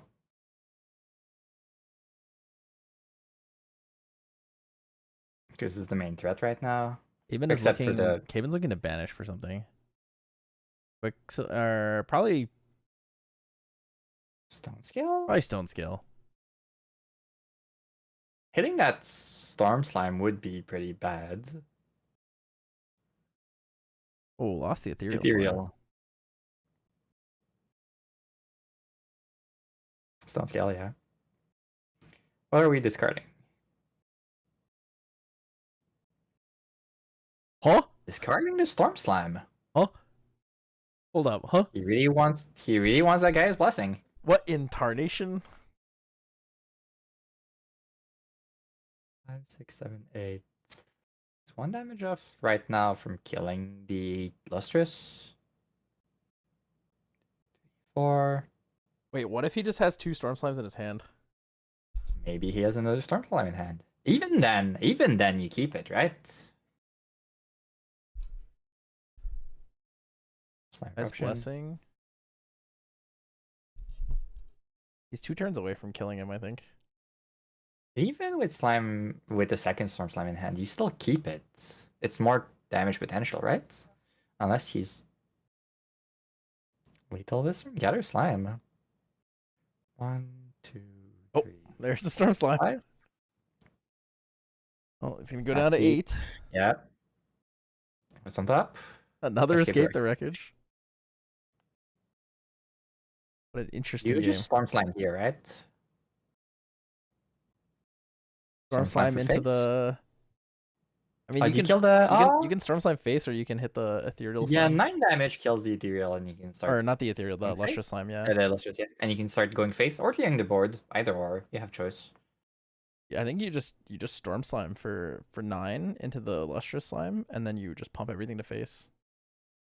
Yeah, that works. That's 8, 11, 14 damage. 14 is pretty good. He might just go face. I think it makes more sense to go for the lustrous. It protects his ethereal slime long term. Yeah. That's so funny. All right, well, it heals down to 0. And we are actually back at the start of the game, guys. Oh, Baby Killing Gray's the dead. Baby Gray. Dungeon guide into the storm slime. Oh, he's actually. Oh, The baby green that was hiding underneath, yeah. Yep. 3 to face. Oh, 3 to dungeon. No, He's dungeon actually guide. full clearing He's the clearing. board. Yep, and then 5 to face. I don't think he's touching the storm. Yeah, 5 to face. Yeah. So That's he's back so up funny. to 5. The actual full clear. They're swinging back and forth. Yeah. Be swinging.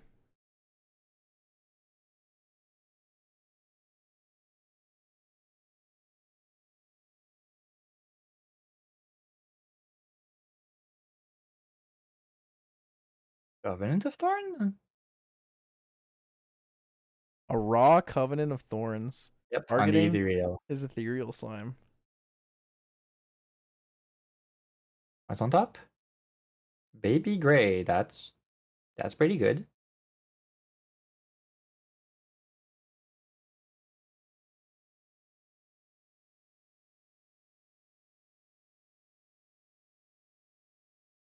Damage to face.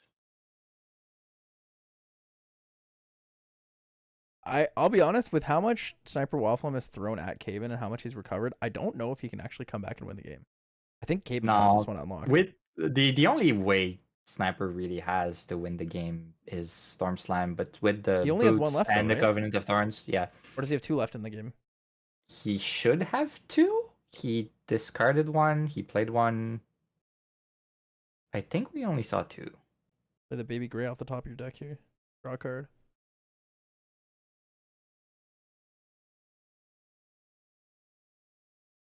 Baby green and some limitless. That was on top of the deck at the start of the turn. Ooh, Dungeon God.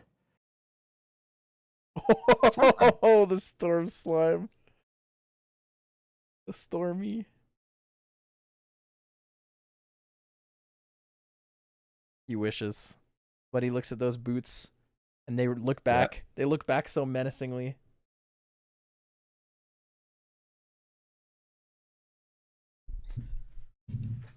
How do you get rid of the boots? You don't.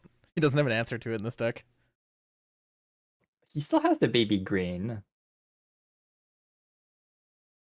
which he put down. He put down, though. Probably should not have. They're just kept in his hand. If you keep the baby green, you can get rid of the boon. Like the thing is, at though, Cave is and when then you step. when they get rid of the boots, you would just banish it in once. You think they're gonna go for lethal that turn, right? Yeah, but if you do it at like Cave and Zen step, you can cast Storm Slam on your next turn. True. True. Obviously, you can still cast have it pre-recollection Storm too. to deal with. Yeah.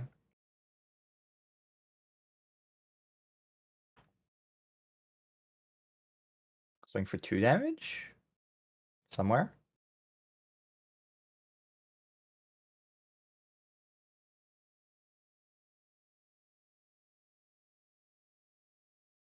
David's graveyard.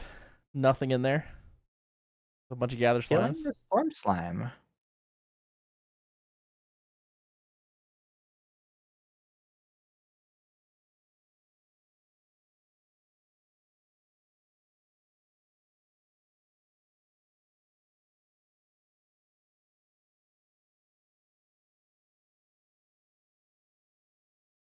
Slime Shield and Baby Gray. He's going to 11. That's a scary number. Draw 1. Draw 2. Slime And eruption. Slime Eruption. Oh, that's Nothing useful in unfortunate. there, but If he drew that slime eruption, that would have been kind of good though, because he could have slime erupted the true. yeah. Slime erupt, pre-recollection, and then dig for a storm slime and win the game. He's basically not gonna do damage to face until he's ready to like actually kill him, right? He just keeps cycling with Definitely. they've been looking up a card, I think. Potential judge call, curious. Oh, there's a judge call. Ooh, what for? Unsure, we'll see. Our resident judge is there.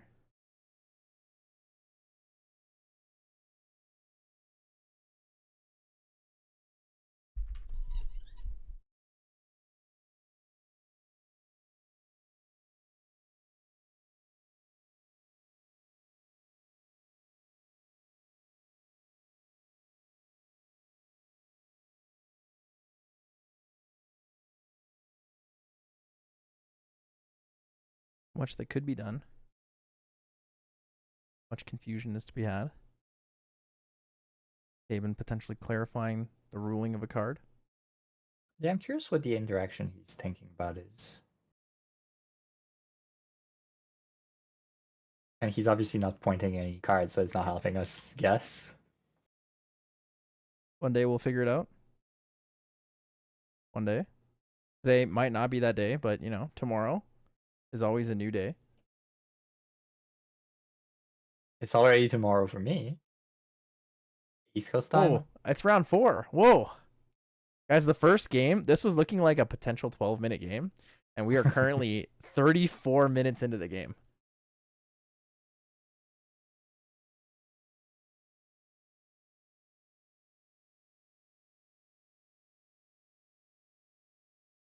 I don't know how I feel about that. Slimes. Even when they're fast, they're slow. Well, it's not very fast here.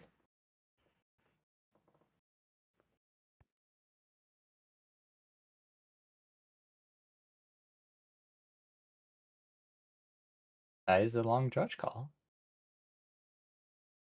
And something was decided. Gather slime. 1, 2, 3, 4, 5. Heal for 3. And that's a storm slime. Whoa. Storm slime. The gather is strong. Caven goes to 8.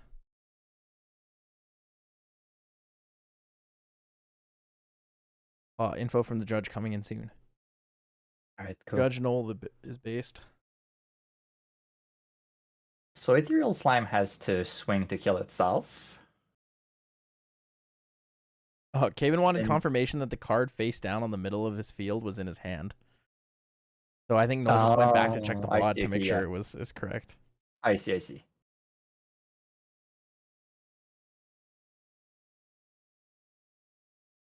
One of those days. Simple Thursday, guys. Simple Thursday.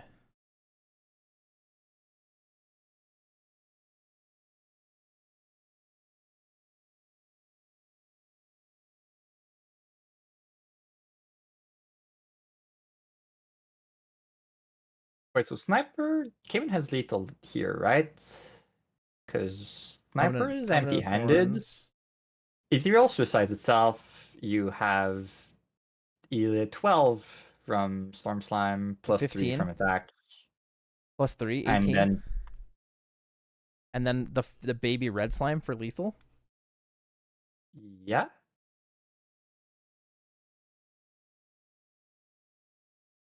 Yeah. Right. There was one swing there that I missed because the baby grease untapped.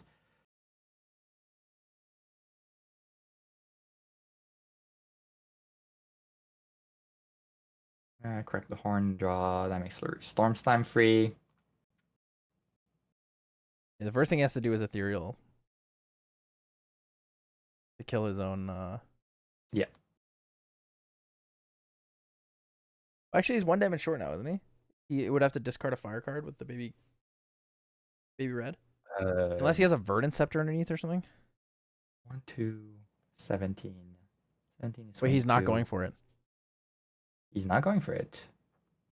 Not yet, at least.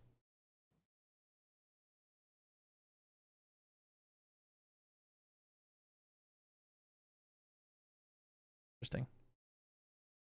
This might be a 1-0 victory. For one of them. 20 minutes is enough for another game, at the very least. Most slime errors probably don't go this slow. He is clearing the Storm Slime.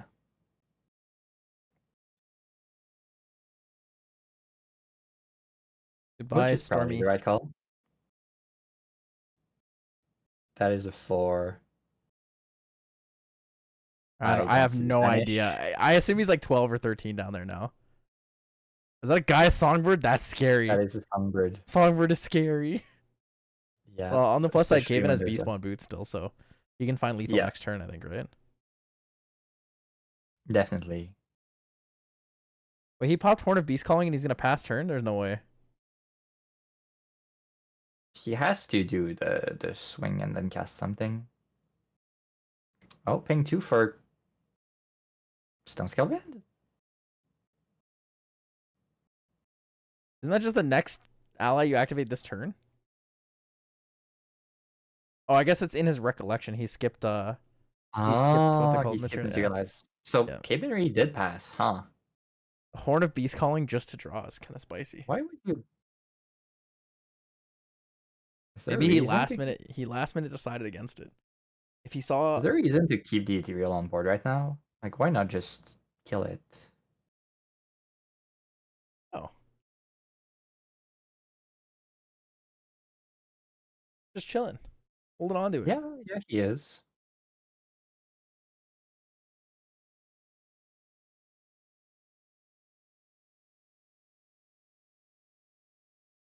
Maybe he is going for the 1-0 win.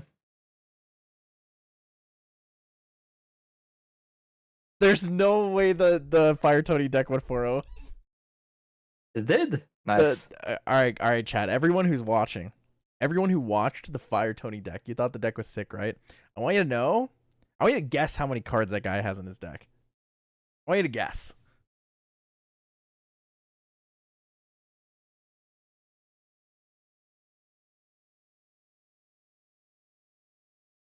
Sniper Waffle, I'm going for it.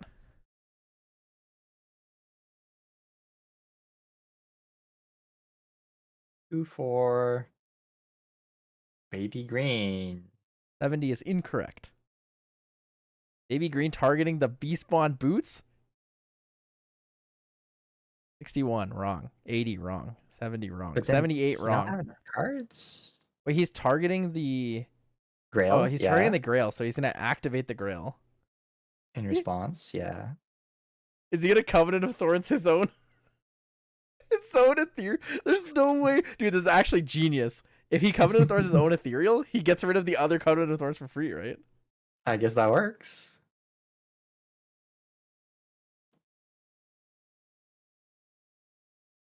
$69. Still no good incorrect. answers from chat. Dude, wait, am I crazy? If you attach it to the ethereal slime, that's like super based, right? That's Probably like the right play, strat? yes. I mean, it's the right strat if you expect it to die this turn, but it also means that if you swing to kill it to hit the opponent, you lose your own covenant, so there's no real reason to do it, right? I don't know. Like, if you were playing the long game, yes, it's the right call. 96. But since you're probably going for lethal soon... Oh, he's escaping his ethereal. No, he's escaping a songbird? Oh, he's escaping his songbird because he wants to pull another storm slime. Yeah, but you could just escape the ethereal.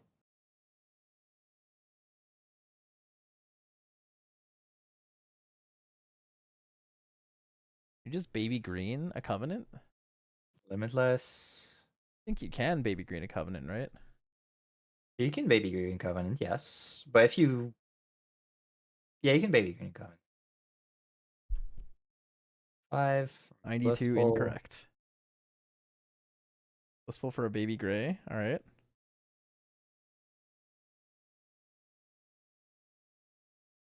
One down for songbird. Goodbye, dungeon guide. It won't be missed. Oh, there's the storm And slime. the storm slime.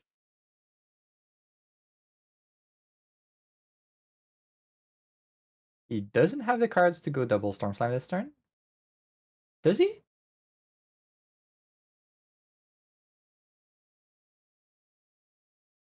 He is less than 100. He's less than 100 cards, more than 61.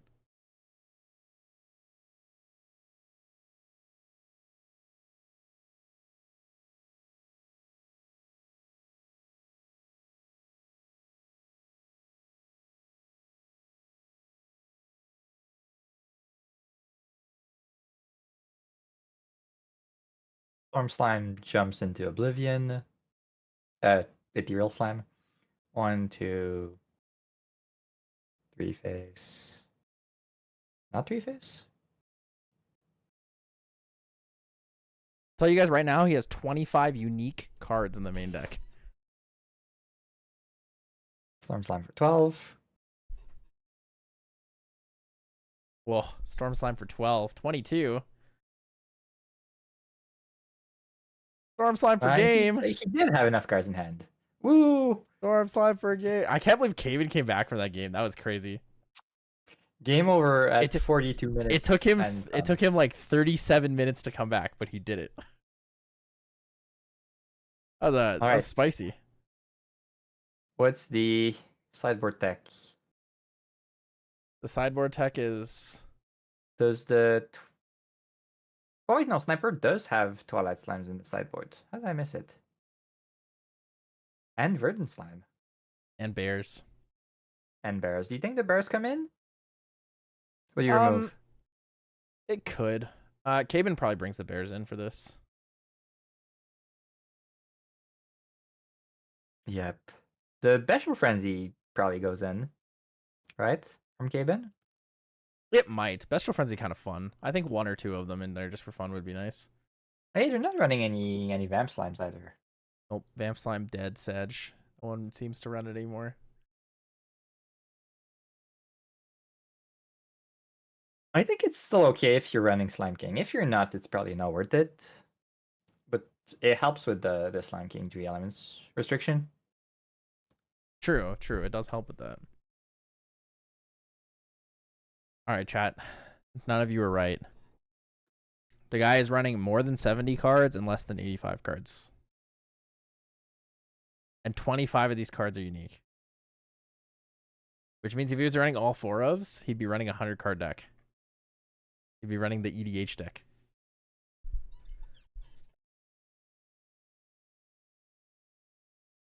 One day, we'll be able to play Commander GA. 100 unique cards in a deck. Testing something like it.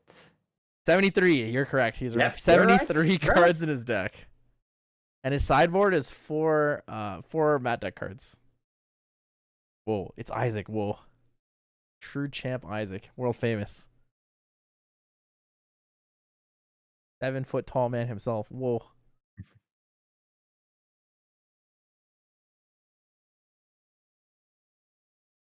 All right, this round, both our players are running full 15-point sideboards. No GA EDH, please. I think GA EDH would be fun if it was like a 40 card deck. Because then the game might actually end. But yeah, 73 card deck, 4-0 on Aggro Fire Tony is kind of crazy.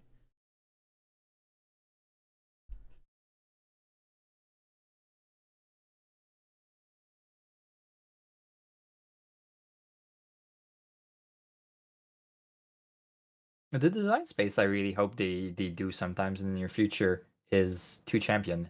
Just like twins or something.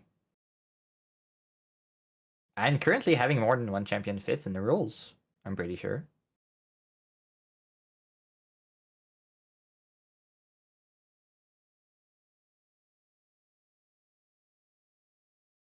Blissful Calling for Limitless. Dude, that's what we said. Dude doesn't want to die from Nico Mill.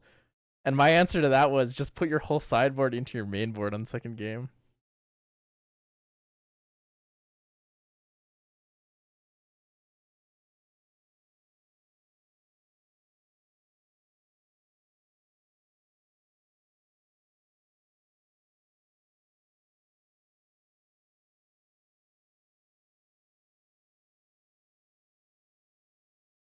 Oh yeah, Isaac, we're gonna test that new deck set. It's gonna be sick. And create our own format of GA. Even with the Forest Cake. Holy. Innovative new ideas. Never seen someone do that before. Forest Cake pass. Absolutely fantastic. Yep.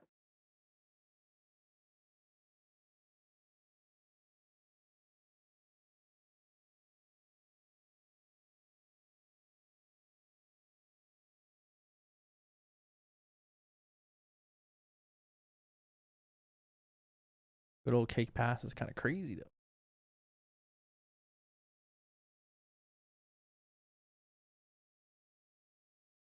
Man, I want cake now. I'm fresh out of cake. Usually every year, well, for every birthday we buy those huge Costco cakes and just live off of those for like 2 weeks. Wait, when's your birthday? It was the August 20th, so I'm like fresh out of cake now. Whoa, fresh 1 week. I was gonna ask, mine's in a week from now. Our birthdays are so close.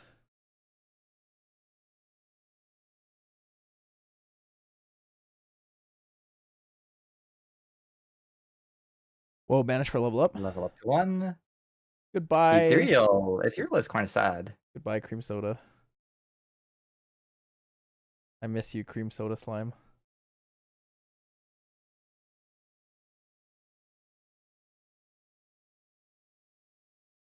Whoa.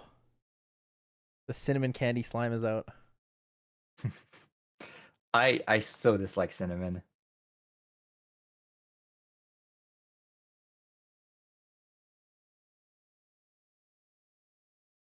Cruxum Psy, Cruxum Sight. True.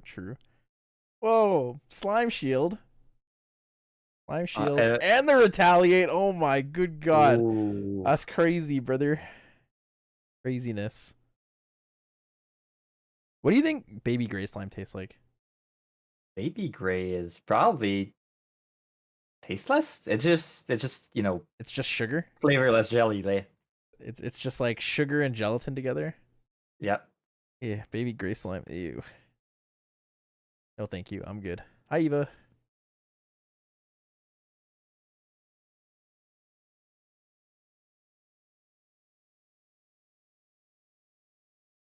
Woj.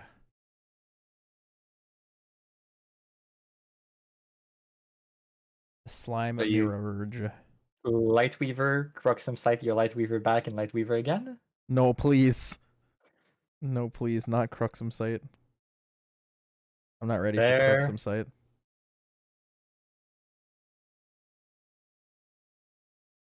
Yeah, I guess that Japanese candy would fit baby blue.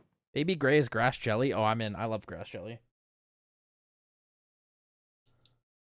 Well, ordinary bear out here for Sniper Waffle. Big Bear. Bears are The level strong. counter. And Luxum, Lustrous Slime. is out. Luxum slime. Yep, Luxum slime. And we get the baby green for the card draw and level up. And you get the cake. Based. So based.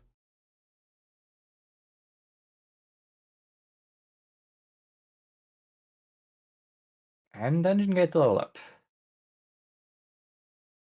1 to 3 is a big difference. Especially since Sniper is the one that started. Jumping 1 to 3 is so good. It feels so good to jump 1 to 3. You get to feel so ahead in the game plan. And he still has 3 cards in hand. He just had a good. So Caven had a really good opener. You, like he, even with the baby red, like losing it on that turn, like it was unfortunate, but overall it's like yeah. good value. He had an answer. Still wouldn't be vulnerable to Frostbind if he cast an Advent Slime right now. Which is kind of insane. That's slimes for you. Slimes just have a lot of ways to like get where you need to go and still have influence somehow. And then Verdant Scepter is really good for like regaining influence if you need it. If you don't need it, you can just banish it for your ethereal slimes. A lot of like really good lines you can have on slimes. Oh yeah, Prismatic to proc Lightweavers.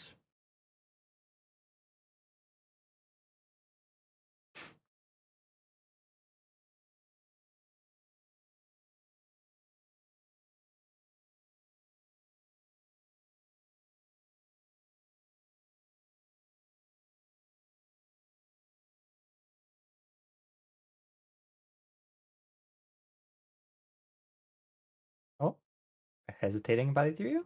Something else? Is there a better slime to play than Ethereal here? Pretty sure ethereal is just the best. There's no real reason for him to storm slime now. Storm Slime. 4 damage. I guess I don't know. I don't think the 4 damage is worth it yet. I think he's like 1 turn ahead of where he wants to be. But if he doesn't have an ethereal slime, then He did have. He got it off of the bird. yeah. I mean, okay. What are the reasons you would want to storm slime here instead? For the full clear, like he just did. Oh, he's still Sylvia level 1. That's why. I keep thinking he's already like 3 and 3. No, he was level 1. Yeah, no, 1 and 1 makes a lot more sense. The full clear is like a lot more value going into level 2 because even though he gets the floating, he's not going to get the extra draw. Which makes sense, I guess. There's no way he can win that, and it's getting pretty late. It's Jover. Yeah.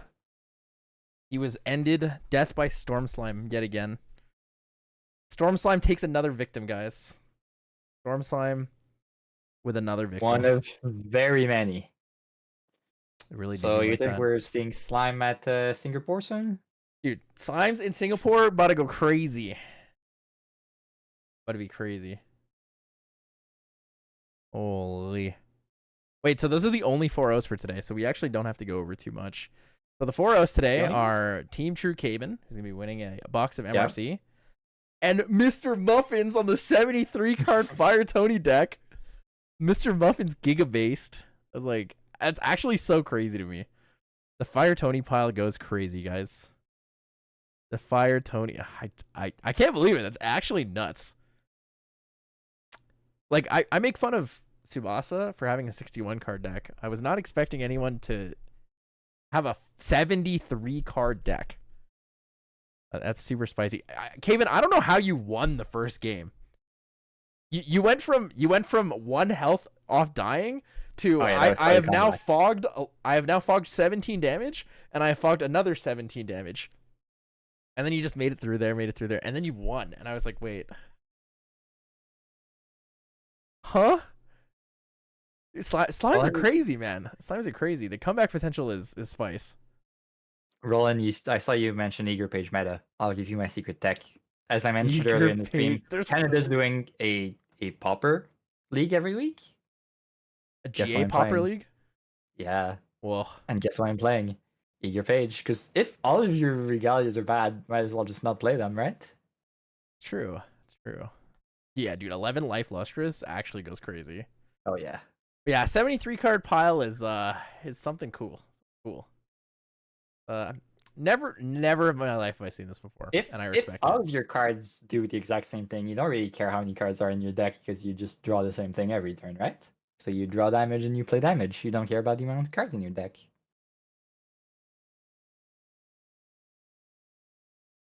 Really do be like that. Really do be like that. But yeah. There's not much else to go over. Big grats to Cabin. Big grats to Mr. Muffins. Just as a reminder, guys, every weekly is free. You come join the weekly, play, have fun. You only pay for shipping at the end of the month. Well, the beginning of the next month, if you win anything, whether that's the free door prizes or you win things like silver packs or you always packs, get a silver pack for entering. Actually, yeah, you always get a silver pack for entering now. It's even better. I mean, you win, you go 4-0. You get an MRC box. You basically win $100. You go 3x, you get at least 1 gold pack, and you split between everyone else who did 3 or better. So overall, I think it's pretty good. Feels good, man. But it's a great time every week. It is. You usually play too, right? I still haven't gone 4-0 though. So many 3-0-1s though. I like playing control decks, and so I always end up going to time somewhere in the rounds. But you gotta get that W. 1 draw is a loss, essentially. Yeah. You redeemed yourself from going 0-1 drop 2 weeks in a row. True. So, Cabin, when are you testing out Arisana? Yeah, when's the true champion Arisana? Arisana. Get on stream round 4, but on Arisana. Yeah, Arisana 4-0. I'm expecting to see it soon, guys. Yeti local, such good deal. That's why you should come play in the Yeti weekly, so we can put you on stream. Easy. Actual. I still can't get over it, man. 73 card deck, 4-0. Guys just built different. Yeah. Built different, man. Yeah. You just win. Just win. Actual skill issue. It reminds me a lot of the list. Valet, the Whip Up Girl I used to run. All like full of 1-ofs and.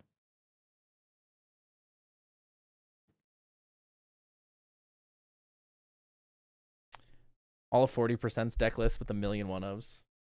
Except, at least he runs 60 cards. Yeah. Overall, pretty great stream.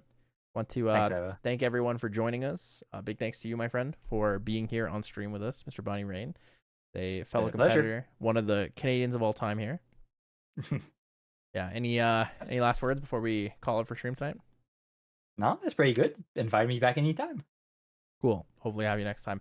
Guys, next week I have no guarantee if I will be able to make it to stream. Next Wednesday is my birthday, so I'll be flying to SoCal, and then I will either be really hungover or I might just not be I might just not even be home on Thursday for the Yeti Webcam Weekly. So I appreciate the potential day off for next week. So thank you guys so much for joining us.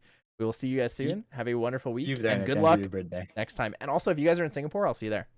So thank you guys. Thank you everyone for being here. And we'll see ya. Yeah, everyone. We'll see you next week. Peace, guys.